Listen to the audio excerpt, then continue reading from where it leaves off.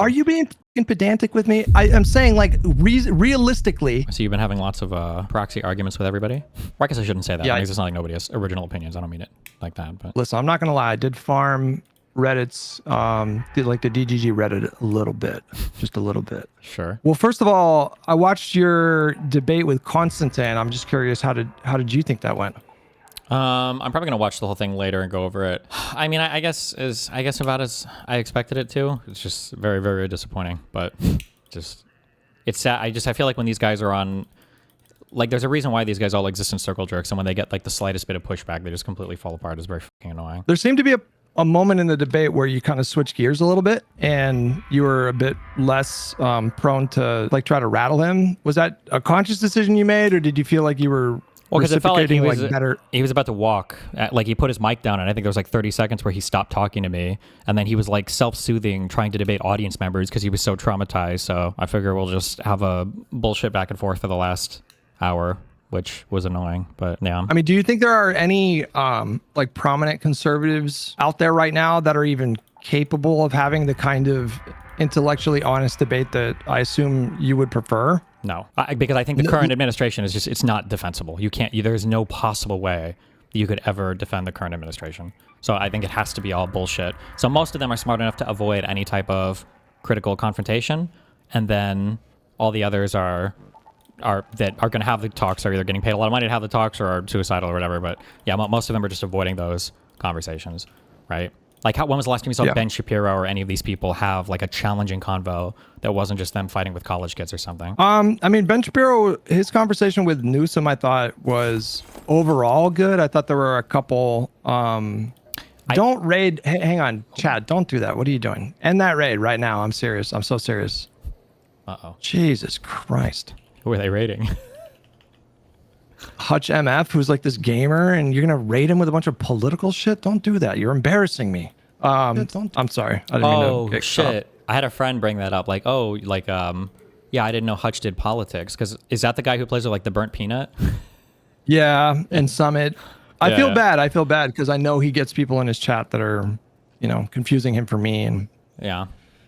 But anyways, yeah, I don't know. Did you watch the whole conversation that he had with Newsom? It was Newsom and Shapiro. I didn't watch that one. However, like, Newsom's podcast is, again, that's a place that's a pretty soft. Like, he's not bringing you there to go hard into the paint on things, right? Like, you're going to get a pretty soft conversation with Newsom.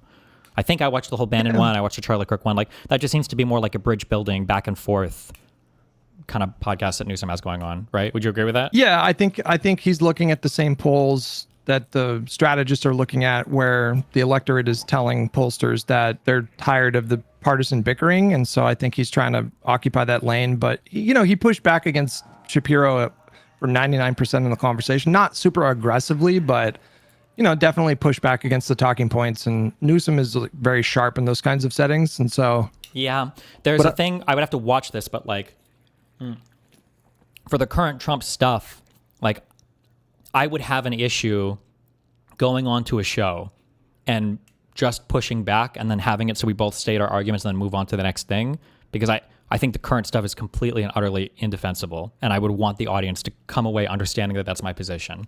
So not like, I think it was bad that ICE basically sent agents to Minnesota, killed 2 U.S. citizens, and then covered for them and got them out of the state. And then for the other guy to be like, well, there a lot of people are being doxxed, and there is kind of a threat to ICE agents right now, and a lot of that is kind of up for debate on whether or not they were allowed or not allowed to execute force there. Like, to come away, to just have that back and forth, and for people to go, well, he gave pushback.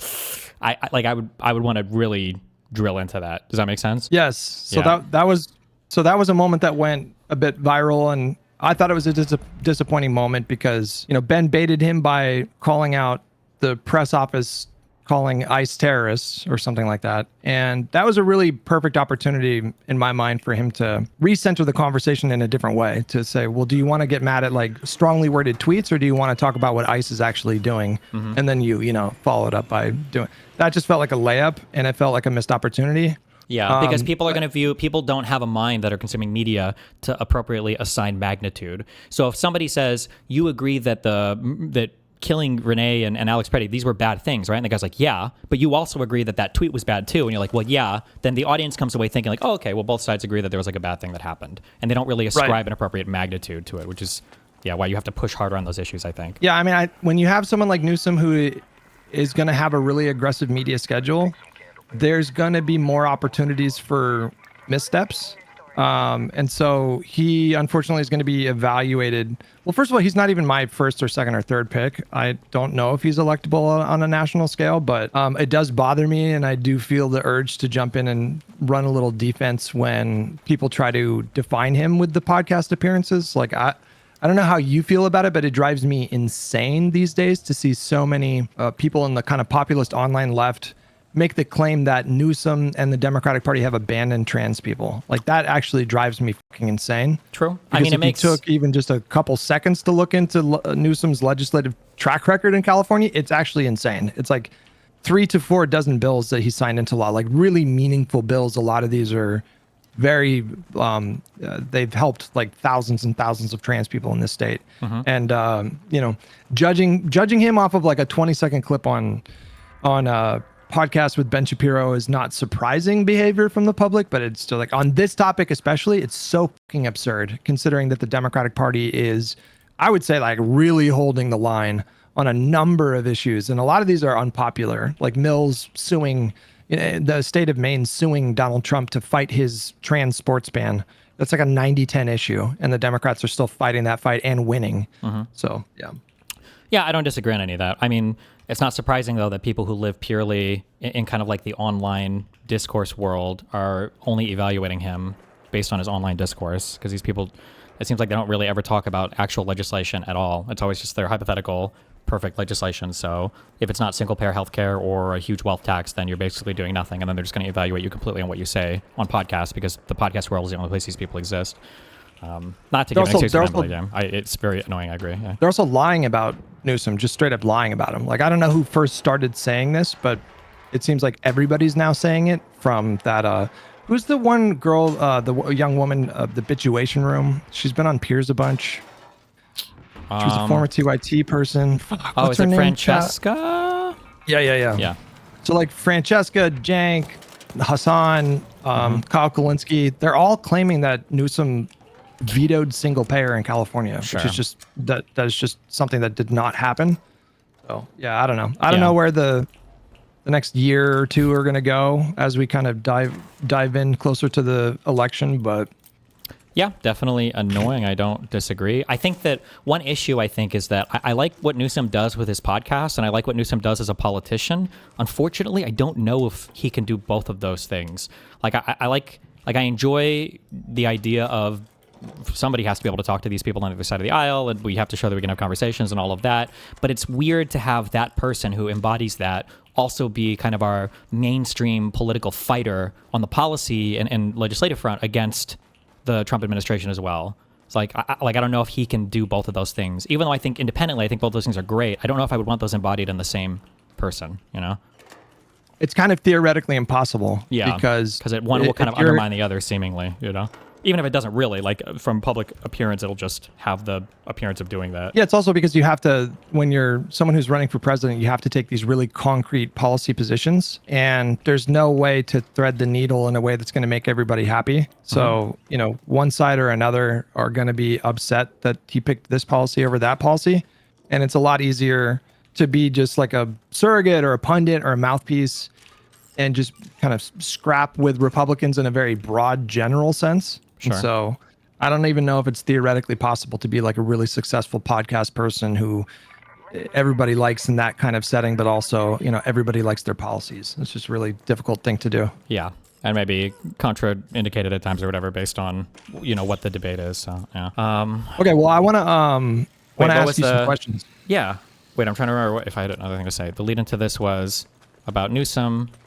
And Constantine, the debate. Yeah, that was annoying. Yeah. Okay. All right. Yeah. Okay, go for it. What's the next thing? Okay. So I have to say I've been a little alarmed because based on my observations, there have been a lot of DGG that I would say are engaging in rhetoric that I think is quite black-pilled and at times sounds very similar to the kind of rhetoric that we heard from the online populist left in their efforts to justify an electoral strategy of, non-participation or voting third party. I've seen some clips of you talking about how you feel about things and talking about policy. It's honestly difficult to know a lot of the times if you're being hyperbolic or if you're being kind of edgy, because there are times, for example, like I've seen a clip of you saying that, it seemed with a great deal of sincerity, you were saying that we need to find a way to arrest and imprison every current Republican that's serving in government right now.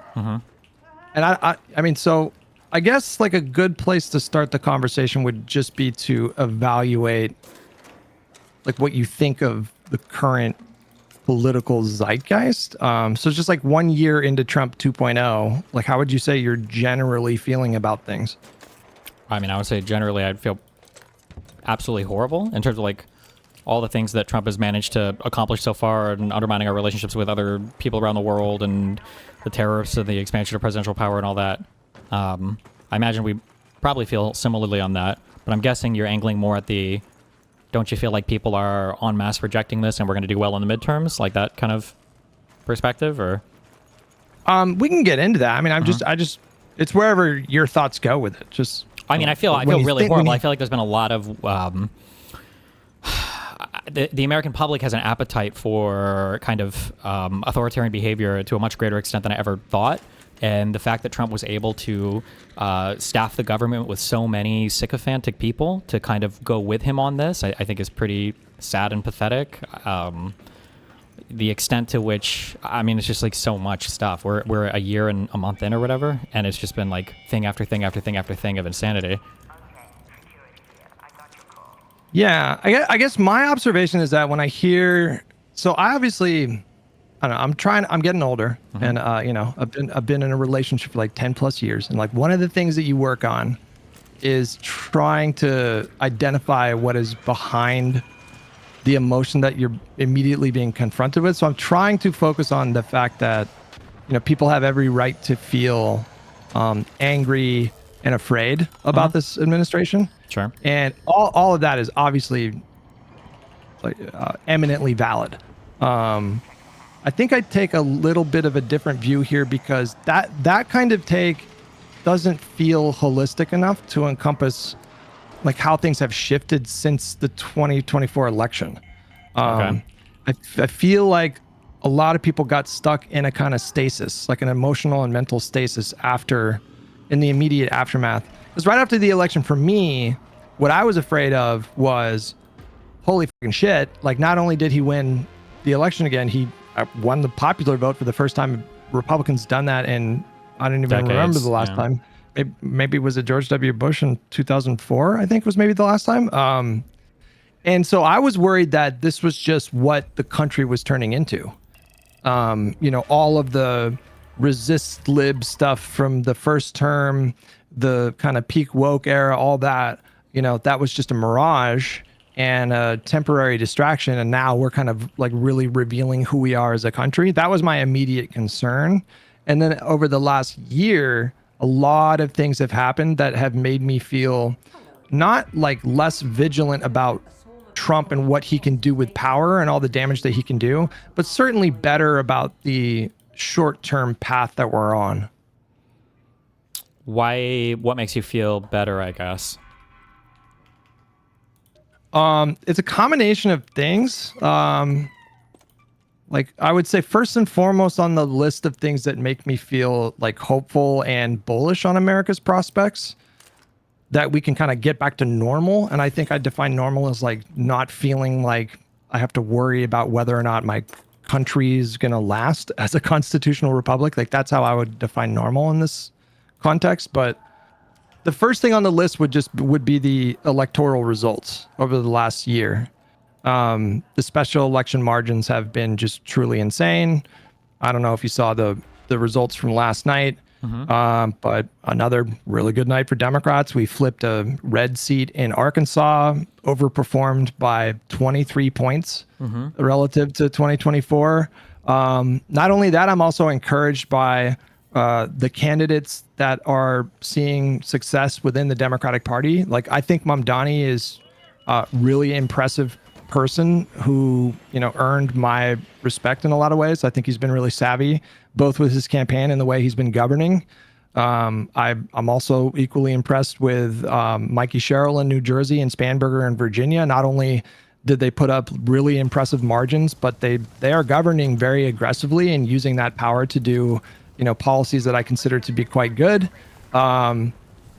So that to me just really, really matters. Like the electoral success of Democrats, the candidate quality. It doesn't look like we're having like a Tea Party revolt within the party right now. Like last night, there was a Bernie endorsed candidate who lost against a, kind of so-so incumbent. And so I'm not as worried about that kind of chaos. Maybe it looks like it's going to be a little bit more cohesive going into the midterms in 2028. And then also it's just, and then I'll finish up here, but like the two things that make me feel bullish right now are these results. And then also I'm looking at the response from the people. So, this term, even though they're not covered as much, there have been more protests this term than there were by this point in the second term than there were by this point in the first term. Mm-hmm. I look at No King's protests. I went to that protest. That was the largest protest I've ever been to. It was nonviolent. It was like kind of joyful and hopeful, and that kind of gave me some energy. I look at Minnesota, the people of Minnesota. I thought that was exceptionally brave and inspiring. I felt like they were like lighting the beacons of Gondor for the rest of the nation. An American was shot and killed, and then thousands of people took to the streets. Another one was killed, and then thousands more, tens of thousands were marching in sub-zero temperatures. And they didn't get the administration to completely pull out of Minnesota, but they got, there was a major drawdown there. So I have other reasons too, but those are the things that stick out to me for why I'm optimistic. So I guess there's like a couple big things that I am very scared about. So one is that it's not good enough to course correct when the course was so far off in the beginning when it shouldn't have been. One thing I used to complain about for Vosh that Vosh would do is, and other people do this too, is you'll hop on a breaking news story. It's the information that's coming out initially is not correct, but they get to collect all of the centrist podcaster people are doing this right now. You get to collect all the virtue from having Trump on your podcast and all of the excitement and the audience and the clicks and the views, even though he's obviously and there's a whole bunch of horrible stuff about this guy that everybody should be able to see prospectively, okay? Not retrospectively, we should be able to see it at the time that he's saying that this is going to be really bad. And then, so they get to collect all of that. And then once Trump goes really bad, as any honest actor could have seen, these aren't hard predictions. You don't have to be Nostradamus to see that the guy who's saying he's going to tariff the entire world ends up tariffing the entire world, right? That now they're saying, well, I think that Trump is not good for this stuff. I disagree with this stuff. And now the audience is like, oh my God, like, well, he's an honest actor. It's cool that he actually is admitting that he was wrong on this, and it's like, no, that's not good enough. Like, this is stuff that we all could have seen ahead of time. Why did it take so long for us to finally course correct? Like, so I guess one is like the course correction is not good enough. There are some things that you can course correct on. Like, I'll be sympathetic to people who supported Trump in the first term because I think there was enough ambiguity there that who knows, maybe it could have gone good, maybe not. But by the second time you're supporting him, there's something that is extremely broken with you as a commentator, a political pundit, whatever. So that's the first thing. The second thing is there. This is going to get more into, I imagine, what we'll talk about later. The consequences part. It's not checks and balances when you continue to fuck around. You try to destroy rule of law and and corrupt the system as much as you can, and then the government is told to stop by the courts. And so then you kind of stop, but you get to collect all the benefit of the bad shit that you did and then look for another way to fuck with the system, being fully open and transparent that you're simply just trying to fuck with the system. That's not a good state of affairs either. So like seeing America saying, wow, actually Trump is really bad. Like, here's the one thing. Okay, there's a third point too. The instability of it all is also insane. Right? Like, what does the rest of the world look at the United States and they go, you really needed Trump a second time to see how fucked he is? That's not comforting at all to any other country on the planet. And then kind of a final question to wrap up all three of these. A question for you. Let's assume that the economy was going really well for whatever reason. Maybe the AI stuff was doing even better than we thought it would, and it's buoying the entire economy and job markets, everything else. Do you think the American public would be turning their back on Trump right now, or do you think it would just carry on business as usual, irrespective of all the insane shit he's doing domestically and internationally? Well, just to hit your last question first, yes, I do, but I don't think that it would be at the same margins. So his approval rating in the aggregate right now for G. Elliott Morris's new aggregate, he left 538. Now he does a new thing called 50 plus one. Trump is down to, I think, 38 or 39. Sure. So maybe that would be like a few points higher. And just a but few my points reasoning higher. Do for you really that think is, so? yeah, I do. And my reasoning for that is we can just take a look at the first term. Like the first term, the economy was doing really well. And like, especially in those, obviously in those first few years before COVID came around, that was massively disruptive. But even in the context of COVID, like people made it out like pretty well, all things considered, when COVID was happening. The average family, the median family, saw their net wealth go up in 2028 because we had such generous stimulus programs in this country relative to other countries. And even despite all that, even despite people's net wealth going up in 2020 and a really strong economy that had basically at that point fully recovered from the recession by the time it was passed off from Obama to Trump, his approval rating went down a lot. Like during that time, it was pretty volatile. I mean, it was starting to rebound slowly by the time we got to COVID, and then it just crashed back down again because he was so fucking incompetent. But that was the public voicing their disgust with the way that he was conducting himself. I mean, I don't know if you remember vividly the first term. I do. I mean, like, he kicked it off by like firing Comey. That was a big scandal. Sure, but I know that his vote changes a little bit, or the popularity changes a little bit with moderates and then with Democrats. But my understanding is for his first term, that the Republican approval, I think at one point it might have dipped to 89, but I think otherwise it was 90 plus basically the entire time. Right, but you're talking about the Republican voter base. And Yeah. I think that is a mistake to restrict the analysis to just Republicans. Like, we can't really do much about enthusiastic Republicans. Maybe there's a candidate like Tallarico, for example. I think there's a lot of interesting potential there. If he is to win that seat in Texas, he's going to have to, mathematically, peel away Trump voters. Sure, but I think I would feel really depressed, I guess, if our analysis for feeling good about the future of the United States already begins with a priori writing off half the country, or a little bit like close to half the country, because we just consider them a lost cause. Well, I mean, it just depends. It's a case by case. I'm not saying that you should entirely write Republican voters off. If there is a way to message to, get them to be open to supporting a Democrat, and we can get into Tallarico. I think I find him just really fascinating. I think there's a lot of potential there. He's running more kind of nonpartisan. He's doing populism, but he's framing it in a more biblical, kind of soft, less brain rot kind of way, as opposed to like Plattner, who's doing the kind of traditional brain rot populism. And so, like, I think that there is potential down there to peel voters back. And so, I'm not saying entirely write them off, but if I were to evaluate the state of the country purely based on looking at Republican voter base, I agree. I would be extremely depressed and feel totally hopeless as to, where the country is headed in the short term. But I wouldn't do that because I don't understand the point of doing that. Why would you do that? If we're talking about the possibility of getting past this moment, that will necessarily mean like winning more elections. And if you just look at the state of things right now, electorally, the Republican Party are pretty fucked, like really fucked. Like, there's over 36 congressional Republicans that have resigned.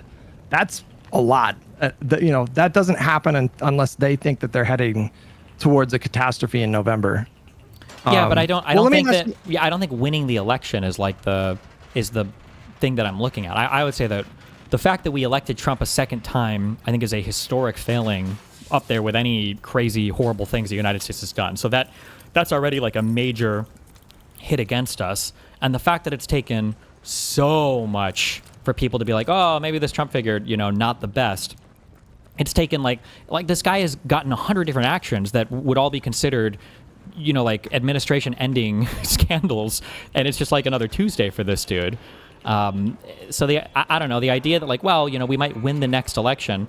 I guess what I'm looking at more, what I would consider a victory, isn't winning the election, but it's looking at the causes that got us here to where, like, how could we ever elect this person, and then making sure that those don't come up again in the future. And I don't know if just the midterms here or just 2028 is good enough. Like, I don't see like a fundamental reshuffling of the Conservative Party. Because why would they, right? If this kind of insane behavior has gotten them this many wins, what incentive do they have to change? So I agree with that, just so you know, and I think we should get into that more, get into more specifics. But before we even get to that conversation, I just want to ask you, like very specifically, like how do you evaluate the current moment for the United States? Like, have we already succumbed to fascism, or are we on an intractable path to fascism? Are we on a path to fascism that we could avoid? You know, like. Yeah, like. I mean, I guess when I look at the United States, when I think of fascism, I think of fascism as like obesity, and the United States is like a very athletic and very fit person. But for the past like 4 years, we've like pigged the fuck out on donuts and hot chocolates. So are we obese yet? No, because we started off with an incredibly fit and incredibly resilient body, or structures and institutions. The United States had them, a resilient economy, resilient institutions with different checks and balances that are all good. But we're on that path for sure. Like left unobstructed, that would be where we would go to, like 100%. I usually don't love your analogies, I have to be honest, but that one was pretty good. But I think like in the context of that analogy, I feel like a lot of the solutions that I'm hearing from, and it's not just DGG and you. I mean, there's a lot of liberals, it seems, that are becoming radicalized in this moment. But if I use your analogy, I feel like a lot of the solutions that are being proposed are, jumping straight to like major surgery and liposuction and tummy tucks and all these kinds of things before you've even, gone on Ozempic. If you can follow my drift here. Yeah. So if we want to follow the analogy, it's kind of like when you're pre-diabetic, you can make it needs to be drastic lifestyle changes to bring your insulin sensitivity back down or up, I guess, in order to make it so you can live a normal life. Once you're into the diabetic territory, though, and you've had to start like metformin or whatever, then that's it. You're going to be diabetic for the rest of your life. You can't reverse it with diet at that point. So you kind of have to make some extreme dietary changes once you're in that pre-diabetic stage, because you have to bring your stuff down so that you don't fucking kill your pancreas that creates insulin. That ends up becoming overworked once you're diabetic.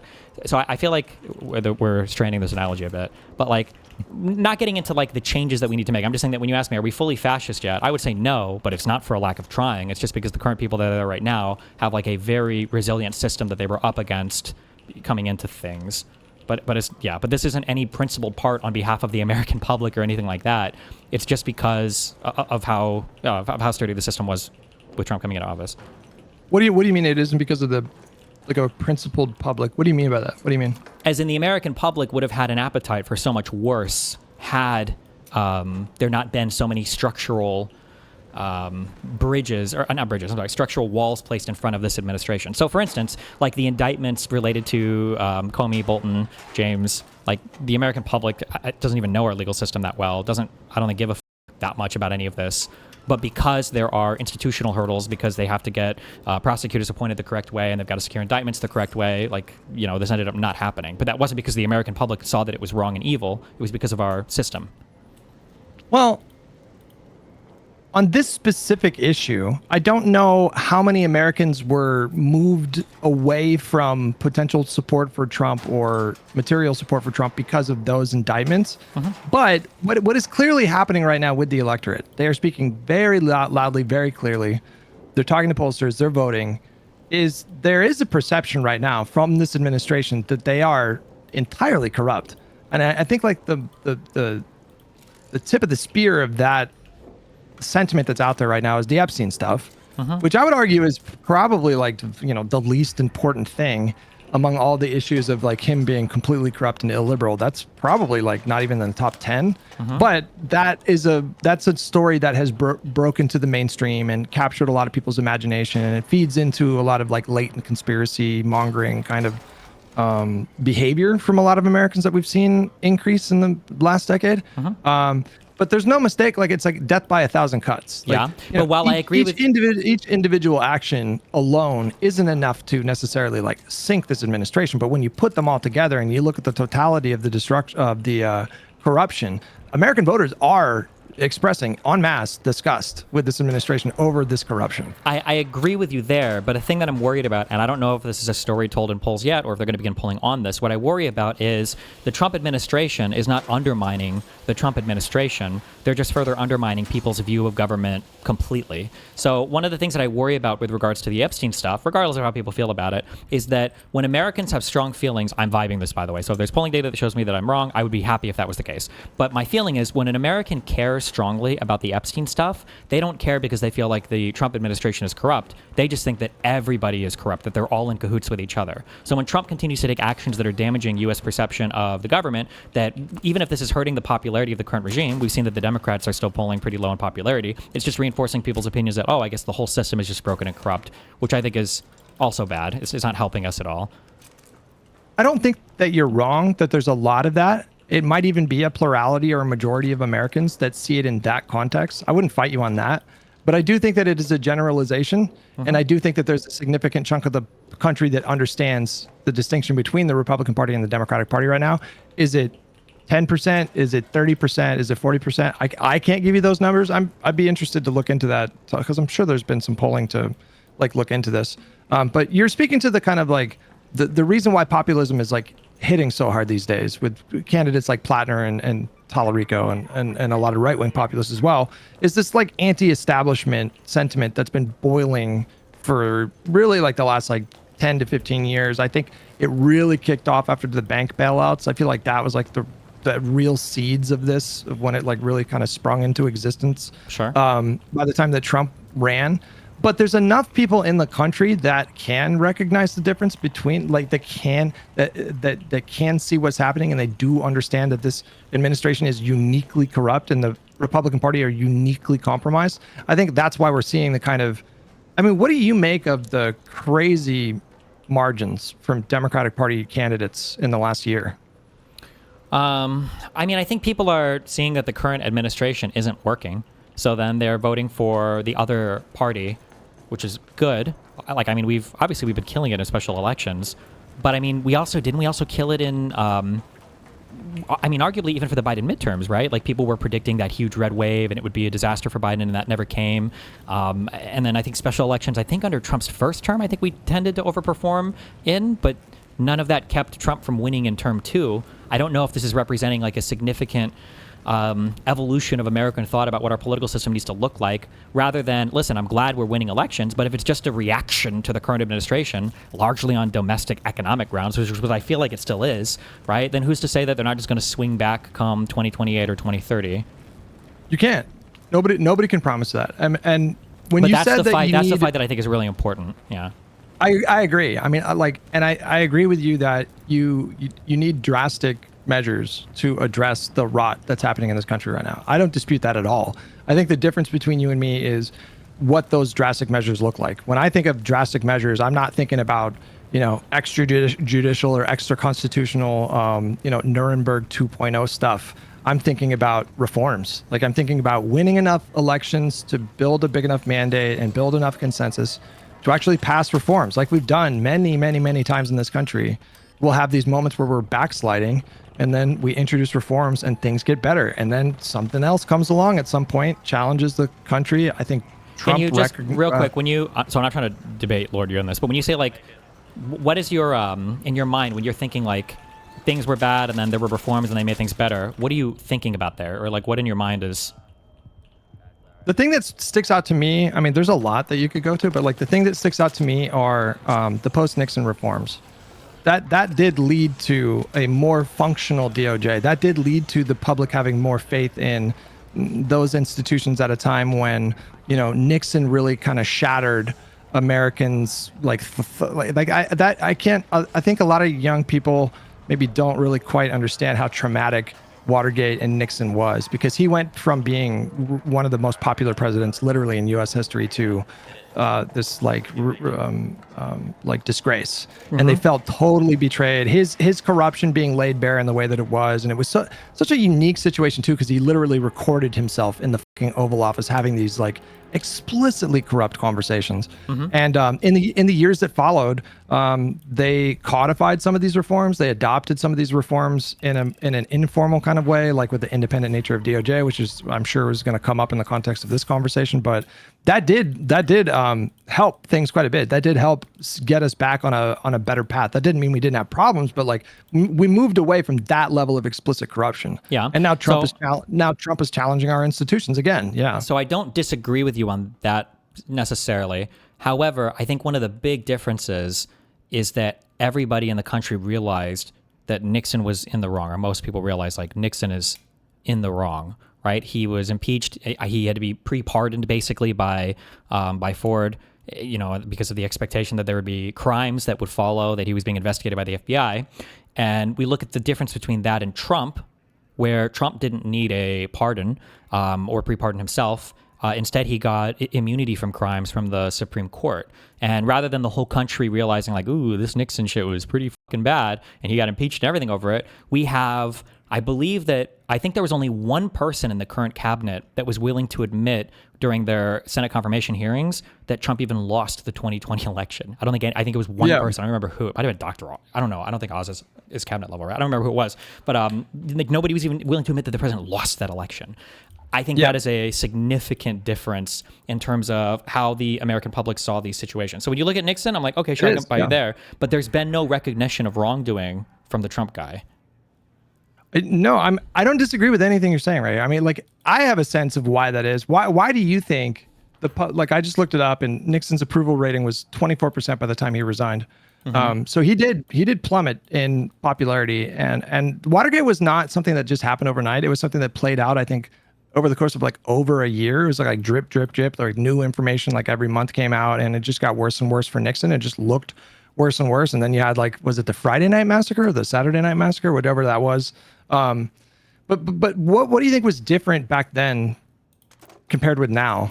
Like, I'm thinking of a couple things in particular here. Well, I'm going to give a very boring answer that's just broad and is unsatisfactory, but I think that the news media that we live in right now, because all of us get we all have our own little experience machines that we jump inside when we want to consume media, makes it easier to avoid uncomfortable things, and you can have your own kind of reality served up to you, slopped up to you to make you feel fine. So in the past, news is going to be probably a medium friction environment. Like, you're going to see headlines that make you feel good. You're going to see headlines that make you feel bad. You're going to see a variety of things because you've got to turn on TV and that's it. You don't get to DVR and choose every program you get to watch, or have a internet algorithm feed you exactly the pundits that you want to see and exactly the times you want to see them and exactly the clips that you want to see of them. And nowadays you get to live in a totally different reality. It was probably harder to be in a different reality back then, so you kind of had to confront the fuck shit a little bit more. I agree. Okay, yeah. I agree. I think it's social media, and I think it's the rise of 24-hour partisan news networks that really changed fundamentally the landscape. Like, if Nixon had Fox News and Benny Johnson and Steven Crowder back then, who knows if his popularity would have dipped even below like 50%. Yeah. But these are things that it's not going to be easy, but these are things that you can reform if you really wanted to within a liberal framework. What is, I guess, like this, the logical question here, and I'm not baiting you to like Fed post or anything. Wait here, like before that. we get to the Fed post part, I think another thing that is important is when you talk about reforming the system and everything, like we're talking about meaningful reforms that can meaningfully change the way that our government functions for the better. I don't know if I can think of a single thing that would have mattered for this current administration, because this was not an administration that was trying its best to be creative and to work within kind of what was left with it. This is an administration that is in full revolt against the established order. And sometimes I feel like this happens a lot with the January 6th stuff. Whenever you debate for the 5% of people that fucking know anything about it, when you debate people that know anything about it and they're committed to the Republican dick suck side, and you ask them, like, they were trying to break the law when they were doing the the whole electoral scheme and everything, their response, do you know what their response is? Have you ever debated somebody on this? I have, but Their I'm response, not really. oftentimes their response will be, well, didn't they change the ECA afterwards? Didn't they update the legislation afterwards, right? Well, who cares? Like, they might have clarified some language, but if you read any of the emails from Eastman, from Chesborough, from any of these guys going into it, they all knew they were breaking the law. That's why they said the vice president has the constitutional authority to do this. Whenever they said constitutional authority, they were saying that because he could usurp the ECA as being unconstitutional. So they knew they were breaking the law. So I don't like this response of, in order to counter what the Trump admin has done, we need to do a whole bunch of reforms and to pass new stuff, because the current administration is lawless. And the idea of passing new laws to make sure this stuff doesn't happen in the future, I just think I think it's, not only do I think it's not satisfactory, I think it's actually damaging to the American mind, because it implies that the current administration is doing what they can because they can get away with it, as opposed to what they actually are doing, which is just acting lawlessly. Okay. How much of your issue is with the system itself, or versus how much of it is with like the voters? Because we do have a functional system. I tend to think that there are problems with the judicial system in this country. I do think there are still like lingering systemic problems and imbalances that need to be addressed. However, it's a pretty decent system. Like, I like the fact that there's a high threshold to convict someone and deprive them of their liberty and send them to jail. And you have to go through this process that have all these like layers of accountability and these mechanisms for people to democratically address possible problems within that system. And that system was working by the time Donald Trump was elected in 2024. But what happened when the voters chose him in 2024 was that they were essentially saying, we don't think that he should be held accountable for those crimes, or we don't think he did crimes. And, that effectively ended those processes. But he had already been found guilty of, 32 felonies. I don't know if he would have been, sent to jail, or if it would have been some kind of cushy, home confinement situation. He was facing down some very difficult charges to beat in Florida. There was reporting last week to indicate that he was privately telling people that Jack Smith had him dead to rights in Florida. I do think Jack Smith was probably going to be successful in the January 6th trial in the DC jurisdiction. I think probably that Georgia trial would have been successful as well. And the problem there was that it just happened too late. Like, Merrick Garland didn't do the wrong thing when he appointed a special counsel. That is the right thing for the DOJ to do. What he did wrong was he waited way too long. I mean, they had him. Yeah. They had Donald Trump dead to right. They knew he was lying about the classified documents. They knew that he was telling his subordinates to destroy evidence. They knew that 4 or 5 months into Biden's presidency. And I can't put myself into the mind of Merrick Garland, but I assume he was being really vigilant and giving Trump as many opportunities as he could to avoid the appearance of political influence in that investigation. That, I think, that was a massive, massive, massive blunder. Apart from that, Merrick Garland was a completely competent, professional, excellent attorney general. Apart from that decision, his decision to, try to avoid the appearance of political influence to that degree is the reason why Donald Trump ultimately was not held accountable and will likely not be held accountable for those previous crimes. And so, to try to get at your point of what kind of reforms could have prevented Donald Trump from doing the stuff that he's doing, I can think of some reforms that would help right now, and we can get into that. But ultimately, that was a problem of the electorate themselves, and there's that's a complex topic too. But I want to let you. I guess when we talk about the system, in terms of the governmental system, I think it's fine. But our issue is that we have a lot of different systems working together, where I think the incentives are all heavily skewed. I prefer to think that most of the people are rational actors and aren't just acting compulsively or with some crazy emotional bend, and that most people are just kind of following, as I said, where the incentives align. So when I look at how Fox News acted with respect to the Dominion stuff, right, that was a pretty exceptional thing in Smartmatic, that they thought that it was beneficial for them to lie on behalf of Donald Trump to either curry favor with him or because they thought that's what their audience wanted to hear. So we have a huge issue with our media environment, such that, when I talk about normal people, I wouldn't expect an ordinary person to be able to sort through almost any major media topics today. It's just too much, right? An ordinary person can be super well informed on pharmaceuticals or Iran or whatever. It's just not. So you need the media to kind of break down these topics for you, and the media, the alt media especially, but even the mainstream media to some extent, seems to kind of have abandoned their role here. So that's one huge failure. And then the question is why Why does that incentive exist? Should there be, this is a part where that might be ripe for legislation, where maybe we need to regulate these environments better. I don't think the American people would go for it. We have a very naive and childlike concept of freedom of speech. So I don't think that there's going to be an appetite there for that. So that's the first thing. The second thing is like the lawmakers, the politicians themselves. Why do they feel like they can lie or assist Trump with acting lawless with impunity? For the Gen 6 stuff, there were a lot of lawmakers that were basically going along with them. They agreed that they would object in the, I think it's in the Senate, right? You had to object in the Senate to certify your vote. Yeah, all of the people doing that were part of the insurrection. They knew that there were no good grounds here to object on. They just did it in the hopes that they were buying time or some bullshit would happen, right? Why do they feel like, and all the people that can lie on behalf of this administration, all the cabinet members that are acting with wild impunity, why do they all feel like they can lie and get away with it? Whatever's driving that incentive like needs to be changed too. Like that's not good. And I mean, for the president himself, right? We actually have literal criminal immunity now, and he's also a lame duck, so he's not going to be elected again. But I mean, I feel like the president also feels like he can act with impunity. So yeah, all of the intent. Yep. So when I talk about like, I guess like 2028 or 2030, and you tell me that you're happy that like we're kind of winning in the polls, that's fine. But I don't see any of these incentives changing, especially if the thought is like, well, we just need a new law to prevent what Trump did from happening again. Well, if the incentives are still there, I would expect them to do the exact same thing. They should if they're rational actors. And I just haven't heard or seen anything that would discourage the same type of behavior from happening again come next election cycle.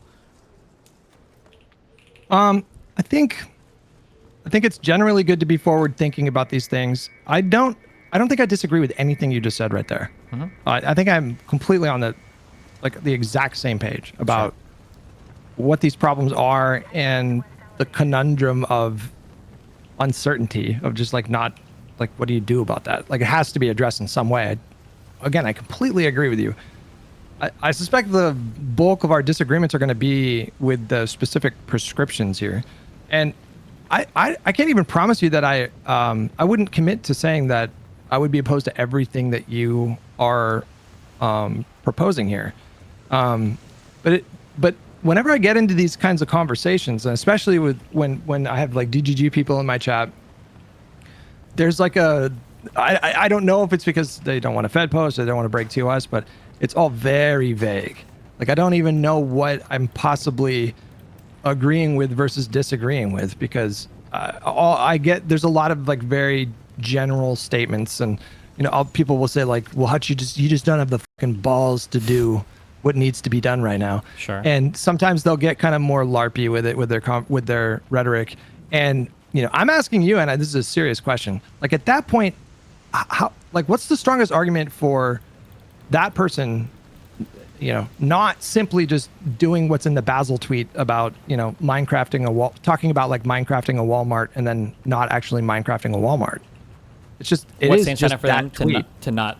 Oh, yeah. I mean, I understand that, but I guess the frustrating part is that it feels like on the other end, like the Republicans don't ever have to Fed post because they don't have to go and do that to the Walmart. Literally, ICE will go do that to the Walmart. So they have like the power of the government, right? Like we have to be very careful how we talk about like the fact that you're saying Minecraft stuff, right? Like if I were to talk about killing like somebody in Congress, like that's kind of a crazy thing to say, and I run the risk of, well, not getting demonetized, but I get banned on YouTube, right? Like I can't say anything like that. Meanwhile, Donald Trump is literally retweeting that like 6 members of Congress should be fucking executed, right? I think that when you have an asymmetry like that, then you have to make a lot of room for understanding why people would be so fucking ass-pained. Like, it's very crazy to me that the president of the United States and then all the little sycophants around him can Fed post and then Fed act so insanely hard, so over the line, but like we have to be careful that we don't say things that are just like impolite or breaking norms. I didn't actually justify anything right there. I guess I just explained for why some people are irritated about it. Yeah. I don't know. I don't know if I've disagreed with anything that you've said so far. Sure. We would have to get into some kind of specifics. And I do urge you to be a little cautious here because I don't want to get TOS. But obviously, we know there is no violence. We shouldn't encourage it. Actually, I don't even mean to. I'm not saying this because I legitimately, as somebody that goes out and does events, I don't want to live in a politically violent environment. That's a risk to my own health. So yeah. Also, I even noticed my community is a little bit crazy. I probably have to talk with them because I do feel like we're getting a little bit school shooter vibes in my subreddit a little bit. People need to calm the fuck down. But man, it is hard when you see like federal cops murdering American citizens, and then all the Republicans are like cheering it on, and it's like, holy it's a very, very, very, very, very fucked world to live in. But not necessarily to excuse it, but just to understand where the sentiment comes from. Yeah, I'm sure you don't disagree with that even. Yeah. No, I mean, listen, I would say that I've definitely mellowed out in my elderly years, but there have been moments in this administration where I have very Minecrafty thoughts. I start imagining, like, what would I do if I had Homelander's powers? And it gets really fucking dark. So I that feeling of anger and rage, I understand that emotion. I try to push back against the idea that, I mean, I generally don't think that human beings are at their best decision-making capabilities when they're in that kind of state of mind. And I think it's easy to get attached to that rage because maybe it makes you feel more powerful in a time where you feel powerless. Sure. But I think if you stay in that place of rage, I just it's been my experience from personal experience that this doesn't lead to the best judgment. And so I can. You were talking about real quick because I'm sympathetic with what you just said there, right? So I can speak from personal experience as well. Like, I'm the kind of person who needs. I need some time to chill if I'm having a fight, because I'm just never going to be able to resolve things well, because I just can't do it. So I need like 6 to 8 hours to calm the fuck down, and then after that I can be like super duper chill. Okay. One issue though that I've noticed sometimes with partners that I have to be very careful of is that they might be mad in the moment. I might say I need like 8 hours to chill the fuck out. And then after the 8 hours is gone, I'm chilling, I'm ready to have the conversation, but they might be over it and they don't care anymore. And then we just actually never have the conversation. So like, I get to basically skip out on all of that, which is like a kind of a win for me. Cause I'm like, oh, cool, I don't have to deal with this shit. But then when the issue comes up again, we're going to run through that same pattern of like, well, hold on, I need 8 hours to chill. And they're like, well, I'm really mad now. Okay, well, let's chill. And then it never actually gets discussed. And I feel like we almost are sort of seeing that play out where it's like, okay, fine, they took Garland from us for a Supreme Court pick, but we got Biden was elected and it's okay. Or like they took Gore, right, from the Supreme Court again for the Florida election, but that's okay because we got Obama eventually. Like, we're playing this pattern out over and over and over again where nothing of substance is actually being dealt with because we're just like, well, at least we won this election so we can put it off for the future and never actually discuss it at all. I fiercely identify with what you're talking about with the couple stuff. I feel like you're ADHD as well, right? Sure, yeah. I think my partner's reading a book on ADHD because I got a diagnosis like 7 months ago or something. And apparently ADHD people experience emotions on average, like in a more heightened way. And I'm kind of the same way where if I get worked up, I can get really, really worked up. And, sometimes I will want to regulate and I'll take a walk outside, but my fucking brain is doing the monologue or a pretend dialogue and I'm just getting myself more and more angry. And so sometimes it'll take me like several hours to calm down. I don't know how to, I think the problem right now and the reason why people are feeling so radicalized is like a combination of a lot of different things. It's a combination of like what Trump is actually doing with power, and it's been quite horrifying. It's also you're describing a kind of a lack of faith in the American public right now. Yeah. And what I think gets lost in these kinds of conversations a lot of the time is it's not that there's a significant percentage of the country that are like really rigidly attached to Donald Trump for ideological reasons. I agree. think it's the case. I think it's the case that probably somewhere between 50 and 65% of the country are largely disengaged from politics. And to the extent that they do engage with politics, it's in a very superficial kind of way. As something pops up on their TikTok feed, they talk to a coworker or, a family member about it, but they're not thinking about politics actively in the way that you and me and people in our audience do. I mean, I think about politics many hours every day. It's like literally my job at this point. And sure, I don't disagree with you, but I think that there's something to be said for an indifference that's almost as bad, right?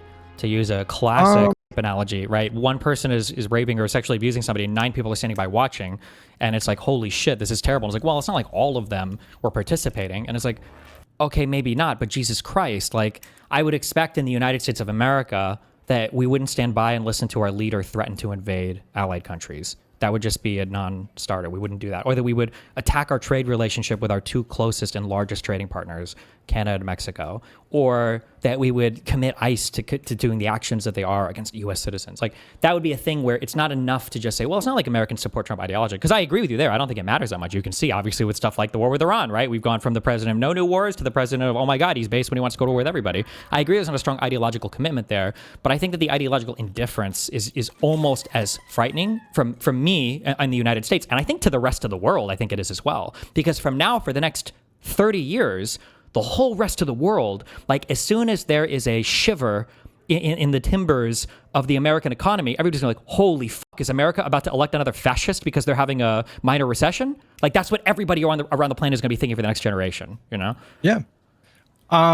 I think that for a lot of people, there is indifference, and there's a kind of nihilism that I find to be quite disturbing. That's become more prevalent in recent years, especially among young people. It makes me pretty fucking sad to see people that young feeling that nihilistic.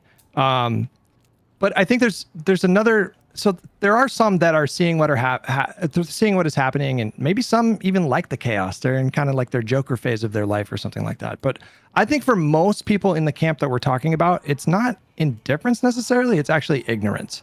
Like, maybe they can see the things that are happening, but they don't really fully understand like why it's bad or why it's wrong or the potential implications of those things.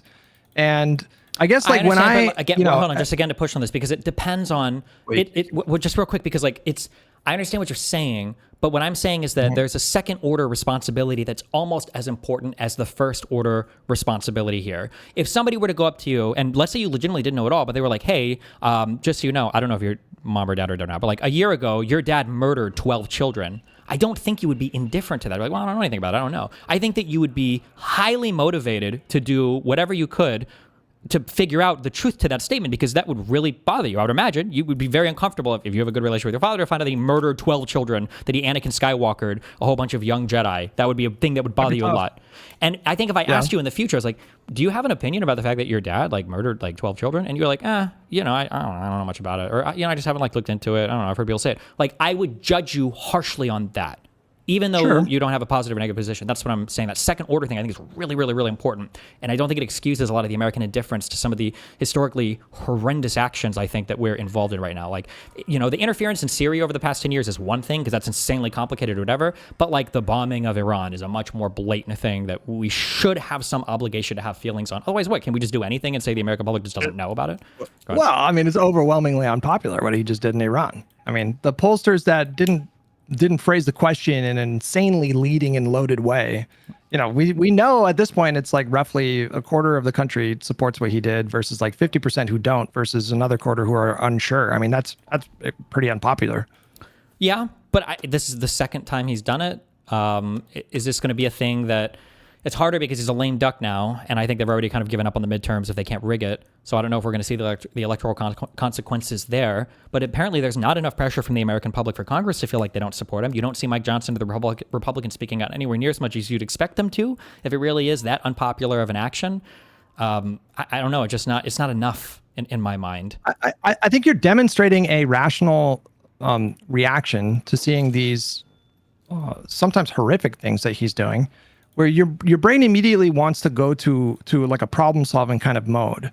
And what you're going to try to do in those kinds of moments is try to figure out a path, like something to give you a sense of comfort, like this is going to end.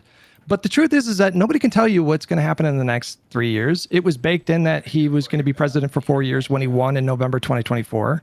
You can spend all your time thinking about what if he does this, what if he does that, what if he does this, what if the public doesn't respond, da, da, da. You can do that if you want to. I don't find that to be particularly productive. I think the best thing that we can do is the same thing that this country has always done and over again to get us on a better path when we find ourselves on a bad path, is you win elections and you do reforms and you try to win people's hearts and minds, like in the culture. A lot of that has to do with things that are outside of politics, like the role of the arts, how things are depicted in media. I mean, this is like insanely influential, and politicians have relatively like little control over, those kinds of things. And so, there are going to be things that maybe you can do in your own kind of personal life to contribute in your own little way to getting on a better path. But a lot of it is out of your power. And I think like, you don't have to be happy about that, but you should make peace with that at some point. And I think, if we're talking about political engagement, the best thing that you can do right now is think about what is right in front of you. And so we just got past some midterms. Some primaries last night. I think the voters made a good decision in Texas. I'm pretty happy about that. And we got the midterms coming up. And if you're really looking for a way to, spend that energy, you would just spend your time elevating candidates that you think are strong and like helping the party win more elections. Because really, like, if it's not that, if the solution is not win more elections, implement more reforms, of course, if to the extent that there have been crimes that have been done by this administration and he's not shielded by immunity or a pardon, of course, like pursue justice in that respect within a certain within a certain boundary that you and I can like quibble about. But all of those things are valid. But right now we have midterms coming up in a few months, it's like 6 months or something, 7 months. Yeah, I'm not saying that's going to be an opportunity to send a gigantic shot across the bow, because do you know what's going to happen if we take back that house in November? We are going to, day one, we are going to harass this administration every fucking day of every week with subcommittee hearings. We're going to impeach members of the cabinet, and the Senate will ultimately acquit probably most of them or all of them. And we are going to make life like very difficult for that administration. They're going to have to spend time and energy and resources responding to these processes that the Democratic Party does. They did it the last time. It was really effective. It was probably one of the reasons why Biden won in 2020. And then, hopefully we're best positioned to win another trifecta in 2028. Like, that is the path. I don't know anything outside of that path is unclear to me. Like, what are you suggesting? If it's not win elections, I think that path is good. And adopt new policies. If it's not that, what is it? I'm a big win elections and pass law kind of person. But I think that if we make it through this electoral season, even if we win the White House in 2028 and we've got the Senate and the House, it feels like, in terms of what you're saying, it feels like you think that that's like victory. But like, I feel like we're just... It is definitionally victory. I mean, it's not complete. I look at it as it's just victory. loss mitigation. The fact that Trump won a second term is like fucking Harvey Dent turned into a crazy psychopathic murderer, and now we're just trying to like mitigate losses at that point. I don't see. But Destiny, you're trying to concoct a solution that is just not possible. There's nothing that you can say right now to guarantee me that we're not going to be similarly challenged in 2032 to 2036. There's nothing you can come up with. There's nothing that you can come up with right now I mean exactly what I'm saying here.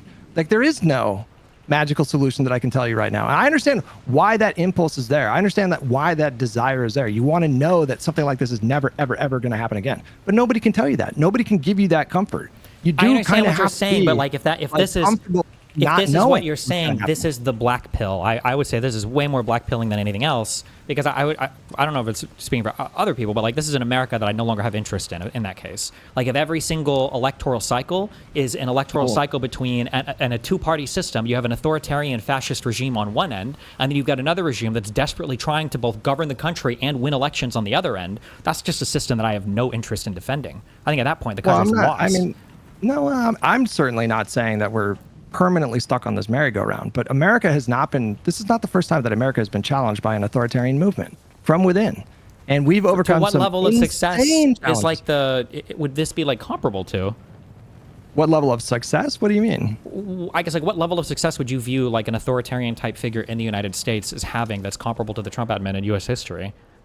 Well, I don't know about like individual success, but in terms of like civil strife, the 60s and the 70s were more tumultuous. There was more upheaval then than there is even right now.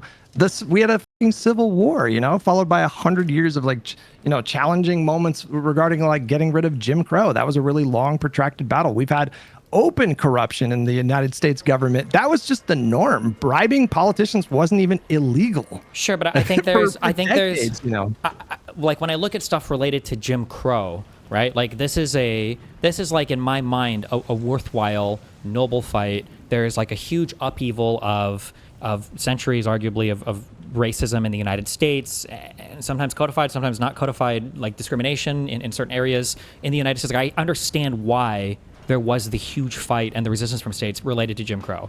I don't know what that same impetus could be right now for people supporting Donald Trump. Like, I don't view like the Jim Crow stuff as being like fascist authoritarian stuff. If anything, not to make the racist argument, but like the argument from the other side is that like, well, the federal government in a historic move after the Civil Rights Act is now coming into the states and telling them how they have to do segregation and telling labor unions that they can't choose how to do their employment structure. Like, I think that was fundamentally different, and it was a worthwhile fight, and I think it was something real was being expressed that was worth fighting over in the United States. I don't know what the Trump movement represents besides just a disdain for democracy. Like, no, but no, like, I mean, I don't think it was like I'm just authoritarian type style leadership for when I look at like Jim Crow and challenges to Jim Crow. I think you're mischaracterizing my view of like the short-term evaluation of where we're at. Like me being optimistic about 2026 and 2028.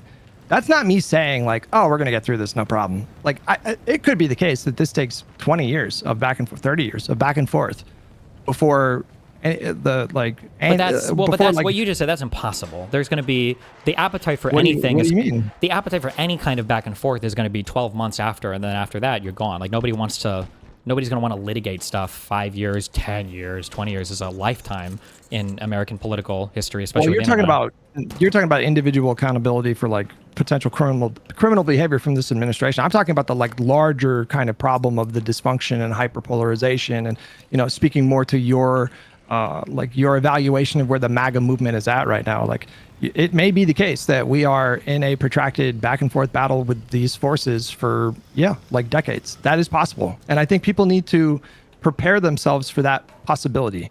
But if the solution is not winning elections, doing reforms, incrementally getting better, progressing in the right direction, where these kinds of corrupt behaviors become less and less possible through these reforms, if that's not the solution, then what is? I mean, I agree that's definitely part of the solution. I just don't know if that's the solution, though. That's the solution within the apart from civil war, right? Like that's how you would do it. That's how you would address this situation. Yes. I guess what I'm curious is like, what are the reforms that you're thinking of that would rectify like the past 10 years of American political life? What do you mean rectify? What does that mean? Like kind of address that in a way that makes it less possible in the future? That right the ship, basically. Yeah. Right now, as it stands, there are going to be. Do you have kids? You don't, right? Do you? No. Maybe I have 3 cats that I love very much. Based. Like there are going to be children that are going to be learning 10 years from now that January 6th was like a protest by Antifa, or they're going to be learning that there were serious concerns over the stability or the validity of the 2020 election. That was an election that maybe was for the first time in all of U.S. history a rigged election. Like there are going to be people learning this. I don't know how that changes. And I don't know what the process is for getting people. Nobody knows. Okay. Nobody knows. Nobody can make these promises that these problems are going to be fixed right away, and it might get worse before it gets better. Well, but I also feel like another issue I have is that like these are not fights that I think are worth having to some extent. Is like the justifying the existence of your system. That this should be a thing that we're not really fighting or arguing over, right? I don't know who. I don't know if this was Chomsky or what, but like there are certain moral debates that we don't have in society, right? Like nobody argues that you should be allowed to murder people or sexually abuse women, right? That's not like we don't have to have those fights right now. Like, oh, like is it okay that a man should own a woman's body? We just don't have that fight. And I think people would agree this is largely not a fight that we should be wasting time on constantly because we're over that, right? We're fighting on other grounds now. But imagine if you had to like every single day debate like fundamentally moral things about the existence of your country, that we have to be fighting over whether or not a liberal style government is a good thing. Like I just feel like that's like like there are so many other issues that we have in society that if that's what we're fighting over, just justifying the existence of our style of government, that's like it's a very dangerous pivotal moment in this country. Nobody would deny that, but I want to kind of probe your perspective a little bit more here. Sure. Even in the current moment, like even everything being as it is exactly right now, do you think that America on balance has moved in a positive or negative direction in the last 50 years, 100 years, on balance years? In 50, 100, 200, I would say definitely positive, yeah. Yeah, well, that gives me optimism and hope. Mm-hmm. I mean, I take all your points. I mean, I have the same concerns. This directs me and my family directly, this administration, in ways that I won't get into, but it's like very stressful, and it's like a nightmare sometimes. I feel really horrible for people that are in my family that are directly impacted by this administration and have to like think about things that I don't. And I'm not ignoring any of that. All of that matters, and it needs to be addressed. I'm not saying like, oh, just sit back and just win the midterms. It's obviously not going to be that simple. But when I look at how far this country has come, I feel good about our chances. And I take a look at things like, I think social media is, and this is just beating a dead horse because this has been just talked about ad nauseum, but I think social media and the corporate media have given Americans like a false sense of like where things are at right now. Because when I look at the state of like the religious right, yes, they're entrenched in power right now after the 2024 elections. That is going to change in 2026, and I do feel optimistic about 2028. But apart from that, which matters, church attendance is down. Like explicit kind of racist, Nazi adjacent attitudes are down. Opposition to more immigrants coming into the country has just been it peaked right after 9/11 at 55% in 2002, and it's just been trending down ever since. So it doesn't feel that way because the American voters, they gave Republicans control of the Congress, and they gave Donald Trump the presidency again. But support for more immigration has been going up now for several years. Support for immigration levels staying at the same rate, which is to say, like, that's a pro-immigration position because you want immigrants coming into the country. That has been slowly going up. And support for less immigration is trending down. And so I look at the state of things, and I think what we're seeing right now is, I don't want to jinx it and say it's like the death rattles of this really ugly kind of lingering remnant of pre-civil rights era in the United States. I don't want to make that bold of a proclamation, but they are losing this fight. They know they're losing this fight, and that's why their movement is as unhinged as it is. Sure, I don't disagree with you in the short term for now, but like you asked over the last 50 years, over the last 100 years, after the last 200 years, what do you think about over like the last like 20 years?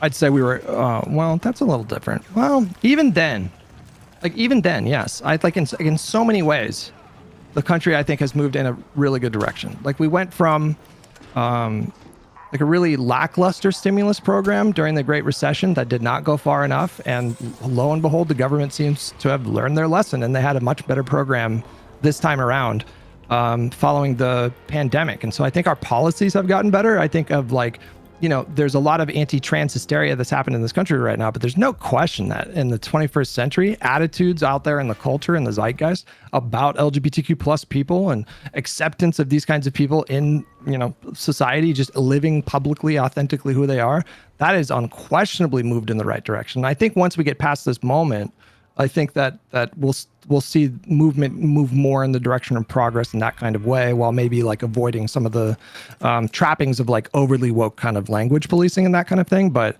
yeah, there's no question, And when I look at like, there's all kinds of like metrics that I could look at. I mean, I take your point that right now with Trump in power, I mean, this is that's a hell of a backslide.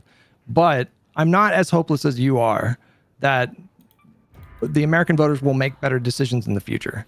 To be clear, I'm not hopeless. I'm trying to think of like what course corrects, because I agree that there are social issues that we have made progress on. I agree that a lot of progress, Destiny, like a lot. You're old enough to remember just how like open homophobia was just completely normal in pop culture and movies and shows. And in the past 20, 30 years, yeah, for sure. But I mean, like we backslid hard on like abortion stuff, right? Is it like 20 some states? I don't know how many states right now. You've got 6 weeks basically which is basically an abortion ban. You've got some states that are trying to extradite citizens from other states just for prescribing abortion medication. That was a pretty big backslide. You've got like these weird porn ban ID requirements now in a lot of conservative states that I think is kind of strange. When it comes to people attending church or not, I don't know. Like I want to agree with you. I would say that should be pretty self-evidently obvious that it's getting people away from religious fervor if they're not attending the church. I don't know 100% how true that might be, though. I think evangelicals are the largest, because I know that there are Catholics, my parents, unfortunately, part of this, who got turned off from Catholic church-related stuff because they felt like the popes were too woke, as stupid as that is, especially, I think, the last one. But I can't imagine that that's tracking like widespread lack of church attendance. When I look at like institutional damage, I also worry sometimes that there might be like a bit of inertia in terms of a backslide, but like once that inertia is overcome, you start to see huge damage really fast. So for instance, this president in the course of a couple months just got rid of like USAID and the Department of Education. That's not coming back in the next presidential administration. I don't think so. I think it will. If it's a Democrat, I think it will. You think they're going to reinstate the Department of Education? Yes. And I think they'll restart USAID. Yeah, I do. I think they'll run on that too. And oh, I seriously doubt it. Maybe DOE stuff, maybe, but running on US, unfortunately, I just don't think a lot of Americans care enough to make that like an electoral issue. But I could be wrong. I hope I'm wrong on that. Maybe. I hope that you're like bragging to me about how stupid I was to assume that Americans don't give a fuck about other people, especially darker skinned people around the world. I hope I'm wrong on that. But I would be surprised really if USAID even comes up much other than like a quick yap talking point. I just think there's going to be so much other stuff politically that Democrats are going to want to do that sending political capital on that is going to be prohibitive. I mean, if I use your own logic, then I don't think it's going to matter too much because this was like pennies on the dollar in terms of our investment. I think the next Democratic administration will bring it back because it was good policy that benefits America in numerous ways and sets. Yeah, but I don't even know if the average American thinks that. It doesn't really matter. I mean, I think like maybe I agree with you that maybe they shouldn't run on it because there's a lot of like isolationism going on in America right now. But I do think they will reinstate it because it is just like unquestionably good policy, like really good foreign policy that bears fruit in a lot of different ways. So sure, it's just. I also think that another issue too is that like it's easier to tear it down than it is to reinstate it because it was what was USA like? Was it a $50 billion annual budget? I don't even know if it was 50 billion, but it might have been. Hold on, let me look. So that's going to be an issue that when we go to fight about it, like I imagine that like the single most important thing, I think one of the most important things we can do just from a policy perspective, and this is already unpopular, I don't even think Democrats will do it, is we have to get rid of the Trump Tax Cuts and Jobs Act. That's got to go. All those tax cuts have to be rolled the back because our current government is unsustainable, and that was just an unbelievably ridiculous, what is this, like $400 or $500 billion a year in terms of revenue just unbelievable revenue lost in the government. That's just unfathomable. But like that, what I just said right there, I think that would be like maybe an election losing issue for Democrats to run on tax hikes. I don't know if they can find a way to message that or not, especially because the people who generally want to talk about raising taxes are further left, and they're all obsessed with like wealth taxes and billionaire taxes, which are untenable for a number of reasons. But for the most importantly, even if you passed all these, the revenue raise is going to be an order of magnitude less than just rolling back the Tax Cuts and Jobs Act. So the idea that we would bring back USAID, that's going to be another $50 billion a year, there's no way we're going to do tax raises because people are just going to be ass pained about it. And then I don't know. I have a really low. Hey, listen, outlook. we'll get to the policy discussions when we get closer to the presidential election. We can have these kind of conversations right now in a just a masturbatory sense of just like whatever, just for our own pleasure, have these kinds of like theoretical conversations about this policy or that policy. But, the truth is like about a year from now, most of the candidates are going to start announcing. I do think the candidates are going to start announcing earlier now. And so I think, in about a year, then we can start having these debates about policy and just cross that bridge when you get there. I don't disagree with you, but I'm only bringing that up. I'm only bringing that up because it's like, if like our conversations about that are going to be fierce. Okay. And it's going to be a real big deal back and forth on how we feel about things like the Department of Education and USAID. For the Republican administration, it was an executive order and it was gone. It was a nothing thing. There was no political cut. They just did it and it was done. And that's what I mean when I say like the inertia, like once they're in a position to start fucking with shit, they can fuck with it. But to bring any of it back is going to be such a struggle just to fight back to normal. Did you watch the recent interview between Brian Tyler Cohen and Barack Obama? I think I saw clips or parts of it, but you should listen to it because they touch on this, and Obama touches on something that's been discussed a lot in these circles, which is that the things that the Democratic Party want to do just aspirationally require so much more consensus in the Congress. They require so much more like electoral victories.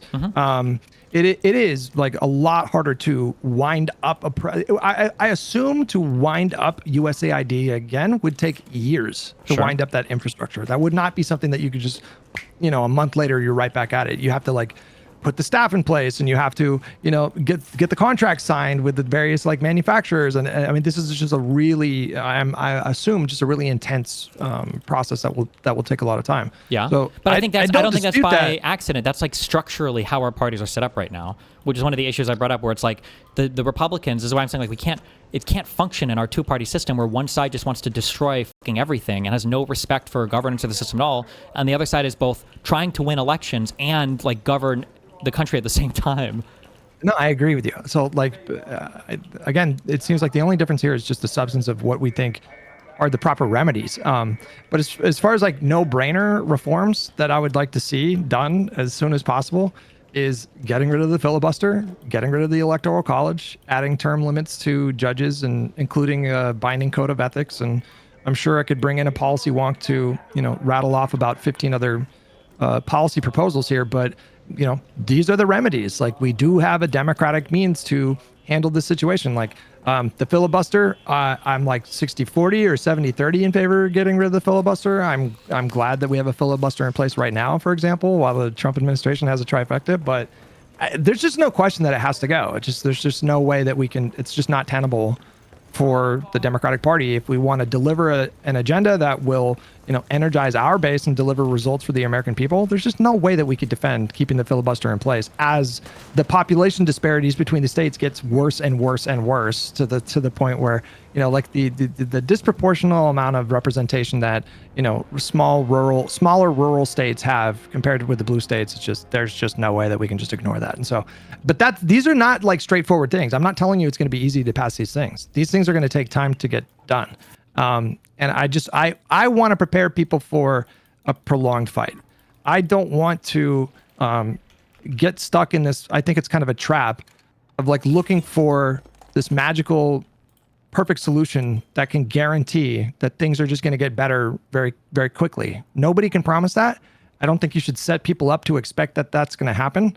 I think it's better to encourage people to prepare for a longer fight. Like, prepare to vote in every single election for the rest of your life. And there are lots of other ways that you can get involved politically, directly with the Democratic Party, or other ways more in your own community or whatever. But there's all kinds of efforts that you can make to contribute to the situation getting better. I don't know how useful it is to sit around and ask, what if he does this? What if he does that? What if he does this? What if he does that? I don't know. I don't understand the purpose of that. Why would I do that? Well, I feel like that's a bad faith reframing. No, I don't think that's quite the conversation that we're having on our end. It's more just like, if you're having a business meeting, there's a guy that shows up screaming every single time. Like, our conversation is we're trying to scheme, like, how do we get like in-ear monitors for people? How do we get like loudspeakers so that we can like shout over this guy? What kind of megaphone brand do we need? Maybe we can show up early to, be there because he doesn't wake up early enough, or maybe we can, like, it feels like we're trying to work around a thing and pretend that it doesn't exist with this false promise that like, as long as we can work around it enough, things will be better. But like, in my mind, like, if in 2032 or if in 2030 we're fighting with a similar Republican establishment than exists right now, we've already lost. I just don't view that as, it's just like, what does that mean? It's not a worthwhile. I don't know what that means. It's not a worthwhile fight. Like that. What does that mean? As in, we've lost ourselves as a country. We're no longer a functioning democracy. But what is it? Hang on. I don't understand what any of this means. How is it not possible that, let's say Rubio, there's some scandal that brings Newsom down, and Rubio is sworn in 1932. Are you really telling me that that's it for the Republic? Like, how could you possibly confidently say something like that? Well, I would say right now the Republic is already like not there. We're just like in a transitory period deciding if we're going to go back to being a republic or not. Right now, we essentially exist as a single like authoritarian state to some extent. There are parts where there are institutional powers in place, but like, if I were to hold a gun to your head right now and ask you, why are we at war with Iran? Would you be able to give me an answer? I can't. I can tell you what they're saying, but what are they saying? I don't even know what the fuck they're saying. First, nukes came after. Then I heard all ballistic missiles. Then I heard people mention Rubio about a Kurdish state. I don't know why the fuck we're at war with Iran, but I do know that we just killed like their entire fucking leadership in a pretty historically huge fucking move for. You don't need to pitch me on this administration being awful. No, I'm not saying they're awful. I'm saying that the United States is. I'm not saying they're awful. I'm saying that like if you feel really bad about what's happening right now. I don't feel bad. Wait. You're equivocating. You're equivocating. Stop. I don't feel bad, and I'm not saying that this administration is awful. I'm saying that the administration right now is authoritarian. That right now we have a White House, the single part of the executive branch that wants to rule and has been effectively ruling the entire government. Well, this is why I wanted to ask. This is why I asked you the question, like, where do you think we're at right now in the process towards, like, are we already a fascist state? Are we just, is it inevitable that we're going to slide into just like a complete dictatorship or fascism kind of situation? Like, that's why I wanted to ask you that question. Yeah, I don't think it's inevitable, but I think that like we're on the path right now, and we would be more if not for the institutional stuff that's kind of like blocking the Trump regime as much as it can. But right now, the U.S. is effectively functioning really truly as like an authoritarian regime, right? You have let's say that you're a company and you want your company to perform well. Like one of the most important things you can do is go to the king and ask for reprieve from tariffs, or ask that he like approves your personal mergers, or ask that he sues your political opponents, or ask that he tariffs countries that you don't like. I understand that, but I understand all that, and I'm certainly not suggesting that this administration doesn't have authoritarian behavior, actions, tendencies. However, at the end of the day, he can't just unilaterally pass legislation by himself. He needs Congress for that. Yeah, but he doesn't need to. Given up. Wait, hold on. Yeah, what do you mean he doesn't need to? He doesn't need to. I don't know what that means. Well, as he in couldn't order, have done he would not have been able to do one big beautiful bill like everything that was in that package. He couldn't have just done that with executive authority, Destiny. Sure, he can't just unilaterally confirm judges. You can't do that. Well, I mean, we're still having elections. Like, why are we having elections last night? Like, are you saying that if he's setting up to cancel the midterms, why is he endorsing Cornyn in that race with Paxton if he's just going to cancel these midterms? So why would he even do that? You're talking about a democratic institution that is still fighting to preserve itself. I'm not disagreeing with you there, but the fight is against an authoritarian leader, like which is how he's been ruling, for the government. You talk about the one big beautiful bill, but like levying taxes on Americans is an act of Congress. We have had tariffs right now for the entire period of this current administration. Right. The Supreme Court just struck down some, and he just found a different way to slap them on again. It's not impossible that we'll have tariffs for the entire. But that's not the first time a president has done that. I mean, Biden did that with student loan debt. No, he didn't. He did not. No, what do you mean? Hold on. Biden. Hold on. Biden did blanket student loan forgiveness. He tried to initially, and the Supreme Court said no, and he didn't, and it didn't happen. Right, but he did. He still forgave 10% of student loan debt for 3 to 5 million people by using a different statute, using a different legal rationale. For the percentage of the student loan debt that he forgave, he was citing to particular laws that gave the federal government the authority to do that in those ways. He wanted to forgive it for everybody, but he couldn't, and he got struck down, and that was it. You know this because I know you fought with progressives and other people who complained that Biden didn't do anything for student aid, and he gave up immediately, and he didn't. He tried, but when the Supreme Court said no, then he eventually stopped. You didn't see Biden get up and say, I don't give a what the Supreme Court says. I'm going to find a way to forgive everything no matter what. And even more importantly, his rhetoric is his rhetoric. But did he not issue an executive order within hours of that Supreme Court decision complying with their decision? Did he not issue an executive order rescinding those tariffs to be in compliance with the ruling? Did who rescind for what tariffs for? Donald Trump. He might have, but didn't he reinstate other ones using a different? Using a different rationale, yeah, but it was the same. It was the same tariffs, though. It's not like he changed directionally, like what he's doing. Well, he didn't. My point is, he did not ignore the Supreme Court in the way that you seem to be positioning. Like he complied with their order, and now he's using a different rationale. So so this is the big. I think this is a huge impasse that we're at for like arguments that I've had with people. Is in your mind, as long as the president ultimately gets declared as having done an illegal action, as long as he stops doing that action, then everything is working fine. In my mind, if you have a president, I did not say that. Well, you just said that no reasonable. I didn't say everything is fine, Destiny. I said that we still have like a functioning republic. I don't think that's functioning. It's not functioning when somebody breaks the law over and over again, and then when they tell them to stop breaking the law, you stop breaking the law, but there's no penalties. That would be a dysfunctional justice system, right? You agree with that at least, right? I mean, listen, I'm not saying I'm not saying for the president. I'm saying like if I'm dysfunctional, I wouldn't fight you on that. I'm saying if I'm beating somebody up and a cop says you're not allowed to beat somebody up, and then I stop, I hate these analogies. These analogies have to stop. Good. We're going to go with this one. I'm beating I'm somebody up. begging Cop comes by, says, you can't Please beat don't do somebody this. up, and then I stop beating them up, but there's no punishment for me. Would you say that's functional? I mean, no, but like, Exactly. what are you proposing? Well, What are you Donald proposing? Trump and everybody knew that these tariffs were illegal. That's obvious. It's plainly obvious. There is no fair reading of any law, of any statute, of anything that would give the president the ability to unilaterally tariff the entire world. Nobody thinks that. No reasonable. But as long as he does that, and he's robbed what $250 billion from the American public, who knows if we're ever going to get that back or not? Right? He's robbed that money from the public. Then the Supreme Court finally, a year later, said, "No, you can't do this." Like, oh, I'm doing it in a different way now. Right? Is this a functioning legal system? Destiny, I take your point that the current administration and Donald Trump is absolutely deliberately Lawless. pushing the pushing the boundaries of like how much he could possibly get away with. There's no question that he's violating the law or violating the Constitution. Nobody's arguing against this. Would you say that he's However, lawless? the point that Is he the point that lawless? I'm in many respects, yeah, but not completely lawless. For example, he still has to go through Congress to get legislation passed. He still has to go through Congress to have his judges confirmed. If the Supreme Court hands down a decision, he has complied with those decisions. He's violating like various federal court orders, and that's a whole thing that's also like deeply troubling and alarming. But we do still have like a Congress and a judiciary, and we're having elections. We had elections last night in primaries. We're going to have elections in November. We are going to make it through those midterms. We are going to stomp them out. We are going to take that House majority back. And, he could pop off and try some shit, and we will cross that bridge when we get there. But what are you proposing that I'm missing? Like, what am I not willing to do that you think is appropriate to do right now? Well, I don't know.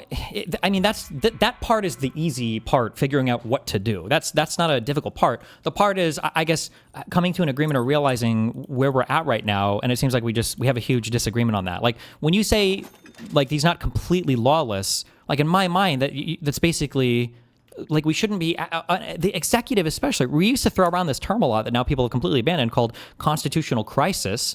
And the reason why it was called a constitutional crisis is because if the executive decides to act lawlessly, you don't really have a way to check them on that, right? They can kind of just do whatever they want, which is what the Trump administration has basically been doing. Now, when the Supreme Court comes out and they give them a smack on the wrist, they've been allowed to operate illegally. Because remember, when the Supreme Court comes out and makes a ruling, what have they been saying? The Supreme Court is not passing new laws. The Supreme Court is coming out and saying, you have been acting lawlessly. And then the administration has gotten away with it, though, for the past however long prior to that. And then the administration Isn't that the case with every president, though? Doesn't every president get faced with Supreme Court decisions that come down and the court essentially tells the president what you've been doing was violating the Constitution? I'm not sticking up for Trump. Listen, Sure, I understand. yes, I understand what you're saying. But we can have a fact of the matter conversation on whether or not somebody is within the bounds of the law or is totally lawless. Like there have been times where the Supreme Court will check a president's behavior. I mean, it's like, okay, sure, he got checked there, but like maybe this could have gone either way, or there's a fair reading where for Biden, I don't remember the name of the Education Act, but the wording was ambiguous enough that it could have given broad deference to the president to do things related to financial aid in times. I don't remember what the educational bill was cost, but like there's like a reasonable argument to be made there. There is no reasonable interpretation of the president of the United States can tariff the entire world. So if the Supreme Court checks both of these presidents, I wouldn't say, oh, well, look, both presidents, are acting the same way and they both got checked by the Supreme Court, especially when for the Biden thing, there was a stay on that. He didn't get to forgive all the student loan stuff and then the Supreme Court undid it. There was no stay on the tariffs. Those got enacted. The harm was being done, continues to be done to this day, and will probably never be undone. The point of this part of the discussion, as I understand it, is to evaluate like where we are at currently. So if you were to take this moment right now and compare it to various countries throughout history that succumb to some kind of military coup and a dictator comes in and takes over and just tosses out the laws and maybe dissolves that Congress of Parliament at the time. And, Gaddafi in Libya when he took over, or, Lenin in Russia when he took over, or, Mussolini in Italy and Hitler in Germany. Like, those moments when the state really collapsed and power consolidated to the very, very top in the form of a dictator, like how would you compare those moments to this moment right now? I would say in some ways, the United States in some ways is closer because we have a two-party system and because half Trump did not use like crazy political... Wait, closer to what? What do you mean closer? To collapsing into some kind of authoritarian state. Because Donald Trump... Closer than who? What do you mean? I don't know, than pre-Nazi Germany, because there was a lot of like political maneuvering, especially in these multi-party systems that some of these leaders, you say Hitler or whatever, had to do in order to get to a position in the parliament where he could, try to get passage of the fucking Enabling Act or try to get himself this position of Supreme Chair. Trump didn't have to do any of this. He got elected. Half the country supported him. So that fight, like usually the difficult fight for a coup or a dictator is to win the support of enough people or the military to do a thing. Donald Trump got the popular vote. He's already done that. It's done. And he's crumbling. And the Republican Party right now he's are crumbling. He's not crumbling. He's soaring with a lifespan. You keep saying he's crumbling not. Because he's going to lose. But they got rid of the Department of Education. They got rid of. That's the he's baked USA, in for the next 3 years. They got rid of Maduro. Yeah, I know, but I know, you can't change that. But then you can't say that he's crumbling. He gets to fly for 3 years and then he's grounded. The Republic is still here. We are still going to have elections. I don't care what people say. He's not going to cancel the midterms. If he tries to do some shit, it's not going to work. We're going to have midterms and we're going to win. And I feel pretty good about 2028. Okay. And you just said a moment ago, at some point, like an hour ago in the conversation, you said, he's a lame duck. He's probably I don't know what kind of shenanigans he's going to pull in 2028, but he is not going to stay in the White House. That we will have a next president the next time. That's what I'm trying to get you to acknowledge. If you really don't think hold that, on. I haven't not acknowledged that. I've agreed with you on that. I think that we're probably going to have elections. They're trying to about here. We're talking about what have we prepared ourselves for in 2030 or 2032. I think in 2020, I'm pretty sure that we're going to have another, if there's no significant course correction now or in the next 3 years, that we're going to have. I'm asking for details. The details are irrelevant. If you've made the decision to do it, you can pretextually. As in, if you've made the decision to do it, you can find a million different ways, like the current administration has, to enact whatever the fuck you want to enact. There's a billion different ways you can do it. I already agreed with you that there needs to be course correction. But I don't know what we're disagreeing on. The course correction has to be a thing that makes it feel like if you were to engage in this behavior in the future, and the behavior is a conceptual one, not a process and procedural one that we can just write a bill against, but if you engage in an attack against the Republic in the way that so many of these conservatives have, so many of these Republicans have, that there will be dire consequences. There won't be a political future for you, or maybe even criminal consequences, or whatever you... I mean, I agree with you, so I still don't understand the disagree. What do we disagree on here? I agree with you on what you're saying. There should be consequences for these kinds of things. In an ideal republic with, a functional democracy and a healthy democracy and a, rational society, I agree with all this. Like, what are you suggesting? Like, do you want when I say the suggestion is arbitrary, like what I mean is that like if you've all made the decision for that, there's a billion different paths forward you could take. We could say I've got 30 friends that are all Supreme Court justices, and we have enough in the Senate. We're just going to go ahead and throw 30 Supreme Court justices on there. We're going to reinterpret a law because I'm going to ask them in advance how they're going to vote. We're going to pass that law, reinterpret it in whatever way we need them Congress. to. And you need Congress for that. So are they likely to give you 30 Supreme Court seats? That's why I said if you have the Senate, if you've got the Senate for it, right? Right, but if you don't have the Senate for that, well, what do you do, right? If you don't have the Senate for that, you could. If you've made the decision, you can do whatever you want. You could have the President of the United States write.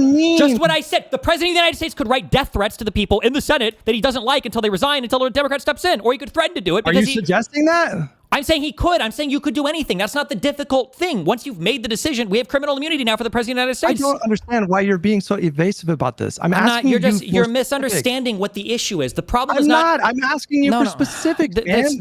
The problem is not how do you do it. The problem is making the decision to do it. That's what we disagree on. Because if you've made the decision to do it, to find a way to hold the people right now accountable such that people in the future won't engage in the same behavior. And it can't just be writing a new bill. As there has to be repercussions right now for the people who are. I agree. Okay. I agree. Ideally, yes, I agree. But what do you do? Gavin Newsom is sworn in 2029, and Donald Trump does a blanket pardon of himself as his entire cabinet, and the Supreme Court decides that presidents can pardon themselves. What are you suggesting at that point? Get a re-ruling on the Section 3 of the 14th Amendment and say President Trump's entire term was actually invalid. So we're going to roll back every single thing that he did there because he was an insurrectionist or he aided. No, courts are unlikely to go along with that, right? Well, I don't know. Put on 4 more Supreme Court justices. You need the Congress for that, right? You just need the Senate.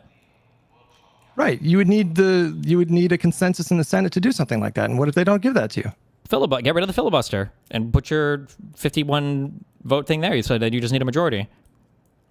Okay, you get rid of the filibuster. Even then, you don't have the kind of consensus to do what you're talking about. I'm asking you, we're not going to have 50. Wait, are you saying we're not going to have 50 senators? Say the thing. I'm asking you to just say, are you saying at that point, just temporarily pause the Constitution? Is that what you're saying? I mean, you can work. Where the thing that we're not connecting on is that like the Constitution and our entire legislative system is an agreement between parties to act in good faith. Do you agree with that, or do you not understand that? Because this is like this is a right or wrong thing. The Constitution and our statutes are not. We're not computers that are obligated to play by computer code. The law and the Constitution are agreements between all of us that we're going to do our best to act within the confines of in good faith. If a man decides he wants to act outside of these things, pretextually he can justify almost any action. Is that what you're saying? Yes. That's what the current administration has done. Why do you think mortgage fraud was the indictments that they were filing for all of Trump's political enemies? I don't understand why your solution is better than the current course of winning elections and kicking them out of office. I think that my solution would have to come. I don't know why you keep doing this false binary. Whatever I'm suggesting, you would have to do it after winning all the offices. Like these things have to run concurrently. Do you think you would have a mandate from the public to do what you're talking about? Do you really think that they would get behind you? No, I think you have to manufacture one. I think you have to make the argument to the public the same way that Gavin Newsom made the argument for why they should redistrict California. But at the current moment, I don't think the public would necessarily go along with it because they feel like both sides or they don't realize the current rot in the administration or what. I am totally incredulous at the idea that Gavin Newsom could be elected president, do what you're doing, and then have the support of the public. I think that would lead to an electoral catastrophe for the Democrats. The public would not get behind that. That would bring his presidency down in flames. And then what happens? You get around to 2030, blown out in the midterms, 2032. We're back on that merry-go-round. And what did you get for that? Like, I don't disagree that that's a possible outcome, but like in your mind... No, come on. That is the likely outcome. It might be, but in your mind, the worst thing that could possibly happen is losing the elections. But in my mind, the worst thing that happens is losing the democracy. Like that's... No. I never said that. You're saying that he might do this, not get the mandate and lose the election or whatever. But I'm saying that like you can win the election and lose the republic. I don't want to live in a country where we have a new Democratic president and abortion's not even on the table anymore, and we're fighting to bring back USAID and the Department of Education and whatever else. We're going to have to fight tooth and nail over every single little thing, and I'm sure we're going to have a fucking Fetterman cockblock in the Senate. Who cares what you want? Why does that matter? Because you're asking me. Because you're asking me. Wait. Because you're asking me what I want. What do you mean? No, I want to live in a country where the Republican Party doesn't exist. But how is that relevant? What do you mean? We have to have We have a two-party system. We have to have some political opposition. As it currently is. I'm agreeing with you. As it currently is right now. I don't want to live in a country where like a full third of the population don't really believe in like a constitutional republic or America's version of democracy. I don't want to live in that country, but I do live in that country. And I also live in a country where about 40% of the people are registered independents. And a lot of these people are super disengaged. And a lot of these people don't really understand just how much worse the Republican Party has been. And they say things like, I want the partisan bickering to end. And it's all fucking ridiculous. I want those people to pay more attention to politics. And they don't. But how does that help to inform like my decision-making process? The things that you're suggesting that Gavin Newsom do, just come up with a pretext to just get whatever you want. It's not going to work out that way. You are going to lose you're going to lose so many people doing this, Destiny. This is not going to have public support. Do you understand that the rationale that you're giving right now is arguably the same rationale that was powering Garland when he decided not to aggressively appoint a special prosecutor day one to go after Donald Trump? That this is a politically untenable thing, that it's going to make us look unpopular and biased. And like, I agree that it might have, but like, maybe some fights are worth having. Bro, but him appointing a special counsel is perfectly acceptable, totally legal, and it's perfectly acceptable and totally legal for Newsom to pursue the most aggressive punishment possible for the prior Republican regime. But this obsession with justice... He is going to need the Congress to do a lot of that, and the Congress is probably not going to give him the things that you're proposing here, man. It's not going to happen. Well, then fight for it. I think you can make the argument to the American people for it. I would hope so. But if you can't, like, my opinion just of the country as a whole just gets severely degraded. Like, that's just not a country that I guess I'm as interested in participating in. I don't know. And I feel like for people that have like strong feelings about like what a liberal democracy ought to look like, I feel like there's probably some similar feelings there. Like, is that really like my democratic country, my shining beacon on a hill, is a country that has to fight over whether or not the president should be allowed to be the most corrupt, insane person ever every single 4 years? Like, that's the fight that we have. That media can literally lie on behalf of the president and take direct order. If you were born, Destiny, if you were born a black person like 80 years ago, living in the South, you were living in a country that said that you didn't have the right to fucking vote.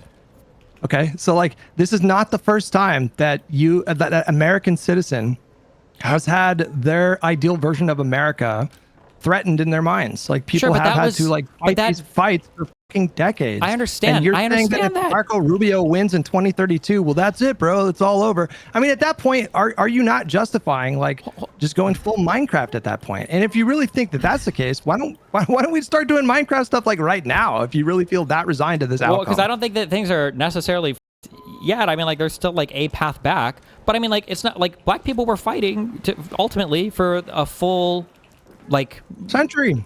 Yeah, to have like equal rights to white people. Like that was the goal, right? It was 100 years, bro. Yes, 100 years, man. But I don't think that the fight to have a two-party system where one party is perpetually trapped in a fascist paradigm is acceptable, right? Like point to the like you want to bring up you want to bring up civil rights. I mean, what about like the Civil War, right? Like wasn't that a worthwhile great example? Yeah. Yes, of course it was a great. Yes, of course. Yes, that was a worthwhile fight. I'm glad that we fought, and we're glad that we fought. It was better to have that fight than to just say, "Well, fine, we'll just let half the states keep slaves," right?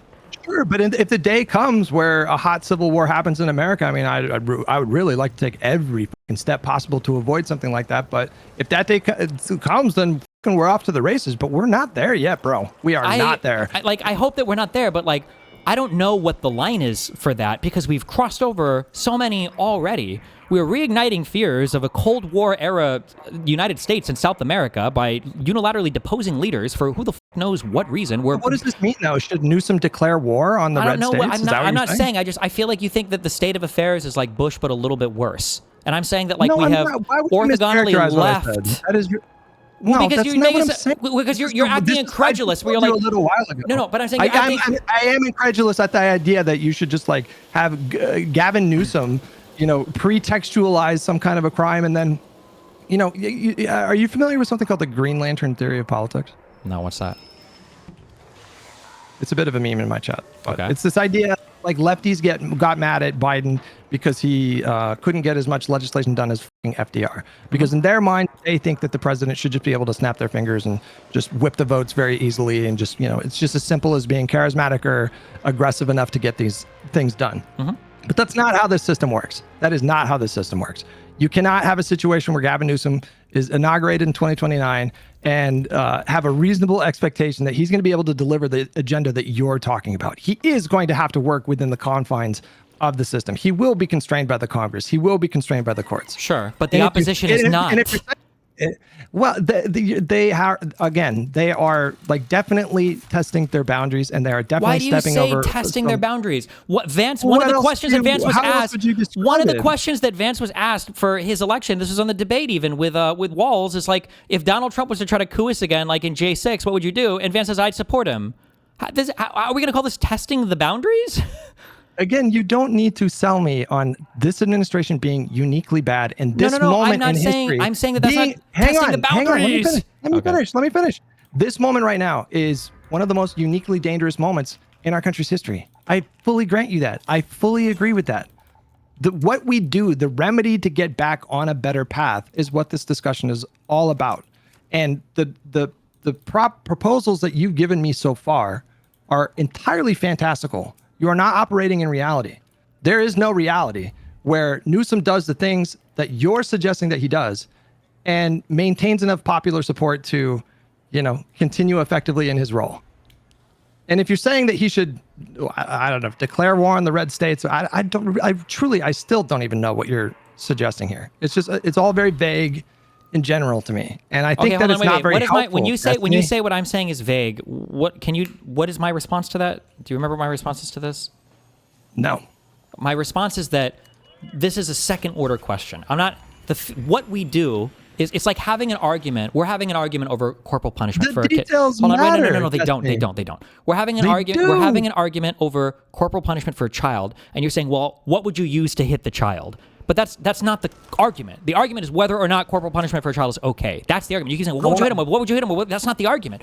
The argument is whether or not. Can I request a ban on analogies just for the purpose of okay, this? well, I'm using them because you seem to not be understanding my point. My point is that what we do, if you really want, we could sit down and plan out 10 different courses of action if that's like really what you wanted to do. But that's not important. The thing is figuring out what we're going to do. It could be, here's one. It could be every single congressional committee that's put together, every single one is dedicated to endlessly subpoenaing and getting the records up and doing testimonies of every. No. You said like of a crime or bullshit crimes. Every single person that ever made conversation, Destiny. That's literally what I said. I said we are going to take back that gavel and we are going to start subpoenaing, sending them subpoenas. Week 1, we're going to harass them every fucking day. Do you remember me saying that? That was my solution. Sure. My solution still exists in the confines of the Constitution.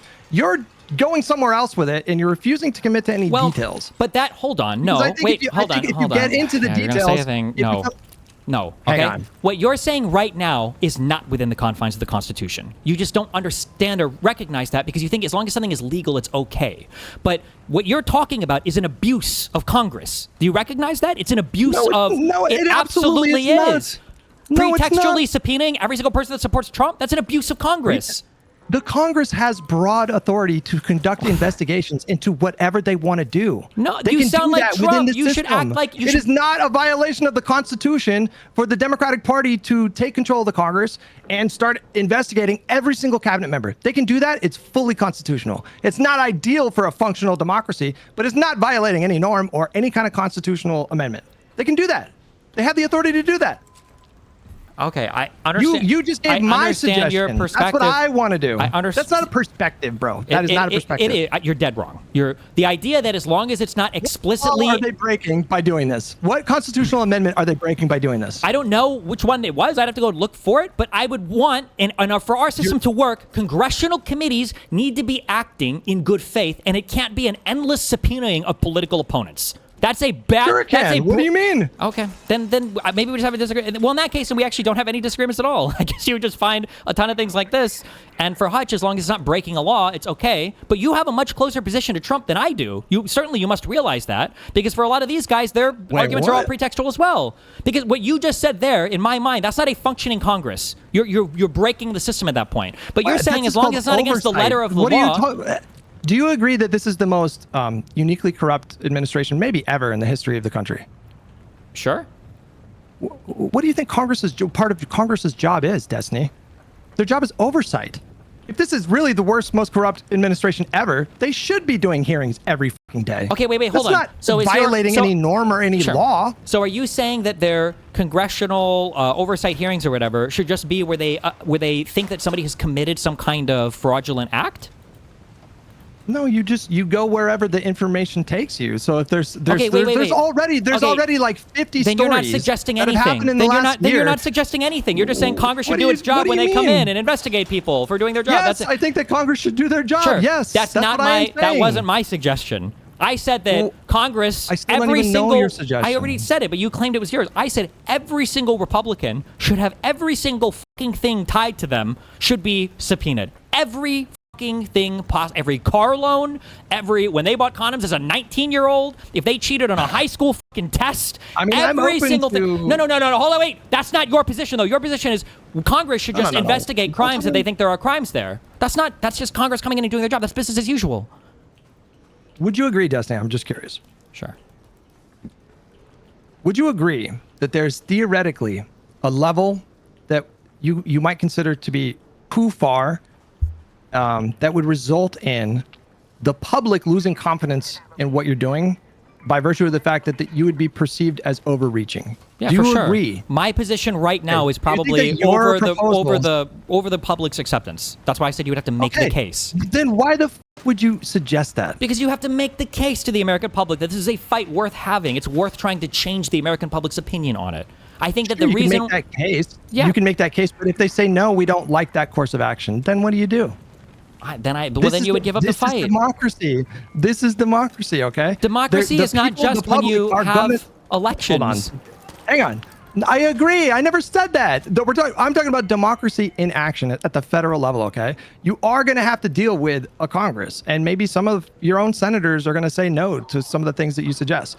You are going to deal with a public that is going to express their approval or disapproval in the form of special election participations, off-cycle elections, midterms. You have to consider all of that, okay? And I think in your mind, you've jumped to this conclusion where it's even theoretically possible to do the things that you're talking about. And I don't understand why you would arrive at that. I think you're projecting your anger and your rage at this administration on the broader electorate, and this is a misguided thing to do. Most of the public do not operate the way that we do. They're not thinking about politics the way that we're thinking about. They're not consuming the news at the rate that we are every single day. And if you do the things that you're suggesting, they will turn on you very fast. They have already turned on this administration very fast. They think this administration is doing overreach. They think this administration is corrupt. And the Republican Party is currently paying a very steep price for that. Why would I want to replicate that, Destiny? I feel like we're retreading a bunch of the same ground. Because there are just things that you're saying that I just disagree with. I don't think that the administration is paying a steep price. I think that this has been a Republican wet dream. Like, if Republicans lose the House and the Senate, and they lose the presidential election next year, at that, the Republicans would still write this term off as a massive victory. I don't agree. Okay, I 1,000,000,000,000% agree. They've gotten so much stuff. Why have over 36 Republicans resigned in Congress? Like, why do you think that's happening? Some of them were at the end of their political careers. Some of them genuinely might have thought that it was going too far. But I mean... Destiny, you know why. Why? They are fleeing a sinking ship. That is what they are doing. They are getting slaughtered. I don't know what you mean when you say they're not paying a price. Do you agree that, like, losing seats is a political price? That's actually a pretty serious political price. It can be a price, but do you think that... Yes. Hold on. Do you think that Trump can do permanent damage to our system? Or at least, like damage that would require a significant amount of stuff to repair, like getting rid of USA or getting rid of the Department of Education? Yes. Okay, so if the Republicans have gotten a lot of that type of stuff over the past 4 years, do you think some of that might be worth losing an election over? For them, like, they might say, like, maybe this is worth, we lost this election, but we got stuff that, like getting rid of the abortion thing, that's worth, well, at least a few dozen retirements. No, isn't that crazy? We can't do anything about that. That was decided in 2016. You just pivoted. That was a hard pivot. I'm asking you, do you think it might be worth losing some larger point? Well, no, this is part of my larger point. If you literally could play God and you were Republicans, listen, you can get rid of 20 seats in the House, but you get to get rid of the Supreme Court's protection on abortion. Would you take that deal? We have a perfect example of this. You just said you just said no more metaphors and analogies. I'm asking you specifically on that point, and then you go to answer this, and then you can go to your point. Just answer this, and then you can go to the next thing. I'm just asking you, if you could push a button to nuke 20 Republican seats, but get rid of the Supreme Court's ruling on abortion, do you think most Republicans say, yeah, let's go? Ask that question one more time. If a Republican could push a button and get rid of 20 seats in the House, they lose 20 seats, but they know they can unwind the Supreme Court's protections for abortion. Do you think most Republican lawmakers would take that deal? They go, fuck it, we lose 20 seats, but you don't think? No. Okay. All right, I think we have fundamental disagreements on... I don't think these politicians... I mean, you do permanent tax cuts. I think that's a better carrot to dangle in front of them. I don't think these politicians are most of them are principally attached to pro-life stuff. I think they cynically play into like the religious right. But I think a better example of this is something that actually happened with the Democratic Party.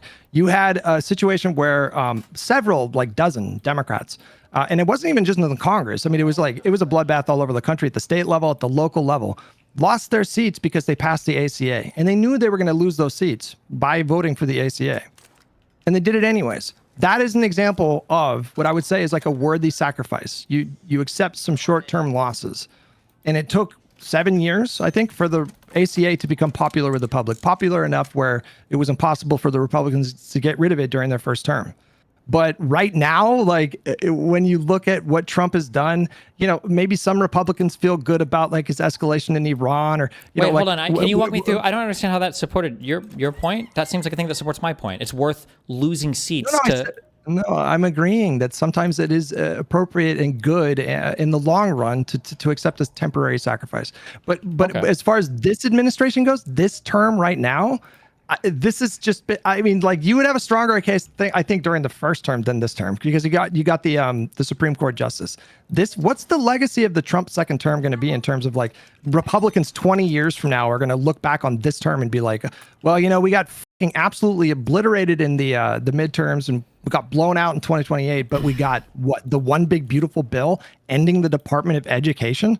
Like, what are we talking about? So ending the Department of Education, I think, is a pretty huge W for them. I think they all hate the concept of the Department of Education. So I think that's a big W. That can be reversed, though. You don't even need Congress to reverse that. I would be surprised if the DOE came back in the next administration, but we'll see. But I would be surprised. So that's I think it will. That's one thing. So that in USAID, I think they feel good about that. I think that how long is it, 5 or 10 years that this ICE funding was negotiated for? I don't know. That's the thing that they're going to feel pretty happy about. But none of hang on, Dustin. None of these are like codified, permanent, lasting things like the Fair Housing Act or Social Security, Medicare, the ACA. These are all like temporary things. Where are we at for the cuts that we made for Medicaid, for the one big beautiful bill stuff? And then we've got the ACA. The ACA subsidies are cut.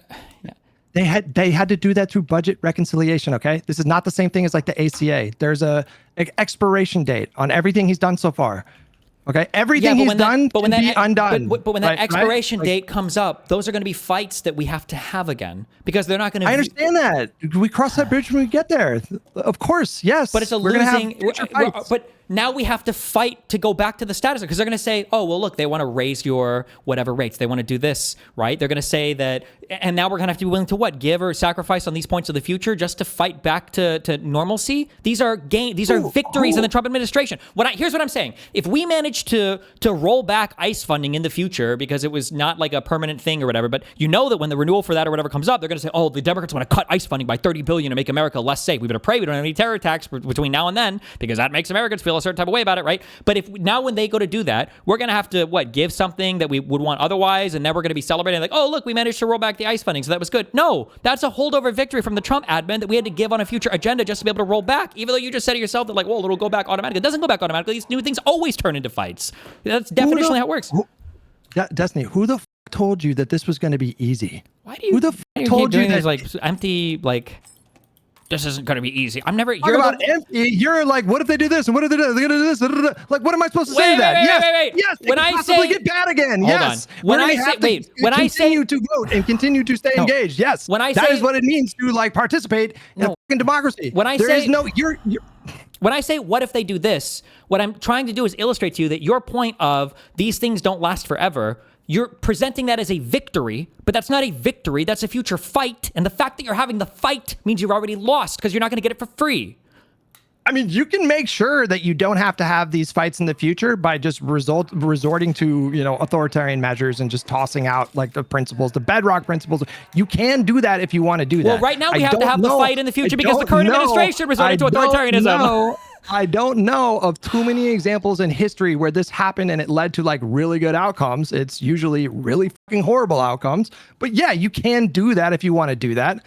I would like to avoid the kind of backsliding that I think your methods would just Wait, I don't understand what you're talking about. Fascist regimes were replaced with wars. The Revolutionary War we fought against the monarchy was a war. The Civil War to bring the South back under rulership of the United States was a war. What do you mean? All right. Well, if you're proposing a civil war, I'm not proposing a civil war. I'm just saying that your statement of you don't typically, win in this way by, whatever you just said is not true. You typically it is done by war. Unfortunately, that sucks, but that is typically how it works in the past. I think sucks is underselling it. I mean, I think it would be catastrophic. A modern American civil war. Can you imagine? I agree, but do you know what would even be worse than a civil war is living under a permanent authoritarian regime. But you don't even consider that as a possibility. That's not a possibility in your mind because you always present the you always present that. Because when you present the Civil War, you always present that as the worst possible outcome. It's not. The worst outcome is just an authoritarian regime that we're forced to live under for the rest of our lives. Tell me one thing that I've said in this entire conversation that has hinted even remotely that I think that it's off the table that America backslides completely into a fascist state. When have I ever said anything to suggest this? Representing that now for the next 10 elections, that on the ballot is going to be democracy or fascism, and then just alluding to, well, this is just going to be a rough fight. No one said it was going to be easy, Destiny, LOL. That shouldn't be on the ballot, really ever, but especially not for all of our future elections. We have to govern. There's other shit we have to do in the country. I don't care about like should or shouldn't. Like I don't think about things because I live in the world as it is, Destiny. Yeah, like but I don't waste my time saying it shouldn't be this way. You literally do. We're political pundits. We talk about what things should be like all the time. That's the whole goal of politics. No, but not in the way that you're suggesting. Like nobody can make you these promises. You claim to have this thing that you think is going to be this like permanent long-term fix. And when I press you on the details, you get cagey about it. And you say, well, the details don't matter. It's like, well, fucking, of course they matter. What do you mean they don't matter? What do I say? Wait. What do I say when I actually going to do these things? That is like, these are really important questions. It's like asking Bernie Sanders how he's going to pay for fucking Medicare for all. It is a relevant question to ask you. Like, how do you actually do these things as President Newsom? And you're like, well, just figure it out when you get there. You can come up with any reason. No, it's like, I don't know what that means. You still need Congress. You still need like the courts. You still need voters. Man, the filibuster. Oh man. If you wanted to have your filibustering, because you're repeating, I know the answer. I can't respond to your question because you're filibustering. Why? I answered directly so fast. What do you mean? I can't complain about it. Listen, when it comes to single-payer healthcare, if you wanted to do Medicare for all, right? Funding it is a separate question. Do you recognize that? Yes. Okay. You're asking me when you say, how do you want to do this thing? You're asking me about funding it. Okay, but I'm not having a conversation about funding it. I'm saying, should we have it? That's the question that I'm asking, and you're pretending that like the funding it is the hang-up part. But before I can explore your possible solution, I need to know that it's workable. That's why people ask Bernie, hey, how are you going to pay for Medicare for all? Because it's an important question. Because if you tell me, I don't know, we'll figure it out when we get there, I'm going to think to myself, well, I don't really have a lot of confidence in that plan. That doesn't seem very fleshed out. But if you can give me like a clear path to Newsom, like disenfranchising permanently every currently sitting Republican politician in the country, then maybe you can show me like a workable plan. So far, you haven't, is my point. Okay, what if my plan was, I will find 30 Supreme Court justices that I personally know that agree with me, make sure I've got 51 in the Senate, kill the filibuster, and approve these guys, and then just have them reinterpret some law to let me do what I want. That's a legal path. What's your problem with that path? Because that legal path still requires the consent of the governed, the consent of the Congress, and then you need the courts to rule that that is something that you can do. I keep saying that you have 51 senators. You can do this, so the Senate will be there. If you have 51 senators and you want to pack the court with 30 judges, yes, you can do that. Okay. Yes. So then that would be my idea. Okay. I've never expressed a principled opposition to packing the courts. I do think that you should probably focus on term limits and a binding code of ethics before you talk about packing the courts. But I've never said that I would be opposed to that. Okay, then what is our principal disagreement? Or are we in 100% alignment on everything?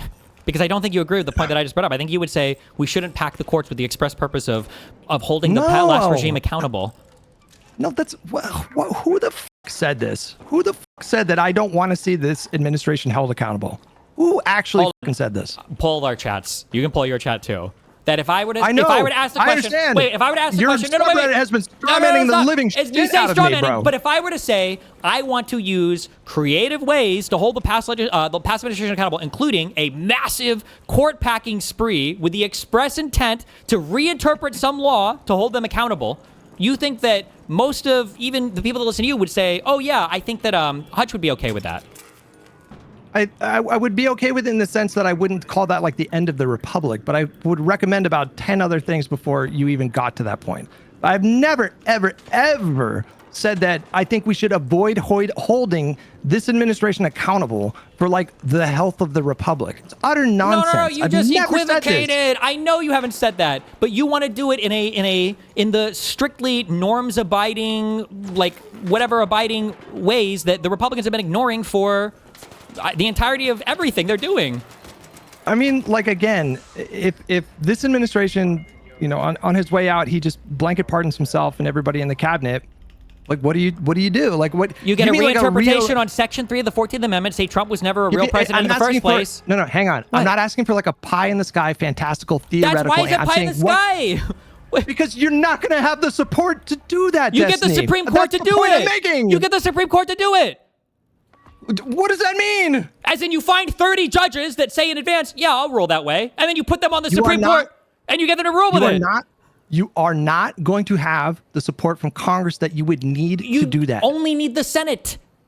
You need 51 in the Senate. How else can I say this? You would not have the support of enough senators to do what you're suggesting. They're not going to vote for this. I promise you. It's not going to happen. It's not going to happen, Destiny. Okay. I want you to acknowledge this. Acknowledge this. I agree right now the support's not there for it. Happen. But can you acknowledge that you're fighting in a different ground now? The first ground you gave me was you need to present some possible path or whatever, some way that you would do a thing. Then I'll evaluate it. Yeah. Now that again, now you're saying, well, is this politically feasible? Which I've already said. Right now, the appetite is not there in the American public. I don't disagree with that. Destiny, we did not even make it past the first test there. You just said, I asked you, like, give me things that are possible. That's possible. Procedurally, it is possible. That's what possible means. Procedurally, you could do it. No. When I say possible, I mean, like, actually doable. That's what I'm saying. What do you mean by actually doable? You could actually do this. You mean, would you have the support, like the popular support to do this? That's what you're asking. Are you being fucking pedantic with me? I'm saying, like, realistically, can you expect to actually, like, maybe get that done? Okay, so you're asking me for a thing that would be politically popular. That's what you're asking. I am asking you, Destiny, for like things that you can actually get the Congress to sign off on. Like, when you say actually get them to sign on, you mean they would have the realistically. I mean realistically. Why would you just say it are politically popular? Are politically popular? Why can't you say that? Listen to me. This is like when I argue with lefties and they say, well, why didn't he do Medicare for all? And I say, well, he had a 50-seat majority. He couldn't lose any votes, and Manchin and Sinema said no to this, and this. And then they do the shit where they're like, well, he should have just whipped the votes. That's what this conversation is right now. It's not, because we're fighting over, but we don't, I guess we just don't agree it's that dire. The fight over things like Medicare for all, these are... Say that. What do you mean it's not that dire? Because I'm explaining it right now. That the fight over Medicare for all, this is a fight that you can have inside of a functioning democracy. That's fine. Like, similar minds can have, or intelligent minds can differ on what that position is. We cannot be having the fight continuously in our democracy about whether or not we should be an authoritarian regime. That's not a legitimate fight to have. That's like a failed state. That doesn't answer your question to, like, how do you whip the votes to add 30 seats? Do you acknowledge that these are two different fights? They're different in kind, a different type of fight. Yes, but your fight has no form or no substance. You're just talking about very general, vague things. I'm asking you to get into details. I'm just saying, because you just said that this is like when lefties complain about not getting Medicare for all. What I'm saying is that a defeat on Medicare for all or victory on Medicare for all does not inform me on whether or not our democracy is functional. A defeat on whether or not we should have an authoritarian ruler does. These are different kinds of fights. One is we're fighting much more aggressively and vigorously than the other one. Okay, so 2032 comes around. Newsom didn't deliver an impressive legislative agenda. He wasn't very popular.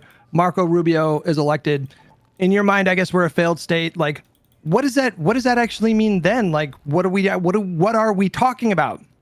I don't know. At that point, we're in the mass protest, mass riot, attempted coup stage, or whatever, or trying to get the military to do something. I don't know. At that point, where it depends on how we want to deal with our new single party rule.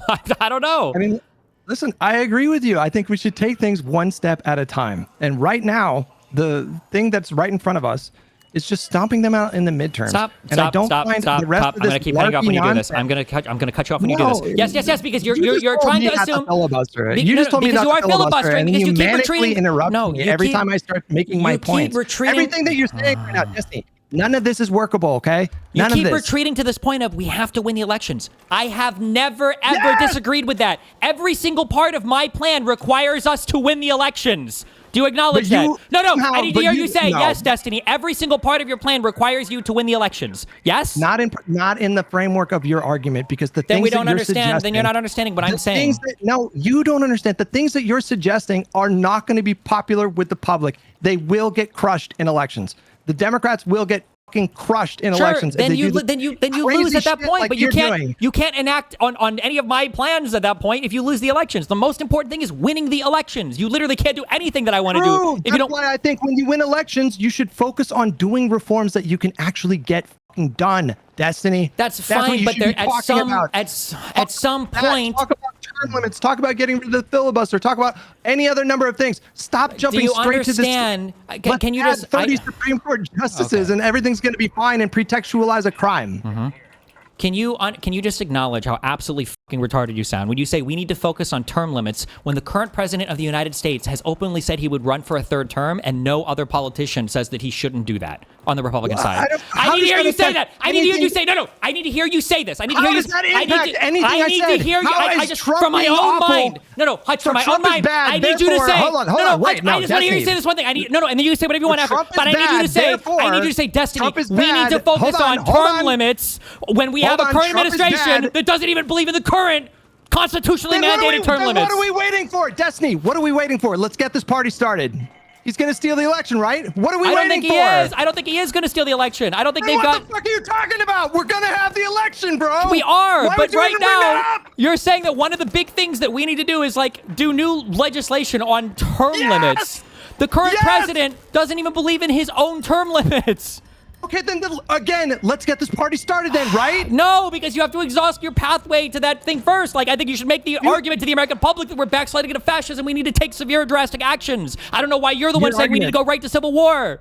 You're arguing. No, you're the one saying that. I'm not. I haven't. You're saying your argument is very flexible right now. Okay, because I tell you, here are some reforms that I think would help to make future Trump more difficult to pull off by some corrupt actor in the future. What are one of those reforms? I just told you. You would do Supreme Court. You would do Supreme Court term limits. You would do getting rid of the Electoral College. I would honestly reform the structure of the Senate, but I don't think that he's going to have the support in Congress to do something like that. I don't know how. There's all kinds of reforms that you can enact. So you're just going to filibuster still? You're just going to yap pack that? You interrupt me every fucking time I speak. Because I'm going to, whatever you say right now, I'm going to go back to the two things you just said and ignore everything you're saying right now. Because your reforms don't help. They don't help much. Okay. So you don't think it would help to have term limits for the Supreme Court? Right now, for this president? No. Also, the Electoral College wouldn't help because he won the popular vote. They won't help. What does it matter right now? We're not going to have a trifecta because they wouldn't prevent a future Trump if the current Trump won the popular vote. How would Electoral College reform help? He won the popular vote. That doesn't do anything. What are we supposed to do right now? We're the minority party, Destiny. What are you talking about? No, you're saying, hold on. What reforms would you do? Why don't you answer that? I just got whiplash from how hard you just pivoted that argument. Okay, I am not saying right now that the Democrats have a whole bunch of legislative options available. You are the one that said these are the things that I would implement to prevent a future Trump, and then you said Electoral College reform when he won the popular vote. That doesn't make any sense to me. Can you explain that? In the future, are you saying that you think it's likely that the Republican Party are going to continue to win the popular vote? Yes. Despite the fact that this is like an anomaly. Yes. They won the popular vote. You think it's likely that they're going to win the popular vote in 2028? No. Do you want to bet money on this? For 2028, no. But past that, they could. Yeah, it's not outside the realm of possibility. If they could win it with this guy now, why couldn't they win it in the future?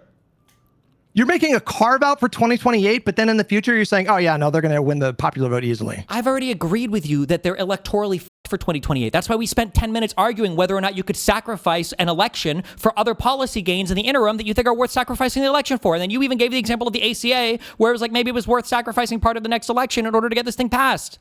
Do you even disagree that getting rid of the Electoral College would be a good reform? I think it should probably be an okay reform. Yeah, I don't have super strong feelings. Why are you fighting me on it then? Because what the fuck are you doing? I also think that eating healthy, I'm going to use an analogy, is a good way to live a better life, but it's not going to cure your cancer. You're telling me that Electoral College reform is a way to prevent a future Trump. I don't think that it necessarily prevents a future Trump. Okay, let's use that analogy, right? Okay, it's not going to prevent you from getting cancer. In this analogy with you having cancer, your solution that you're talking about with all these, add 30 fucking Supreme Court justices is the equivalent of me saying, okay, well, I'm just going to just not have cancer. What? No, just propose something that can't fucking happen. It's a radical intervention. You're the one saying that if we just keep eating healthy in 10 years, the cancer will go away. I didn't say that. I'm telling you the opposite, bro. I'm telling you to fucking buckle in, that this could possibly be. Stop using these meaningless words. Buckle in. I know it's a long fight. Why do you think you're the only one that acknowledges that it's a long fight? So what but you're also telling me in 1932, if Rubio wins, then we're going to be effectively a failed state, and it might be time to pop the fuck off. I'm saying that's not you telling me that you're in for a prolonged fight. That's you telling me that Marco Rubio necessarily means that we're in like an existential crisis. I think we're already in the existential crisis. I think that Rubio winning in 2032 is a continuation of that. Sure, that might be the case, Destiny. That's my point. I'm telling you the truth.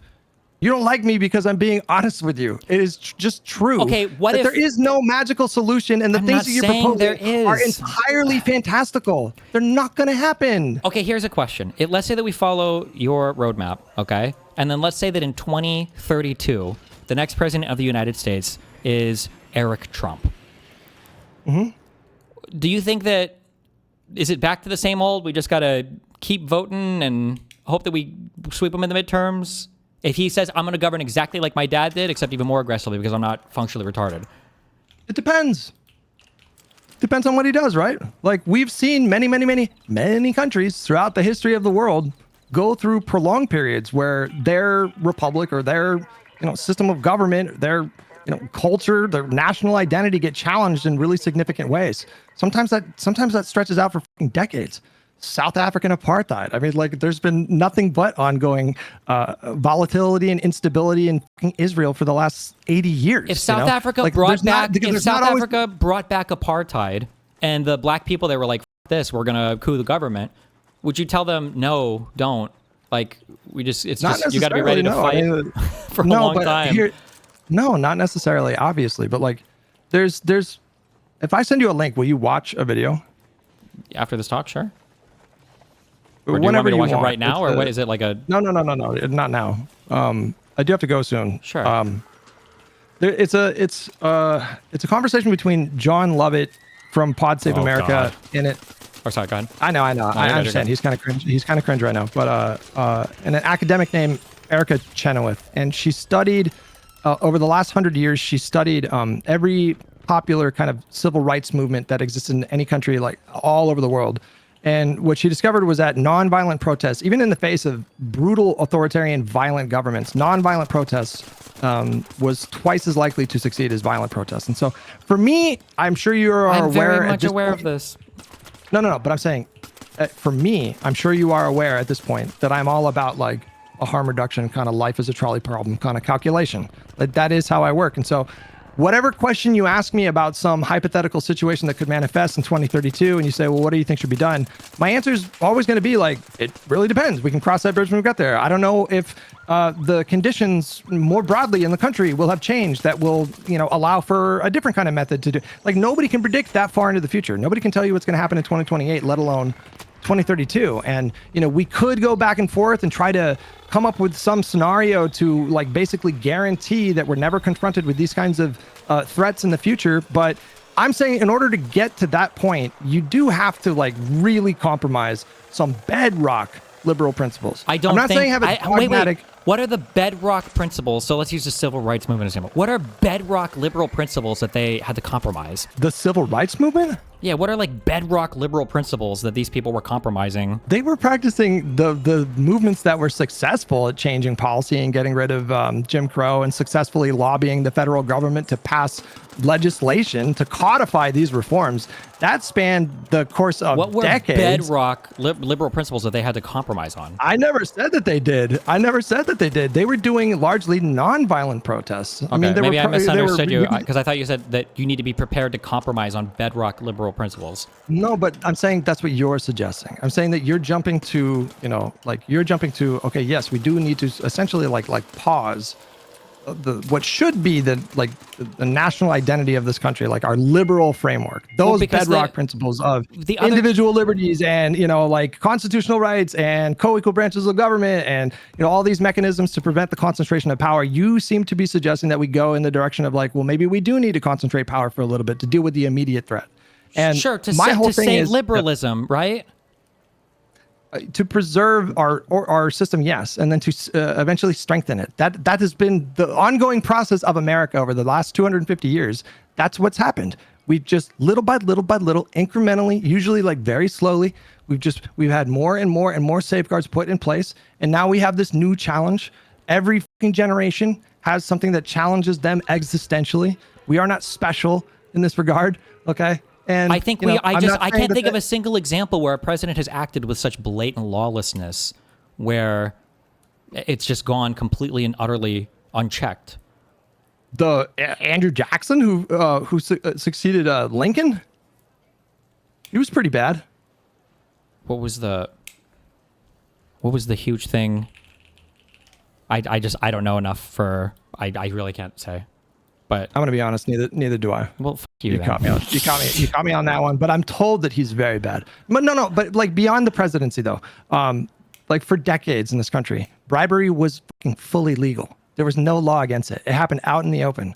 Government, the norm of American government at the state level, at the federal level. I understand what you're saying. Openly corrupt. I understand what you're saying. No, stop. Please, let me I understand what you're saying. You're saying openly corrupt. If bribery was legal, this might sound silly now, but if bribery was legal, that's not openly corrupt. That was just the part of the game back then. But like, it makes sense that you would pass a law to stop the bribery if bribery was currently legal. That makes sense, right? That's not the politicians being corrupt. That's just like what the expectation of the game was, and people were playing within the rules of the game. The current administration is lawless. They're not doing bad things that are technically legal. When they're getting stopped by the Supreme Court over and over and over again, that means that what the Supreme Court is saying is you were acting illegally the entire time. But they're cool with it. But I understand all that, but respectfully, Stephen, I don't think the remedy that you're proposing here accomplishes what you think it accomplishes. Because, okay, let's say, we preordain what the outcome is going to be. It's going to be the Trump administration in prison, and every current Republican barred from ever holding office ever again. Okay, what with that? What's to stop a resurgence of MAGA 20 years from now and someone even worse than Trump? In the absence of any kind of reforms, then you just I can tell you. You're not going to let me talk because I have an answer to this. I think that what are you doing? Because you keep just saying random things that aren't relevant to your question. I'm not saying random things. Don't get mad at me for cutting you off. You cut me off. It wasn't about cutting me off. It was just speaking out. Okay. I think that it's a good question. What would prevent the resurgence in the future? What I'm saying is that my plan would be more likely to prevent that because people in the media would be scared. And the lawmakers would be scared because they know that if they were to engage in the kind of unmitigated fuckery that has been the last 10 years of conservative politics, there might be a big repercussion waiting for them at the end. Whereas that resurgence of MAGA, I think, is far more likely to happen in your world, where they see us as a bunch of suckers and like, oh, look at them trying to pass laws and block us in the future. Didn't they know we didn't give a fuck about the laws in the first place? LOL. And they're just going to do the same shit again. As long as it's not like currently like super to the letter breaking the law, they'll just keep doing the same shit over and over again. And that is a dysfunctional political system that's broken. What you're saying is contrary to like American history. Like what you're saying is like you're incredulous at the idea that the conditions can improve through reforms, but that's what the American project has been about. Life has gotten better on average for people because of these incremental reforms that have taken over time. The overall amount of like a really explicit, overt kind of corruption has reduced in this country. In spite of the fact that right now in this moment we're dealing with Donald Trump, who is just like uniquely corrupt. That doesn't negate the fact that we have made progress in the right direction through these reforms.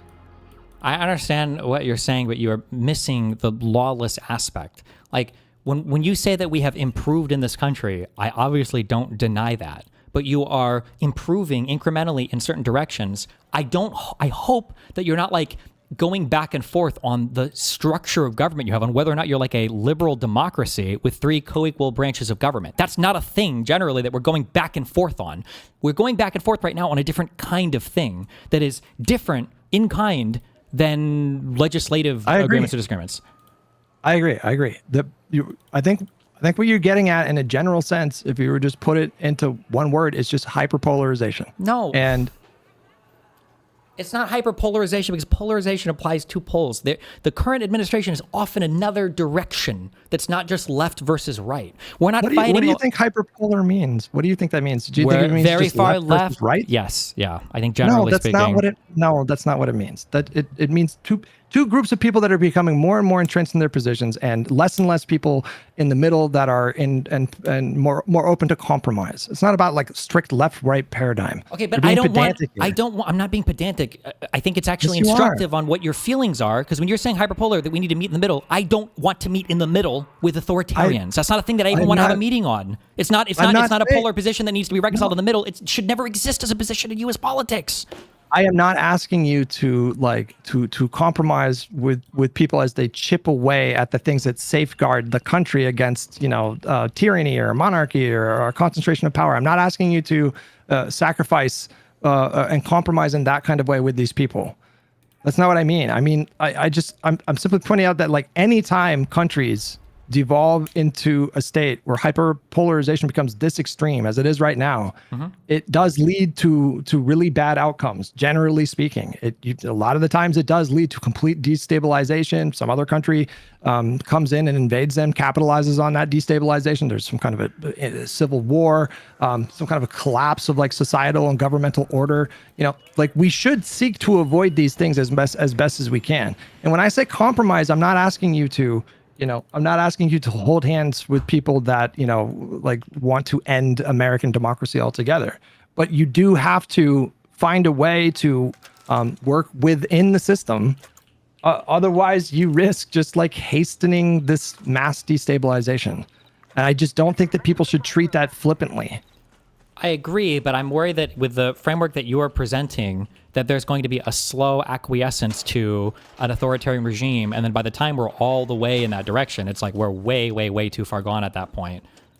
I mean, if it makes you feel any better, I am worried about that too. I can't tell you with 100% confidence that we're going to be okay. I'm not saying that. What is the line for you where you're like, and I'm not asking you to stake out like a hyper specific, like 20 members of Congress say or do this, but like, what is like a general line for you where you're like, this is it? The line in a general sense would be, again, just like another trolley problem evaluation. So I would have to let's say the SAVE Act passes. Is that a line?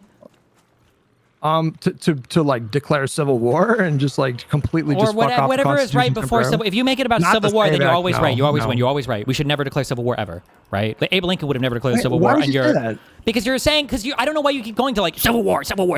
When the first thing you that didn't I'm even saying, want me to answer the question. You did the thing where you just like I was giving you the answer to your question. Like the answer to your question is I would have to come to the calculation that some kind of a civil war or significant risk of civil war would be the less harmful option. It would be the better option in the face of, as in the context of this discussion, it would be like some kind of like a fascist takeover of the entire country. But that civil war is never going to be.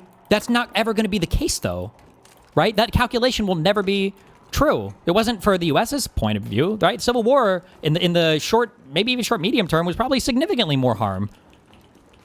No, but we're talking about long-term viability, though. I feel like you're being pedantic again. I'm saying like the ultimate outcome. How am I? You're saying that you're going to do a harm calculation, a harm reduction calculation at every single individual step, and you're doing this in the immediate short term. And what I'm telling you is, I don't think there's ever going to be a short-term harm reduction thing that is favoring some sort of like more drastic action. It doesn't have to be fucking civil war. It could be like the 30 Supreme Court justices that I said earlier. But if you're always doing a short-term evaluation, while Republicans are playing a more long-term game, if you're always doing a short-term evaluation, you're never going to say that enough is enough. Like, I think the SAVE Act, I'm sure you agree that the SAVE Act is fucking horrible, right?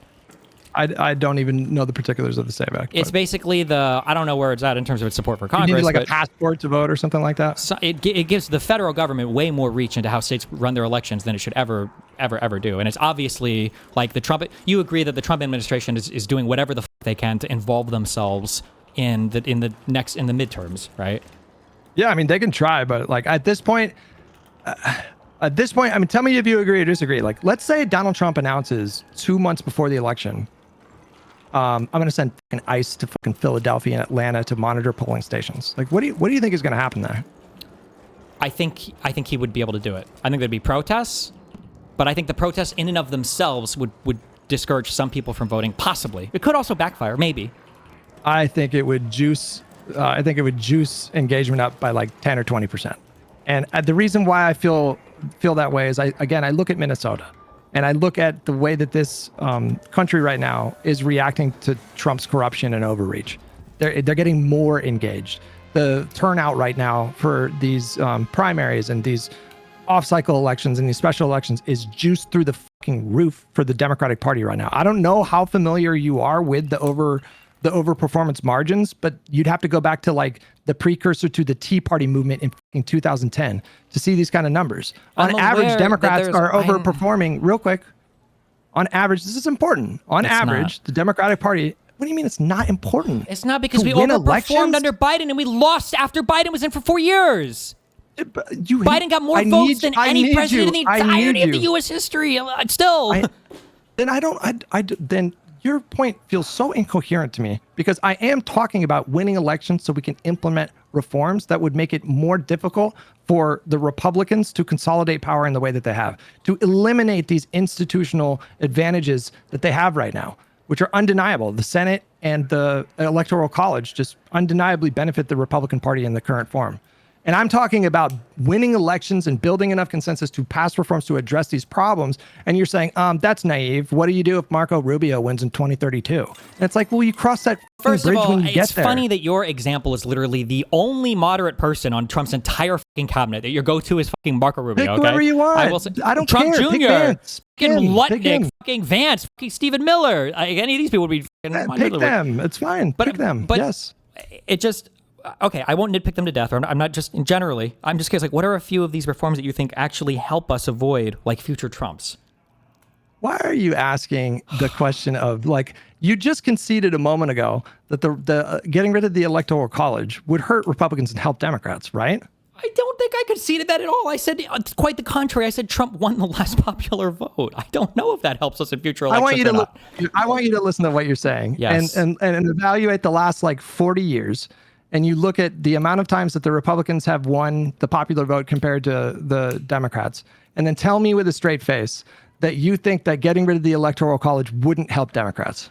Why are you fighting me on this? If I look at the last 40 years, I would say absolutely not. It doesn't help us, because you have to look at the trend. Like over the last, I'm curious, do you believe over the last 25, 30 years, do you think that the Republicans are becoming more norm breaking and violating, or less? Or do you think it's a yo-yo back and forth? Because I would argue from Gore v. Bush onwards, maybe even before that, it's been a steady stream of more and more overreach from Republican regimes, more overreach from people like McConnell in the Congress, more overreach from a conservative Supreme Court, more and more overreach. It's trending in one direction. I don't see this yo-yoing back and forth. Do you disagree with that? You're talking about now something entirely different. You asked me about the reforms that I would do to try to help Democrats essentially win more elections.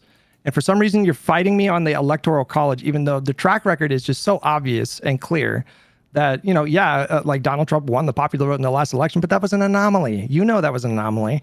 And you know that if we maintain the Electoral College... You're talking about a direction, right? If I were to take the average height of a person from 5 years old to 15 years old and predict how tall they're going to be at 16 based on how tall they were at 7.5 or 10 years old, that would be stupid. The Republican Party is trending in a more authoritarian direction, in a more misinformation-heavy direction. They're trending in that direction. Why would I take the average of the last 30 years to say, well, an Electoral College abolition would actually be good for us? I would just look at the trend.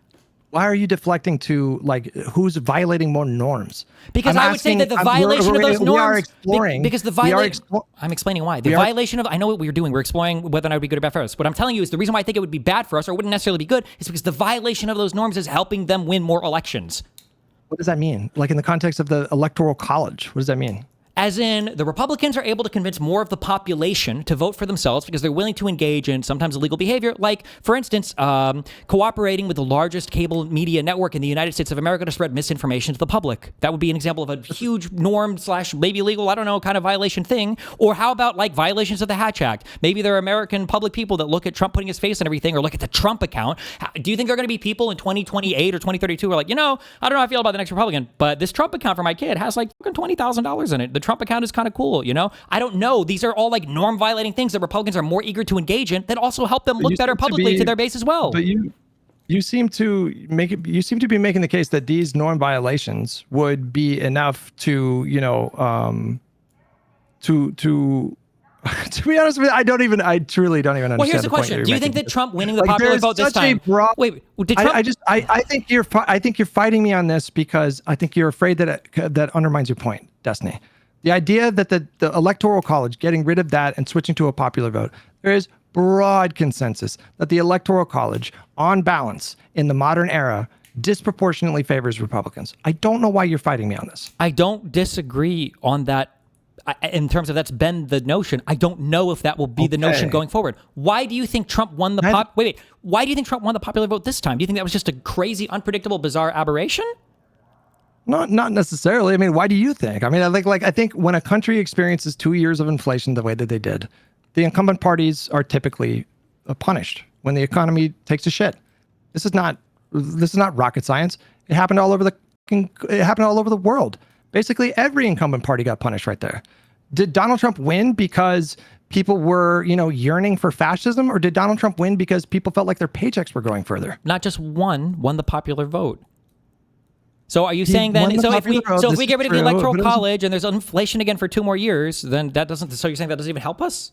Or are you saying that if you're just going to construct new future problems, we can just cut to the chase. And I'm not constructing new future problems. You're just taking it for granted that Republicans will never win the popular vote again. And this was a bizarre aberration. I am trying to center the conversation about what is right in front of us right now. What are the best options at our disposal right now? And you keep deflecting to what about this? What about that? What about this? What about that? And there's nothing I can tell you to say, I don't have a perfect fix to make sure that the system is just perfect moving forward. That's not what America is. That's not what American democracy is. It is a constant process of staying consistently engaged and not expecting there to be some theoretical utopia that we could reach in 4 or 8 or 12 or 16 years. Okay, you keep hand waving my position as the utopia. Your position is the utopia. That you think there are 3 reforms that we can pass. I'm telling you. Because you're telling me that you want to pass laws to constrain a lawless president that is openly laughing and flouting the lawlessness of his administration in front of everybody's face. That we had the president double tapping Venezuelans and they're laughing about it. They're saying there is no fucking world order. There is no fucking world law that can hold me accountable. So is it your position? Are you really going to tell me right here that the various reforms that were adopted in the post-Nixon era, those didn't do any good?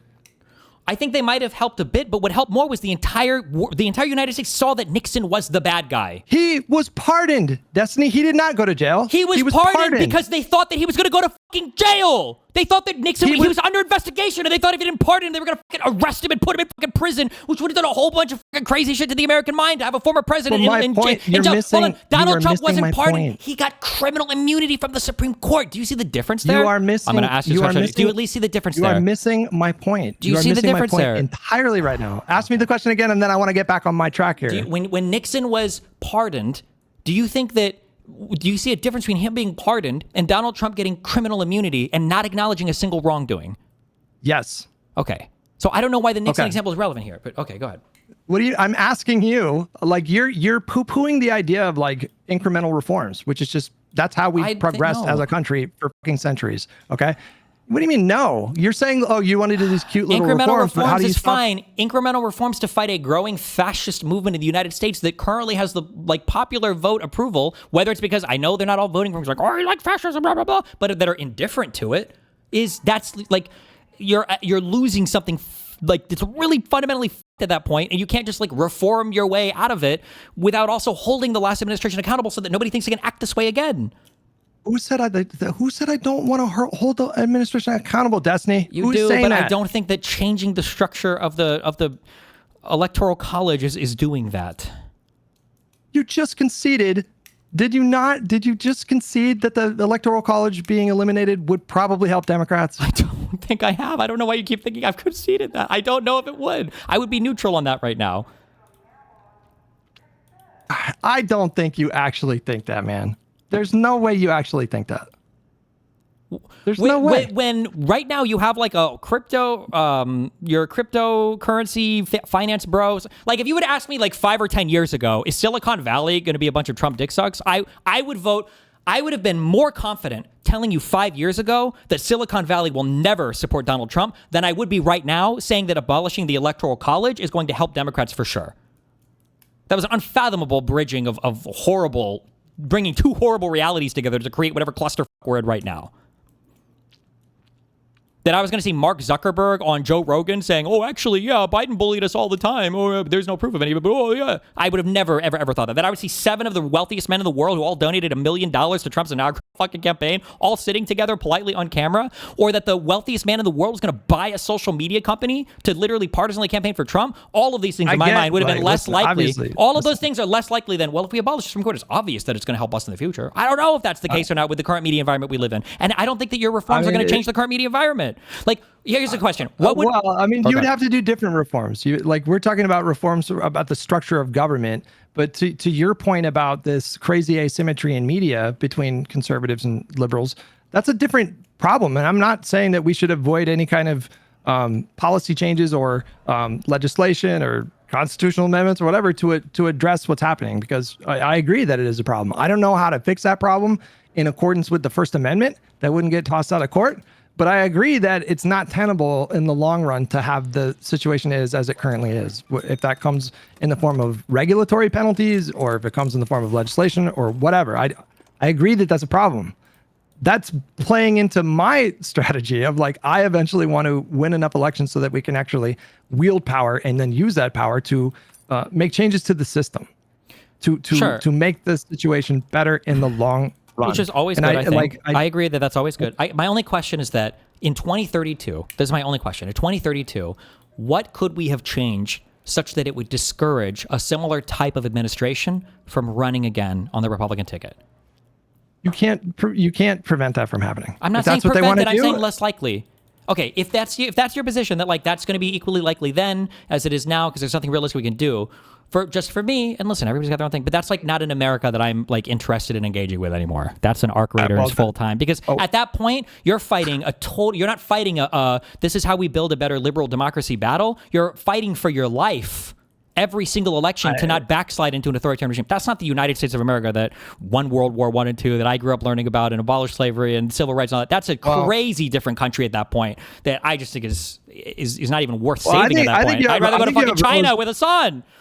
I mean, you're a wealthy guy. I mean, you'll have options, like if we get to 2032 and you arrive at the conclusion that America is just a matter of time, it's inevitably going to become a failed state, you can take all kinds of measures to remove yourself from the situation permanently. I don't think it's inevitable, right? But I think that you put us on that path. And I feel like there are other paths. I don't think that it's inevitable. By winning elections and doing reforms? By winning elections and thinking that winning elections and doing some reforms is enough against a party that operates with a flagrant disregard for reforms or law. Yes. Because it sells to the other parties like, okay, well, they beat us this time, but we know what we can get away with now, boys. Time to roll up to 2032 with some whole new crazy fucking plans. And we know they're not going to do all except maybe win the next election and try to reform their way against us.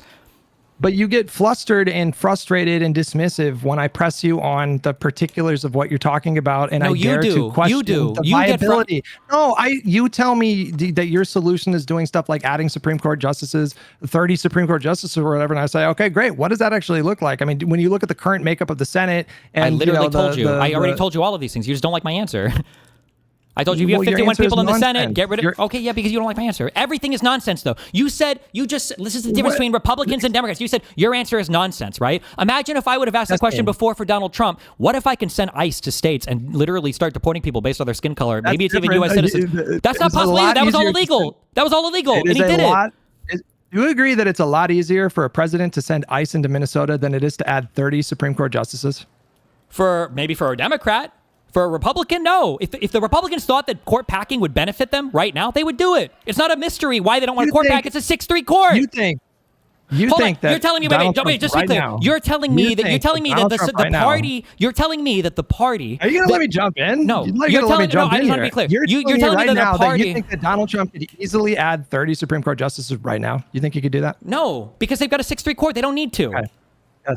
What does that even mean? What do you mean? What does it mean? Why would you do that? Why would you do that? Wait, they have a 6-3 court. They don't need to pack it. It's already packed for them. I asked you. It's a meaningless question. They're winning right now. It's like saying, do you think that first place would cheat and add more points to their score? No, they're in first place. Why would they? No. Destiny, I asked you, is it easier for a president to send ICE to Minnesota or to add 30 Supreme Court justices? Because you deflected to ICE. Well, he can do the ICE thing. Well, which one is easier, Destiny? Probably adding 1 or 2 Supreme Court justices first, Hutch. if you want to say packing. But if you want to talk about what's possible, Why are you doing this? Hold on. Why are you doing this? Because you're talking about a Republican administration that already blocked a Supreme Court pick for us for a longer time span than any other time in all of U.S. history, about like 6 months. The longest block. I get it. We lost a Supreme Court pick, and which is essentially a type of packing. And now that they have a 6-3 court, and Republicans go, oh, we would never pack the court. You're going, well, that is true, Destiny, right? They're not packing the court, right? The guys with the 6-3 fucking conservative court with Alito and Thomas as the permanent one brain cell buddies on that court. No shit, they're not packing it. Why would they? They already have a 6-3 court.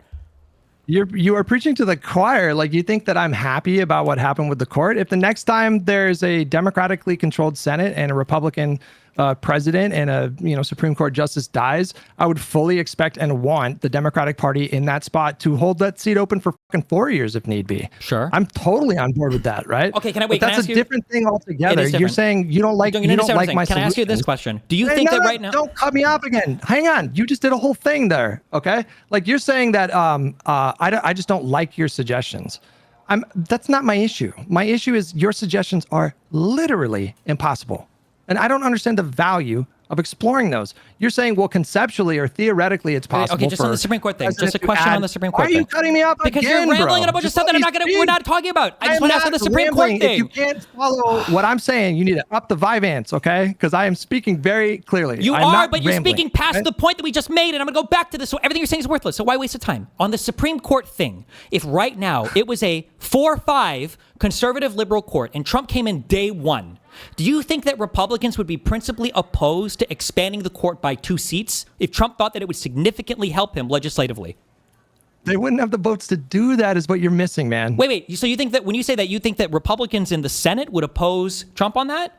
And you're confident of that 100% or 90%? Give me, flesh out your hypothetical, okay? Are we talking about the current Congress? Donald Trump says right now we have a broken Supreme Court. It's 4-5 disgusting liberals. When I come in, he would not have the votes to do that. You don't. So you're confident that Republicans would never try to add 2 Supreme Court justices? In the next, what are we talking about? In the next like 3 years?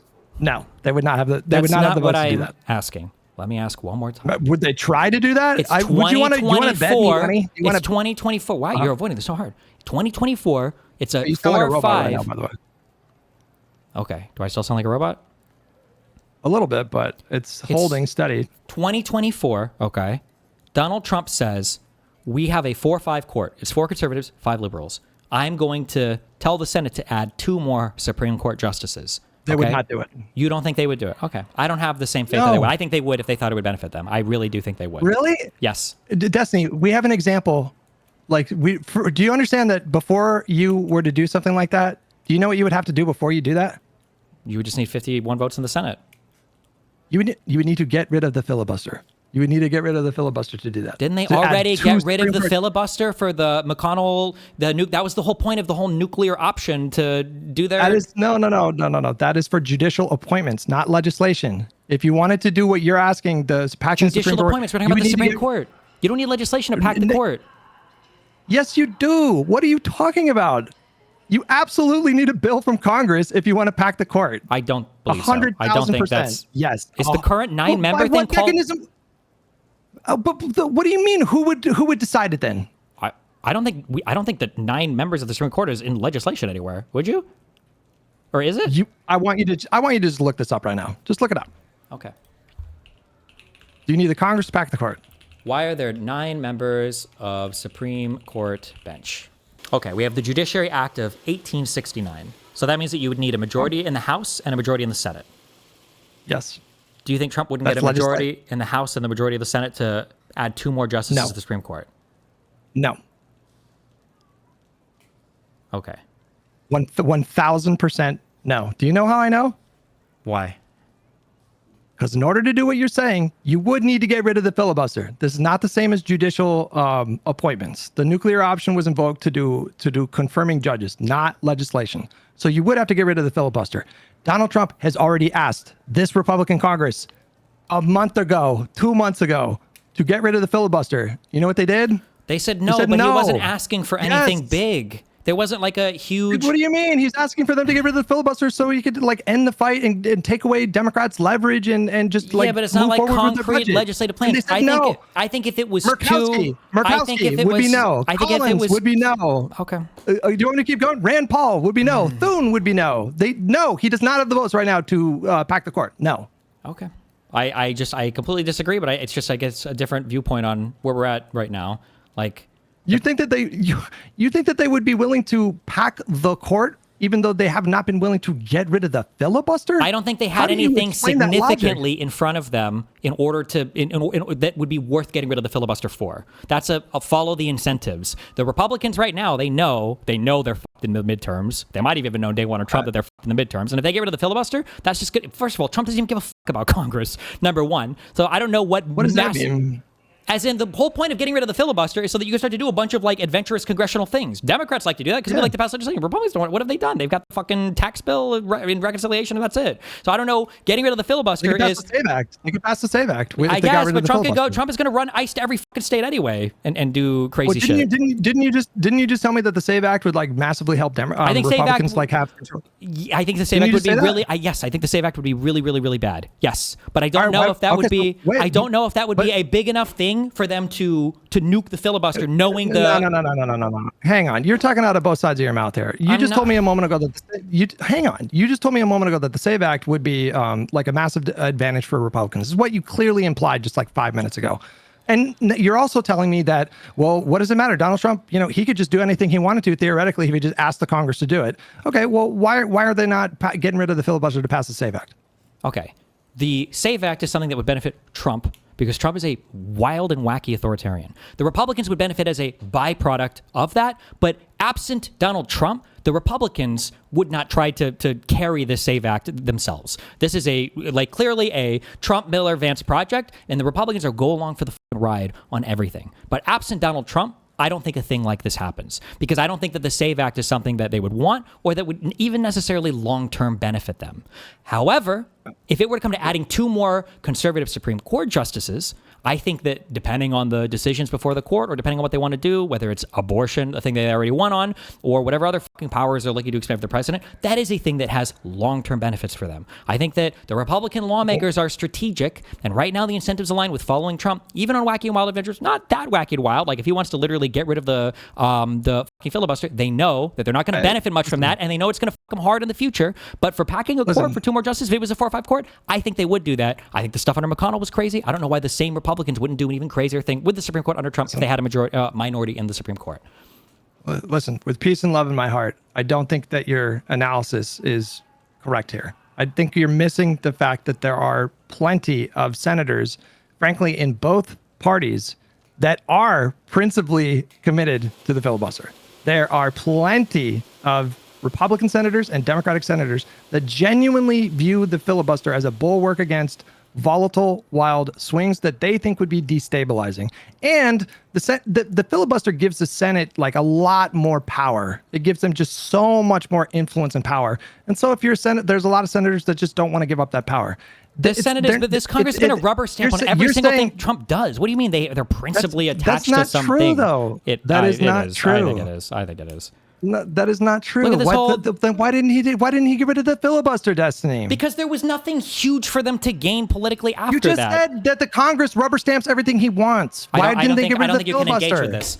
I'm saying things, but you're running down talking points. The Republican Congress is going to act. Contradictory things. No, they seem contradictory because you can't engage with the question past the level 1 analysis. But you said the Congress. I'm saying that Congress will do things that they feel like benefits them and the Republican movement in the long term, and then their political careers in the short term. Them not getting rid of the filibuster doesn't hurt any of their political careers in the short term. They all know this shit is come midterms. They fucking know that. Number 1. And number 2, there's not a huge gain for them to be had by getting rid of the filibuster. Maybe it helps with maybe some aspect of the one big beautiful bill. Maybe. But they know that when Democrats come in, they're going to fucking clean shop. Pelosi passed more legislation when she was the House leader, whatever, in those 2 years than every other fucking Congress prior to her. They know that. So no, they wouldn't do that because they know that it wouldn't benefit them in the long term. So for you to say, but Dustin, you said they wouldn't get rid of the filibuster. Now you're saying they would get rid of the Supreme Court stuff because the Supreme Court stuff would benefit them in the medium and long term. Having a majority Supreme Court of conservatives benefits them so much, they were willing to nuke Obama's pick over it. There's a much greater argument for them following Trump along some crazy shit like that than a filibuster abolition. Like Donald Trump doesn't even know the 2 halves of Congress. I listen. I think you've said a couple things here that are just blatantly contradictory. You can try to reason it any way you want here. You're not able to engage because you know that I'm right. The idea that the proposition that this Congress would literally just rubber stamp anything that Donald Trump wants is just simply not true.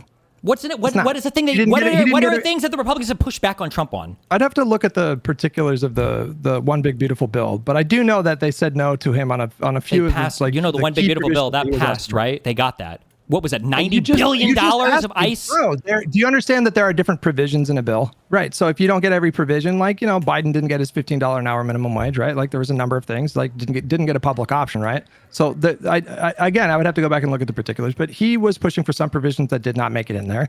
He has, for example, been pressing the Republican Party to get rid of the filibuster, not only to end the shutdown fight, but also to pass things like the SAVE Act. Like, he has been very publicly pressuring this Congress to do that.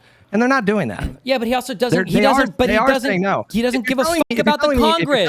They literally asked him after the tariff ruling. After the tariff ruling, they literally asked him, "Would you try to pass a law?" Blah, blah, blah. Donald Trump laughed. He was like, "No. What would I use Congress for?" LOL. He doesn't give a fuck about you say he doesn't give a fuck about the Congress. Then why is he asking them to get rid of the filibuster if he doesn't give a fuck about them? Because it gives him a little bit more. But it's not a thing that he invests a lot of time in. A little bit more. Hold on. I'm sorry. I need to check for some amount of understanding of the world, because in your mind, every single thing is like a binary 100% or 0%. You agree that a person could ask for a thing, but not really give that much of a fuck about it, right? Like, if you would ask me right now, Dustin, do you think Donald Trump? If you would ask me, Dustin, do you think that Donald Trump wants the filibuster gone? Of course, I would say yes to that. But if you would ask me, does he give that much of a fuck about it? No, not really. No. Well, he's tweeted like dozens of times about it. He's tweeted thousands of times about fucking everything. He's putting public pressure on this Republican Party. This is not the first time he's done that. He did that throughout. No, come on.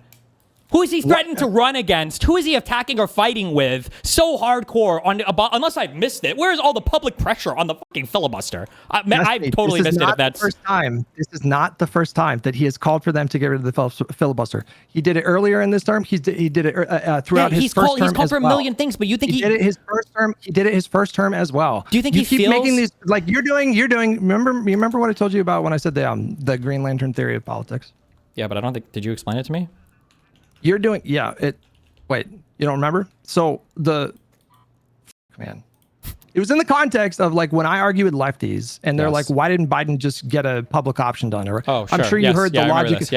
I'm sure you heard the logic of like Kyle Kalinske saying that you should threaten Joe Manchin's daughter with like criminal prosecution or whatever. Like, these are examples of like lefties who say, well, he should have just whipped the votes. He should have just done this. He should have. What you're doing is like reverse Green Lantern, where you think that Donald Trump is like this all powerful guy. And there's no question. There is no question that he rules his party by fear. And he does get a lot from this Congress. He gets probably most of what he asked for. I think I would very comfortably say that. But they do say no from time to time. And he is bound by the Constitution in the sense that he can't just ignore the Congress to do everything that he wants to. But he literally is. Can't. He ignores them for war. He's literally not. He ignores them for tariffs. He ignores them for all international negotiations. You don't need the Congress to explore the kind of legal avenues that he's using to do these tariffs. He's not, for example, just like if he didn't need these are not legal avenues. He knows he's acting lawless. If he doesn't need the Congress, then why are we even in a shutdown fight? Why are we doing negotiations for DHS funding? He can just do it, right? With the tariffs. Also, hold on. Didn't he literally explicitly do that? Didn't he literally explicitly have like some part of ICE like privately fucking funded while the government was shut down? Did he actually explicitly do this? I know not what you're talking about, but you told me a moment ago that he can just do whatever he wants. He doesn't even need the Congress, and you're kind of making the case that we're sort of like on the way to being Why do you fucking do this, bro? Because you're going on this binary. Because there are obviously there are a couple things. I'm saying that. You told me that. By and large, he doesn't need the Congress. I'm sorry. Hold on. I'm sorry. I was wrong. I was wrong. No, I'm telling you I was wrong. I'm wrong. I shouldn't have said he doesn't need the Congress. I said that I should have said he largely acts without Congress in all the capacities that he should require Congress for, but there are still a couple things, like passing a budget, for instance, or maybe getting like confirmation picks that he does need the Congress for. Okay? Is that okay? Yeah. Is that better? Okay. Yes, that's better. The amount of lawlessness that he's acting, though, absent the Congress, is historical, unacceptable, and they're not legal explorations. They're blatant lawlessness, like tariffing the entire world and collecting $200+ billion from American importers, or like going to war with everybody or threatening war with everybody and not even informing Congress of anything's going on beforehand. I think these are bad things. And I think they're lawless things. Yep. Did I lose you? No, I'm here. Oh, I agree. If you're making the case that this presidency is uniquely corrupt and lawless, I agree. But then I don't know how we can pass reforms for a lawless administration. You win elections. But what I'm saying, I know, but why would they hold to future reforms if they're lawless? At this point, I mean, I feel like you're kind of making the point that you're just like, again, this feels like a very, if what you're saying is reforms are pointless because you can just be lawless in the future, what argument are you actually making there? At that point, you're saying, well, the system itself is just, it was a mistake, and we the gave it our system best requires shot, good faith actors, and right now the Republican Party is not a good faith actor, and you can't legislate them back to good faith acting. You might have to do a little bit of bad faith acting to get them there. Wow, what are we talking about with bad faith acting? What my example before about using Congress to investigate every single fucking Republican. I'm on board. You're not on board with that. Your position is just business as usual. Am. No, you're not. Your position was what are you first you said about destiny. I can explain it. Am. I can explain it. You said I gave the suggestion earlier, and you said you're stealing my suggestion, and then I said, oh, then we agree, and you said, yeah, if there is an example of a crime happening or something illegal happening, then a congressional committee should have oversight over that. That's not what I'm saying. I'm saying that we turn every single Republican that's part of this administration into Hunter Biden. That's what I'm saying. They're not the same thing. Yes. And if you agree with my perspective there, which you eventually came around to, the thing that we didn't really resolve was that is not a good way to use Congress. But that is an illiberal, unconstitutional, not nice, not good way of. That's a system-breaking thing. The Congress can't function if they act like that. One of the things that I've been telling my chat is like a reason to stay engaged and to take special elections seriously and to keep that energy up as we go into the midterms. I've been telling this every fucking day that we are going to take that gavel back and harass the ever-living out of every Republican in that administration and anybody else that they feel like they have the right to do that. They can do that. The Congress can do that. There's nothing like violating by doing that. They can open investigations if they want to. Like Democrats did that, Republicans did that. That's what happens every single time. The gavel changes hands every single time in the last like 30 years. It doesn't. Why are you saying? Hold on. Wait. What is the Democrat equivalent to the Hunter Biden investigations, to the Hillary Clinton Benghazi or email investigations? The Congress led by Democrats have literally subpoenaed. You have no fucking idea. I don't. No, tell me. I don't have any idea. Tell me. Make me feel better about it. Go. Tell me. Make me feel better. Yes. The Congress led by Democrats literally subpoenaed the Trump kids' tax returns, bro. They did investigate them. Let me get water. I'll be right back. Okay. I'm trying to think. Have I seen a single Trump? If I seen a single person with the last name Trump giving public testimony or having to give private testimony in front of Congress ever? Has that ever happened? Does anyone know? Maybe it hasn't. I just don't know. But has that ever happened? What'd you say? Has there ever been a Trump having to give testimony in front of Congress ever? Or at least over the past like 15 years or whatever? Has that ever happened? Any of his kids, they were hauled up in front of Congress to do? Yes. The January 6th subcommittee, bro. Yes. Did they testify on that, or did they plead the fifth on everything? Did they not have to testify? Hang on. Well, they could have. First of all, the J6 stuff committee is not what I'm talking about. That's like a good reason to subpoena somebody. That's not comparable to the Hunter Biden stuff, which was just You are shifting the goalposts. Oh my God, bro. I'm not. Yes, you are. No. Yes, you absolutely are. Because I'm saying we need to use the Congress like they've been using it. And you're like, yeah, bro, I agree. We should investigate. And I'm like, what's the equivalent to the Hunter Biden stuff? The Hunter Biden series of investigations were an entire expedition of bullshit by the Republicans to with Joe Biden. And you're like, well, what about the J6 subcommittee? When they tried to coup the government, those are not the same thing. What the J6 committee was actually investigating actual serious fucking wrongdoing. The Hunter Biden shit was just the weaponization of Congress to harass political. What? To go find the mortgage fraud, find the unpaid parking tickets, and see if you can upgrade them to felony convictions. That type of shit. The same type of shit they did to Hunter Biden. Which you could disagree with. That's fine, but don't pretend we have the same position because we don't. You just want to use Congress as you're supposed to, as it normally is supposed to be used. But that's not how the Republicans have used it, right? But didn't I get you to concede? Didn't I get you to concede earlier in the conversation that there is a point where you go with your authority in the Congress that would backfire, and the public would view that as overreach? Yes. Didn't you agree with that? Yeah. There's a really good example of this is Bill Clinton. Bill Clinton during his second term, he was being investigated by Ken Starr, and they were doing the Whitewater, and they found the Monica Lewinsky thing. That backfired, and it led to a shitty midterm performance in 1998. They literally were punished electorally for that overreach. Now, 2 years later, George W. Bush went on to win the presidency. But Bill we Clinton, don't evaluate the second president in all of history to be impeached. And it backfired, is my point, Destiny. It backfired. They suffered consequences for that in the 98 midterms.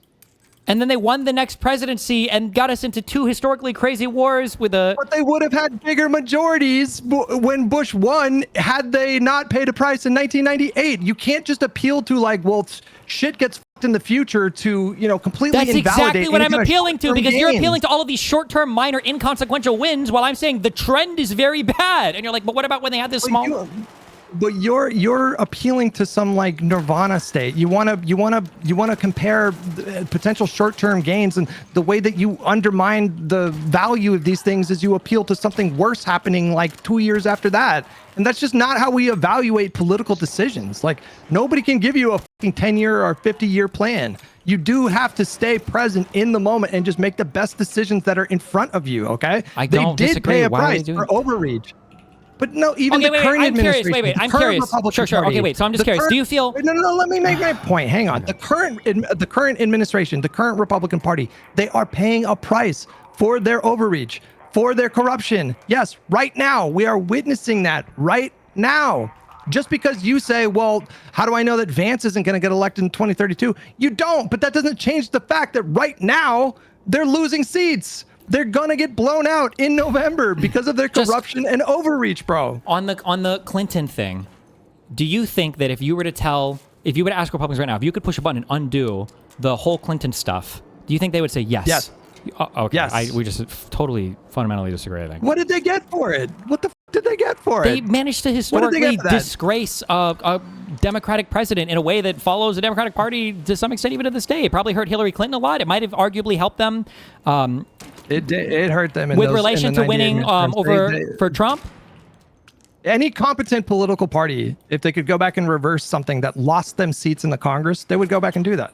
You already admitted that there might be times where you could lose seats and it would ultimately be beneficial. Hold on, you say they disgraced the Clinton family or whatever. Do you understand that Hillary Clinton went on for up until 2015 during the primaries, and when all that got, she was like one of the most popular politicians in the entire fucking country. Like, the Republican Party made her more sympathetic through that process. That's why she had like a fucking 70% approval rating when she was Secretary of State. Are you sure that wasn't just because Obama was the president and Obama had like one of the largest electoral... No, she was wildly popular. What? Hillary Clinton was wildly popular in this country. I don't... in the first, like... I don't think Look it up, bro. I'm not making this up. She had insane approval numbers, bro. She lost to Obama in the primary to even be the president, and Republicans were able to drag her infinitely after... What I'm saying. That doesn't negate what I'm saying. You're saying, well, like, I'm sure they wouldn't have gone back and reversed their decision to impeach Bill Clinton because it like disgraced the Clinton family or whatever. She was one of the most popular politicians in the entire fucking country until like 2015. And shit went south when like WikiLeaks and Bernie Sanders and, all that, like everything got fucked and the Russian interference and all that. But she was insanely popular. She went on to win a Senate seat in New York. And she was widely regarded as the clear frontrunner to win in 2008. Barack Obama was a fucking freak of nature, just a generational talent when it came to politics. And, and then by the time she came around, she was up against like undercurrents that had been fomenting in this country as a result of the bank bailout and all kinds of shit. But like, she would have been insanely popular as president if she would have won in 2008.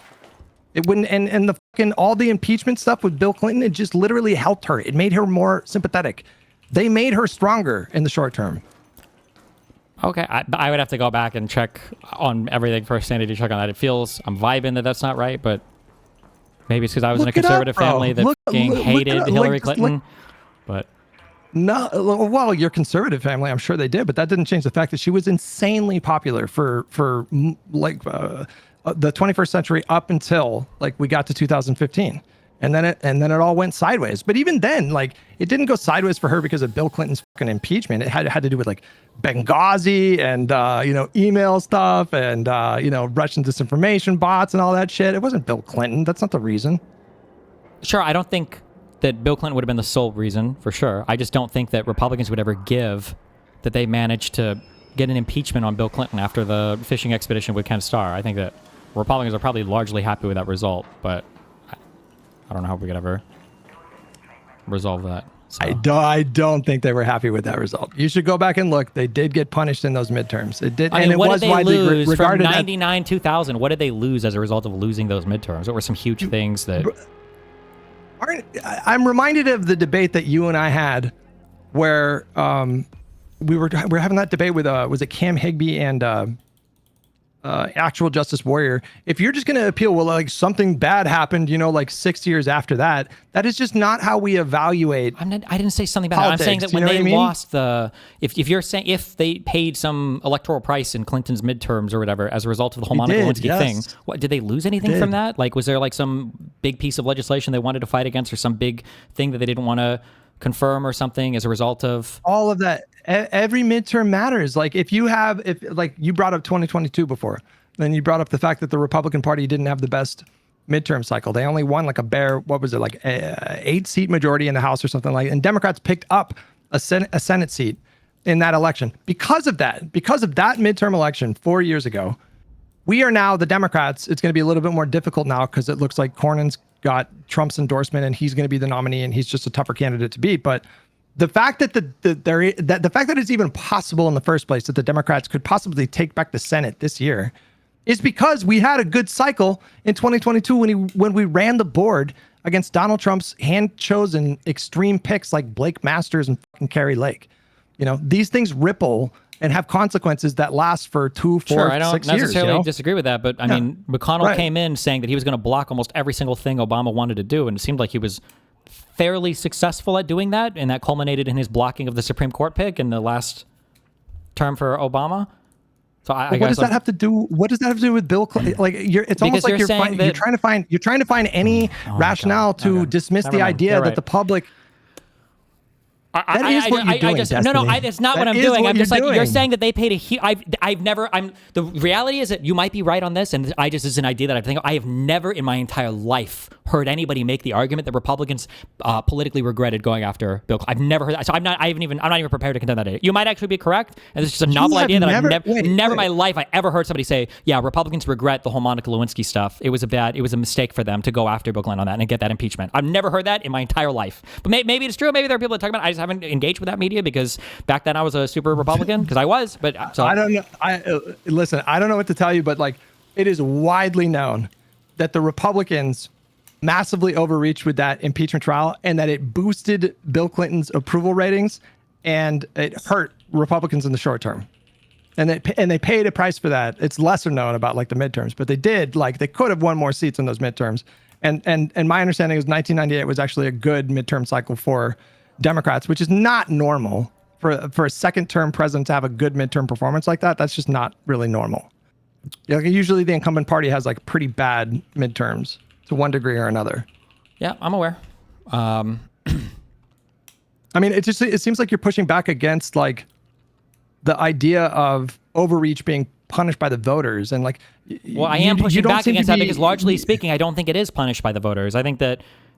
But it's happening right now, Destiny. It's happening literally right now, man. Yeah, I understand, but it's like a 2 steps forward, 1 step back. Like the Republicans are taking 1 step back after taking 2 steps forward, and then this happens over and over again. We keep saying, well, look, they're getting hurt on the midterms here. Look, Biden prevented the huge red wave. Look, we managed to win in 2020. It's like, sure, but like whole sections of the federal government have been axed. Irreparable harm has been done to our international reputation. We're on the verge of leaving NATO as Spain is about to, or France is about to position nukes everywhere. We've deposed 2 world leaders now without any input from Congress whatsoever. Like, and it's like, well, they're going to get crushed in the midterm. I was like, okay, I guess. But in 2032 now, looking at all the things Trump was able to achieve, let's say you get a Vance or a Miller or somebody more popular is able to run, then you're going to do the exact same shit. And that's a loss in my opinion. I could just as soon turn to you and say, well, I'm pretty confident in your scenario that in 2036 we'll elect AOC and we'll have like a 65-seat majority because Vance, like I could appeal to some utopian vision to follow up your dystopian difference is we're trending in my direction, not yours. You have no evidence that we're trending in your direction. But no, right? Wait, earlier do in the you agree that conversation, the Republicans are trending more authoritarian regime-ish? no, yes, but I'm talking about political power. I'm talking about like the progress of America. And I got you earlier in the conversation. Do you agree agreed that we're trending in the right direction, right? No, over 50, 100, 200 years, yes. Yes. But I said, yes, but then I yes. asked you over the last 30 years, and you said, well, that's a lot harder. I feel like I'd still say, Republicans are like, trending. I'd still I think say they're yes, trending in a I better think, direction. I yes. think Republicans are trending more authoritarian, more corrupt in terms of how they leverage all of their different levers of power. And I don't see any reversal of that, or why they would even reverse that. Okay, well, listen. I mean, nobody can tell you like how to fix this. Like nobody can tell you like, oh, it's easy. All you got to do is this to like make sure that the Republican Party like stop going insane, and all these like perverse incentives in the media to like just blatantly lie and obfuscate deliberately for these like cynical reasons. Like I agree with you. Nobody It's has hard. easy I answers. agree with you. It's hard, but nobody I just want to be does. clear. When you say go insane, I don't think they're. I know that you're just using figure of speech, but I'll clarify. They're not going insane. They're acting rationally. They should do these things. The Republican Party in 2032 should try to lie as much as possible. They should try to rig as many media things as they can. Work up and down vertically through the entire Republican establishment, selling lies, fear, to be corrupt as possible, steal money in whatever ways through whatever cryptocurrency. Because there's like no. Because why not? Like they win elections doing it. It's gotten more blatant and more corrupt and more rigged than it has in the past 30 years as they've trended in this direction. So why wouldn't they continue doing it? I don't think changing the Electoral College is going to say that is going to make them take a wildly different approach. Listen, I am a new proud Second Amendment celebrator. I have a Anaconda Colt 44 Magnum. I have a 9mm, M&P 2.0 compact. I'm working on my aim, and listen, like if the day ever comes where like shit pops off, like I'm not like I didn't buy these guns for no reason. It is what it is. But I'm just saying, in the meantime, until we get to the point where wouldn't I want to try extra legal things before like Civil War? Why is your go-to Civil War immediately? Well, why extra not legal things? Well, that's what the current admin is doing. You just call them testing the boundaries of law. So I would hope that They you would also are, say the they same are. thing. You're Okay, then the quibbling with me about that. You Okay, said they're breaking the law. Yes, they're breaking the law. They're Sure. breaking the law. This is a lawless administration. Yes, they're breaking the law. Yes. So I think bringing that back in line, I think would be a good thing. I think trying to do that, even using extra legal, illegal, whatever the things, is better than immediately jumping to civil war. So here's what I want you to do, okay? Yeah. Like, I want to treat your proposition with an open mind, with a genuine open mind, okay? Mm-hmm. Play the tape out even more. So like, you do your thing. I mean, fine. We don't get into specifics. I think the specifics really matter, but don't even touch the specifics. But we just generally kind of do extra legal things. We do Hunter Biden things, and et cetera, et cetera. What happens? Like, how are you at that point, like giving me assurances that Vance doesn't have a shot in 2032? Well, in my mind, in my ideal scenario, you're making the arguments to the American public. The American public is finally revealed to or is seeing how corrupt and lawless the prior administration has been on so many different levels. They support the whatever ways you find to hold these people accountable. And then in the future, when the next, even if J.D. Vance wants to run again, he's thinking, well, okay, I'm going to run again, but I'm not going to do any of that wild and wacky crazy shit that Trump did because I know that it's going to fuck me, and I'm not going to have any political support ever either, and nobody's going to want to be in my cabinet because they all know they're going to get fucked too. I don't understand like why you have that kind of confidence in the American people after January 6th. And we did do an impeachment. We did have a select subcommittee. It wasn't enough to get, I have to, because I want to believe that we're like a sustainable democratic system. In your world, America's who cares? But you would have to reverse a really long trend of there's going to be like a significant chunk of the population that are just not super engaged. I agree, and I think that's a trend that we have to reverse. And if we don't reverse that trend, then I want to go be in a Chinese point of my life, because fuck this country. What a disgusting, terrible piece of shit fucking country that's bombing other people around the planet, that's setting up concentration camps in fucking El Salvador to ship off brown people to, that's forcing 15-year-old fucking girls to die on operating tables because they can't have fucking abortions. That's not an America that I want to debate about these fucking things every single day. That's crazy to me. I would rather dip with my money and piece the fuck out. And the fact that you think like, oh no, like I think that's a worthy fight that we need to be fighting on, whether or not we should turn children into incubators, or whether or not the president should have the unlimited power to murder people because he's criminally immune. That's not a fight that I give a fuck about. I'm so disinterested in that fight. But that's also just me speaking personally. Maybe other people think that that's a fight worth having for. I think we should fight before that point and try to prevent that America from coming around using more harsh means where we fight against that rather than waiting until everything is completely to be like, okay, now we got to try to really turn this fucker around. That's where my mind is. The America that you're talking about fighting in is one that I've already lost interest in. That's for me. But I feel like for anybody that's like liberally interested, I feel like there's going to be a similar feeling there, that if you realize like this shit is so fucked, why the fuck fighting for reforms or whatever shit at that point, that's just crazy to me. Well, you will have that option if you want to peace out, and if it gets to that point. But in my mind, I'm not trying to set myself up for some kind of massive disappointment, and so the only way that I can keep my head on straight and stay sane and not like totally give into a black pill is just by focusing on what's in front of me.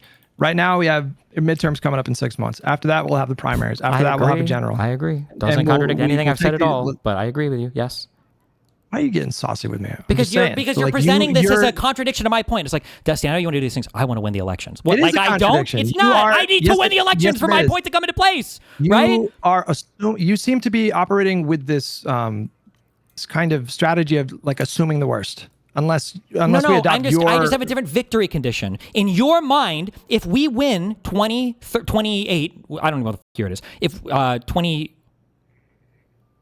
28, yes. In your mind, if we win 2028, and let's say JD Vance or Stephen Miller runs for president, okay? And let's say that 2028 rolls around, and let's say that we win 300 to 200 or whatever electoral college. In your mind, that's a huge victory. In my mind, it's over.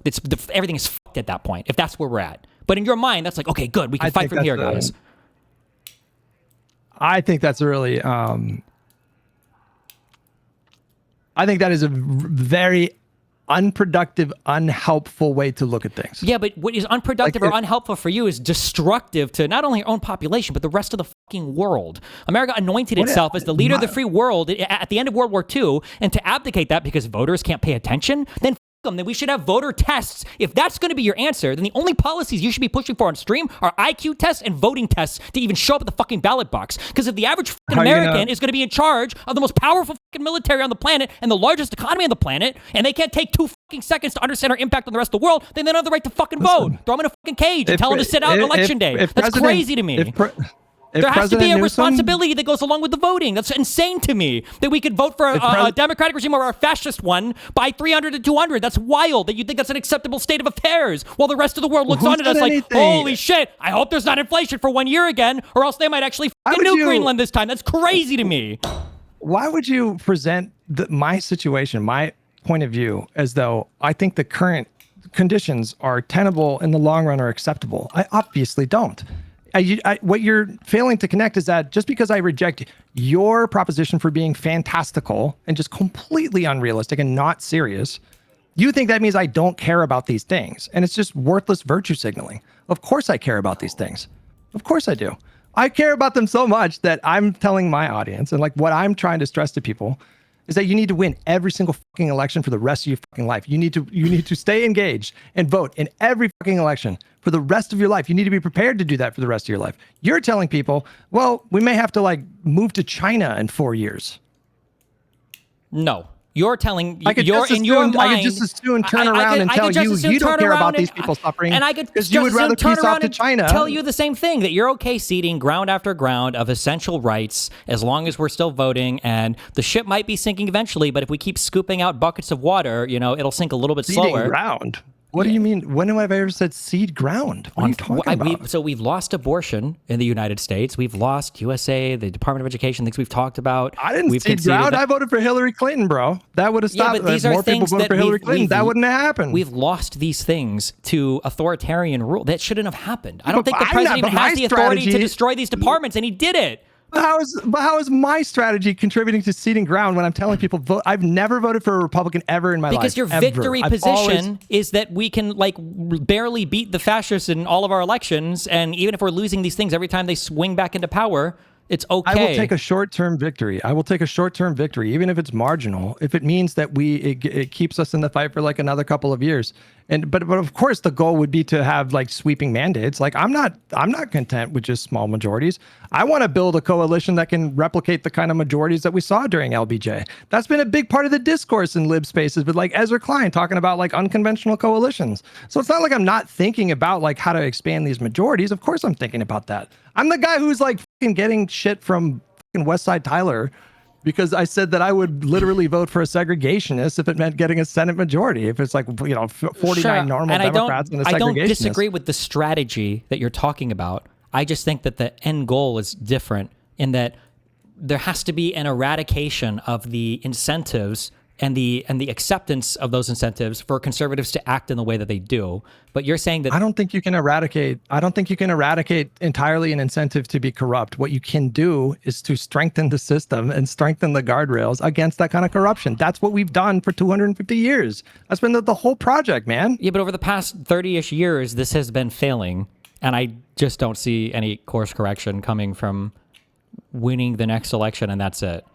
Like there needs But your solution doesn't provide a guarantee that corruption's never going to come back. You think it does, but it doesn't. I didn't say that. I never said it's a guarantee, but I'm saying that yours guarantees that it will remain forever because everybody's still incentivized to be corrupt in your system. That's what I'm saying. Mine might have a higher fail rate, but yours has an absolute fail rate that just takes a little bit longer to fully realize. But you haven't coherently explained to me how your proposition eliminates an incentive to be corrupt. Because people get held accountable. In the future, wait, hang on a second. Destiny, yes. We have laws and we have prison sentences for serious felonies. That doesn't eliminate crime, right? Like people are still going to be motivated by self-interest. And if they sense an exploitation or sense a... Do you think the criminal justice system doesn't disincentivize crime at all? You think people would do the exact same amount of crime if there was no criminal justice system? No, of course, but it doesn't eliminate it altogether. Oh my God. So, is that your position that I'm saying you have to have a 100% elimination? Why are you doing this binary thing? You do this, by the way, a lot in conversation. You're saying it has to be a binary. Here's what I'm saying. There will be zero criminal charges. You told me that I have... Go ahead. Wait, hello. I find it funny that you think that like when I talk about reforms, there were a slew of reforms that were passed in the post-Nixon era that came with like criminal penalties for certain things if they were violated. So I am talking about in terms of these reforms. I'm not just talking about like term limits for the Supreme Court or getting rid of the Electoral College. I'm frankly not wonky enough to tell you, like, I don't think I'm qualified to tell you, like, what particular reforms we could codify at the federal level to disincentivize this kind of corruption. But, that is what I'm talking about. I am talking about increasing penalties, establishing criminality for certain actions that have taken place during this presidency. And to the extent that this, Supreme Court has ruled that presidents are immune, I am not opposed to extreme measures to rebalance the court, to revisit that question, and possibly, implement more reforms even down the line to, clarify these things and not totally shield the presidency from immunity. I do think that is a priority that we should focus on in the long term, is finding a way to revisit that opinion, because I think it's just until you address that, this is just going to be something that is just very easily exploited. But that is how you do it in our system. You do it through the system. You do go through Congress. You do go through the courts. No, wait. We do. The Democrats do. The Republicans don't. The Democrats do, but not the Republicans, to be fair. There's two different rule books right now. Well, I mean, I don't really know what that means. I mean, like, you're not really refuting my point, right? Like, you do need to do these reforms, all the charges against Donald Trump federally were dismissed. I doubt they're going to be brought back. Nobody in Trump's current administration is going to be criminally charged with anything. I don't know what to do about that now. What are we supposed to do about that at this point? I understand you're saying that, but Republicans will remember that in the future. If they're currently acting in a way that is lawless or is pushing the boundaries, they know, well, they can't do anything right now about it. Maybe they'll do some reforms LOL in the future if they ever get elections again. Okay, but I understand, but I don't know what are we supposed to do about that now? Well, like if there's a reform that we can pass to retroactively, if there's a reform that we can pass to retroactively, like then it's over. Like because then they're just going to keep doing to China. The same crazy shit over and over and over again. I think you're setting up your audience by, like talking about these things, and when they don't happen, they're going to go along with your black pilled shit. And I think it would be better if your audience was like fucking engaged. But they're not your version. You are the black pill version. I just don't think you realize it. No, I'm not. You are. Because you're saying having slight electoral victories over a lawless fascist authoritarian party is a massive victory. I'm not. I didn't say that. Why do you keep mischaracterizing the things? Because I feel like if we did get a small victory, and it's just like a 9-seat majority, I'm going to be really disappointed with that this year. Okay, I'm not going to be happy until it's like a 25, 30, 35 seat majority. But if it's an 8-seat, 10-seat majority, I will take that victory in the short run. But the long-term goal remains the same. Okay. I'm not over here expecting every single fucking problem and every single corrupt action to be perfectly disincentivized in the next 5 fucking years. Okay. I'm prepared for a long fight. That's where I'm at. I don't think we should ever give up that fight. That's what I'm saying. But I think we can get there. That's the difference between you and me. Like, I'm not resigned to this idea. No, that's not true. I think we can get there. I do think we can get there. I think in order to get there requires like some brave and maybe creative legal actions to do it. I don't think that we can just, I think that right now the system is set up and it heavily favors Republicans in a lot of different ways. And so they're going to continue to, I just don't see why in your world, Donald Trump too should run again in 2032 or whatever. Like, why wouldn't he? Doing all the same corrupt shit, all the same rigged media, all the same rigged Russian bots, all the same everything else, knowing that as long as they don't break any of the current laws, maybe, they won't be held accountable after their administration ends. I don't know what you think the point of reforms are, but the point of reforms in this context is to criminalize certain things, is to address. Okay, I don't think you understand what reforms. I don't think you. This is not a systemic problem that we're having right now. It is a bad faith actor problem. I don't think you believe that or you understand that, and that's why that's why you're trapped in this world of like, what law do I pass? This is another analogy to piss you off. No, a friend shows up and he stabs you at Monopoly, and you're like, well, we need to make it against the rules next time to bring a knife to a Monopoly game. Like, no, what the. He's just going to break a gun. You can't reform your way out of a guy who is what? It's not that I'm trapped in some machination or something like that. I exist in reality. Okay, your proposals that you're throwing out there, the win conditions that you're setting, are not workable. They're not going to happen.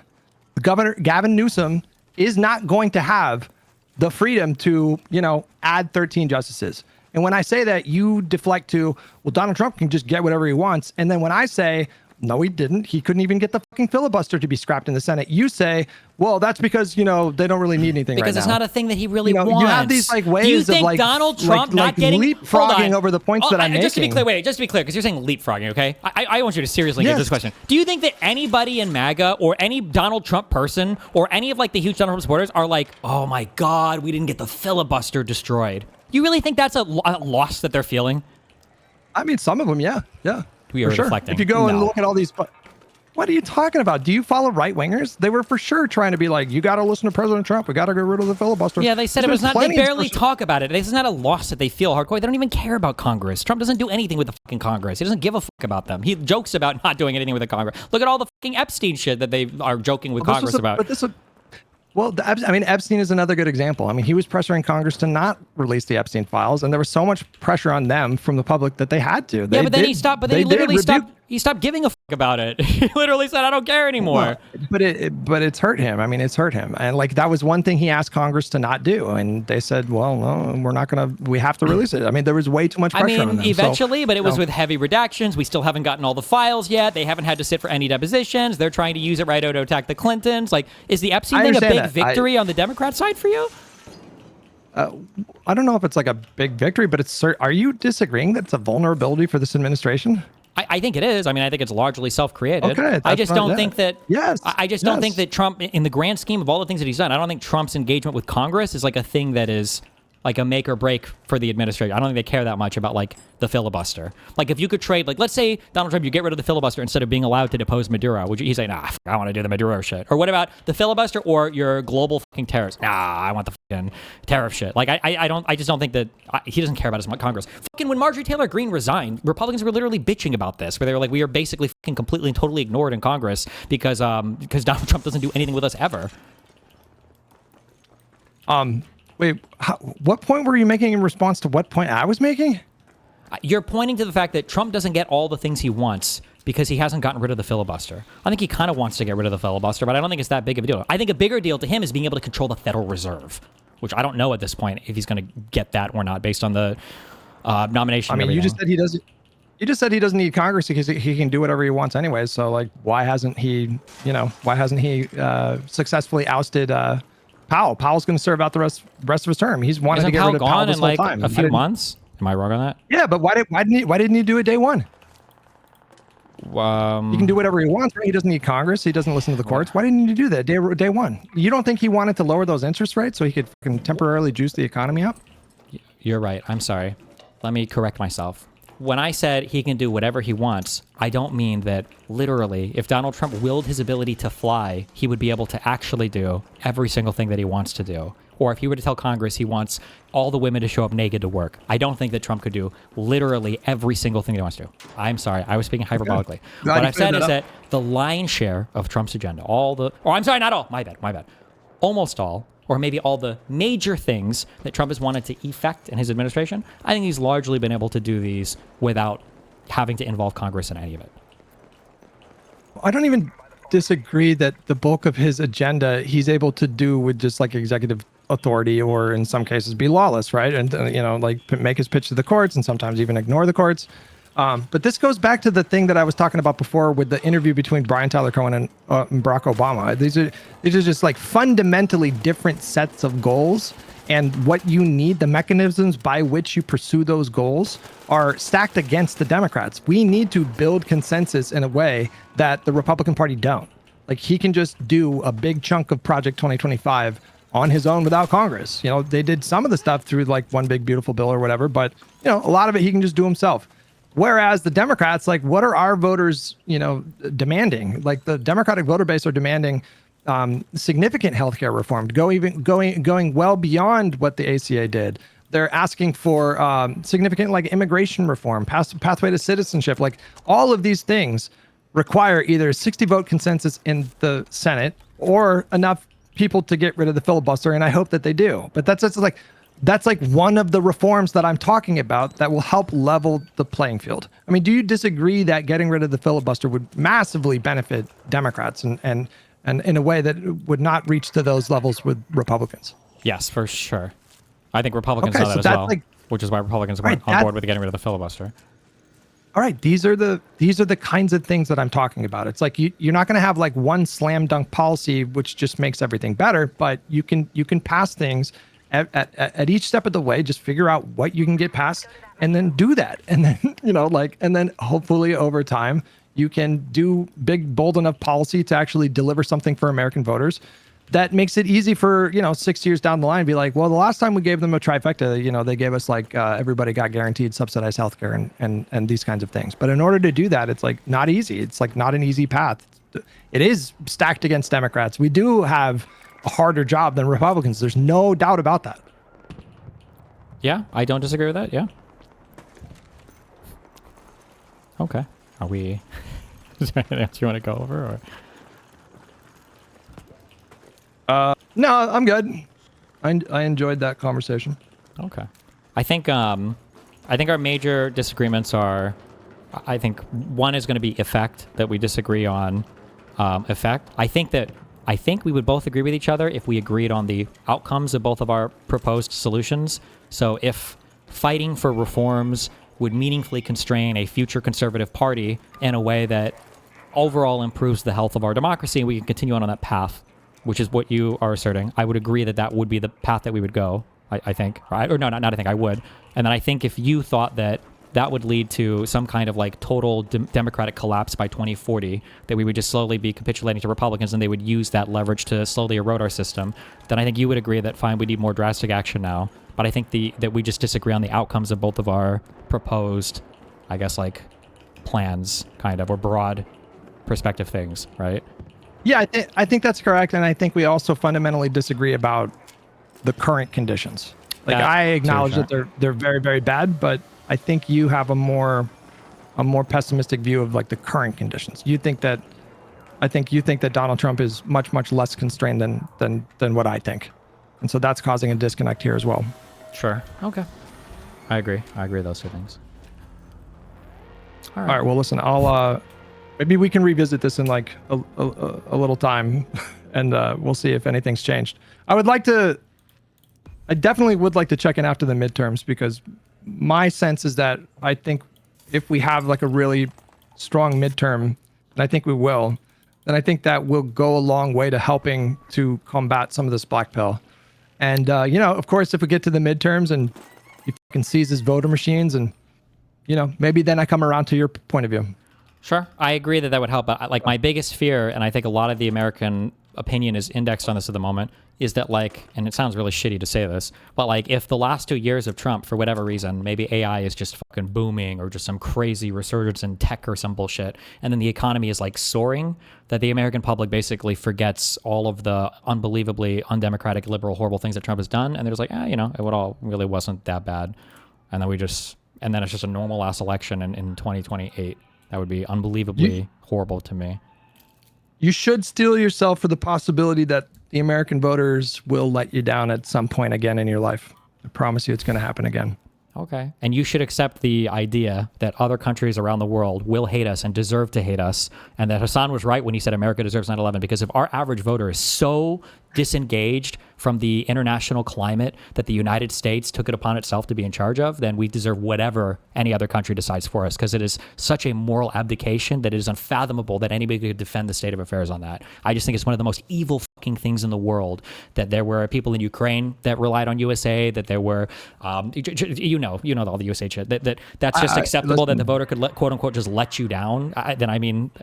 That's just, it's so deeply immoral and unbelievable to me that that's just an acceptable state of affair. At that point, I would push for voter tests, like very, very. I don't mean to be cavalier. I don't mean to dismiss. I maybe I sound like that sometimes, but I'm not in my mind thinking that everything is for sure going to be fine and things aren't as bad as maybe people seem to see. I think that we're in a fucking nightmare right now.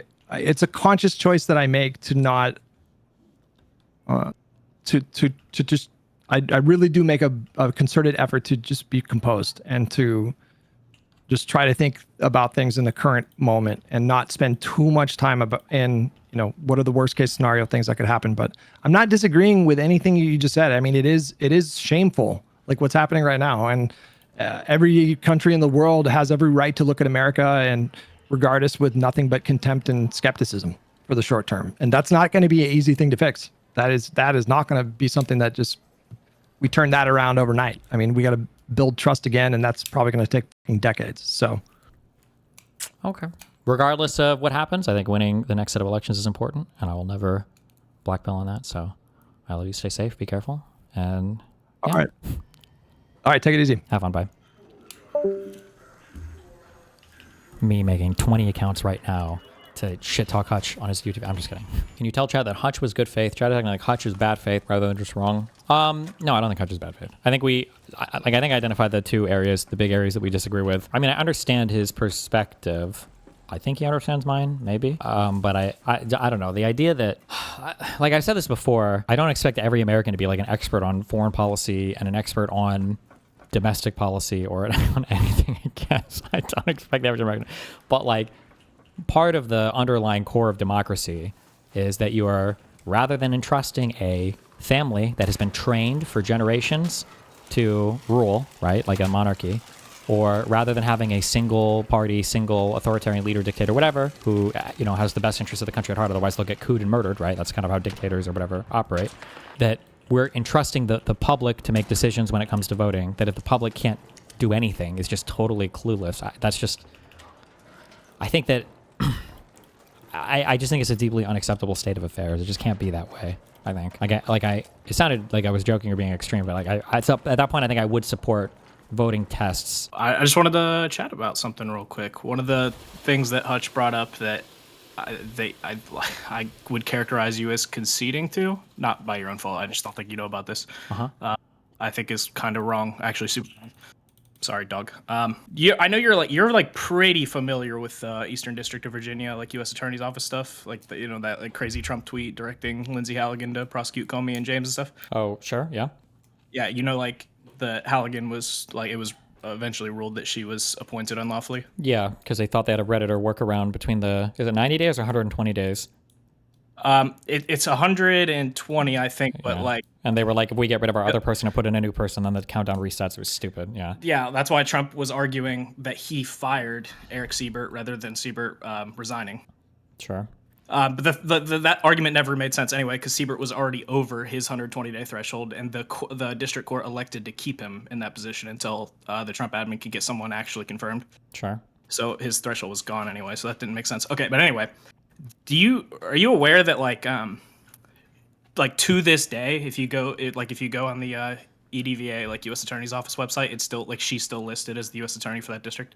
Wouldn't surprise me. But like what about it? They refused to concede that she wasn't she's not in that role anymore. Okay.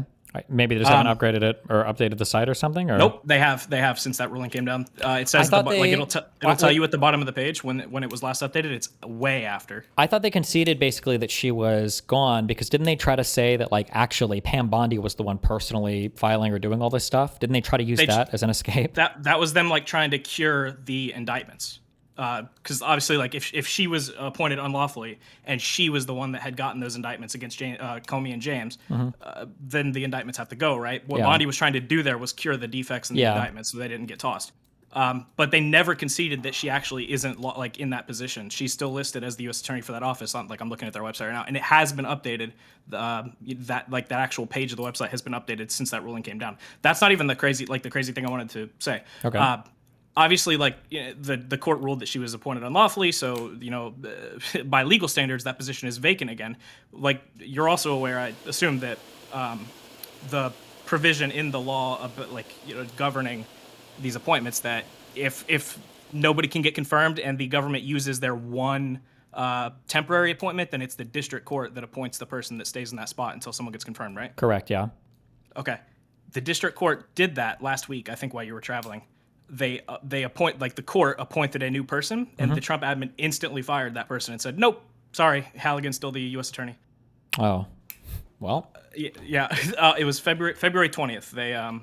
They issued an order appointing a replacement. Like, okay, this is going to be your new guy in this spot. And that same day, like an hour later, the Trump admin fired the person and was like, "No, sorry, Halligan's still in." DOJ moves to axe Eastern Virginia court-appointed prosecutor. Federal judges appointed a new top prosecutor in the Eastern District of Virginia on Friday, drawing an immediate rebuke from a top Justice Department official who announced the pick was fired. Judges for the U.S. District Court for the Eastern District announced the appointment this morning of James W. Hundley as interim U.S. attorney, and then Deputy Attorney General Todd Blanche posted on X within hours of Hundley was fired. Here we go again. EDVA judges do not pick our U.S. attorney. POTUS does. James Hundley, you're fired, he posted. Then fucking pick one, you fucking loser. Besides Halligan, right? Yeah. And you have to get that needs to get confirmed by the Senate. Yeah, so this is the thing. So Hutch brought up the issue of, well, he still needs the Senate for confirmations, and you kind of like tacitly agreed to that, but clearly not, right? Because this is a position that needs a Senate confirmation, and Trump just refuses to get one. He's like, no, actually, I choose Halligan. And so, like, the Senate has already said, like, this bitch is nuts. We're not going to confirm her. No way. No shot. And so he's like, okay, fine. Fuck it. I don't need you then. I'll just keep her there. And I'll fire everyone that gets thrown into this spot in the meantime. She can't bring any cases, though, right? It's not like she could do anything. So what she's been doing is she's still doing the work behind the scenes and then having her deputy sign all the documents. Deputy, Todd Blanche, or... No, not the deputy attorney general, the deputy of that office. Oh, and that person is like legally confirmed by the Senate, or you don't need to confirm the deputy, just the actual U.S. attorney. If it's an unconfirmed position, how can they sign off on the documents? So, right, legally speaking, currently there is no U.S. attorney for the Eastern District of Virginia. There's no lawfully appointed person there, but the deputy in that position, the deputy U.S. attorney for that district, isn't a position that requires confirmation. It's just a job. So the person they put whoever they wanted in that spot, left the actual legitimate U.S. attorney position vacant. She's doing the work, and then just having the deputy sign. Is that have they accepted any cases like this? Like, or done any indictments like this? There's no way, right? Is that legal at all? Can you fire the person that they brought? In well, theoretically, they can fire anybody, but the problem is that like they're not making a good faith effort to find a replacement there. No, they're not. That's what I'm saying. So when Hutch is like, "Oh, he still needs the Senate," well, this whole the EDVA thing is kind of a test case that says like maybe they don't need the Senate for confirmations, at least not in this this case. Okay. It's kind of retarded. Do they have to be compelled to bring someone in at some point to? Well, no, they would just continually fire whoever the district court appoints. Yep. But I feel like the court won't hear cases from these people. There's no way. There's no way that a judge would be okay with them signing off on this without like there's no way. I can't believe. So when you say these people, it's just the line prosecutors in that U.S. attorney's office that are doing all the actual work. But what's happening is Halligan is making the day-to-day decisions like a boss. She's not doing any in-court work. Also, she's not qualified to. She has no idea what she's doing. I think the James and Comey cases prove that. She's just making the decisions, and the line prosecutors are doing all the work. And technically, the court has no reason to reject any of the work that the line prosecutors are doing. Are all the line prosecutors confirmed by the Senate as well, or no? No, right? These are just jobs. Like, these are just normal. Well, then positions. how could you have a prosecutor office that is essentially beyond Senate confirmation check? Because it's only the boss of the office that needs to be confirmed. No, I understand what you're saying, but what you're saying is that the boss doesn't need to be confirmed because it doesn't matter, right?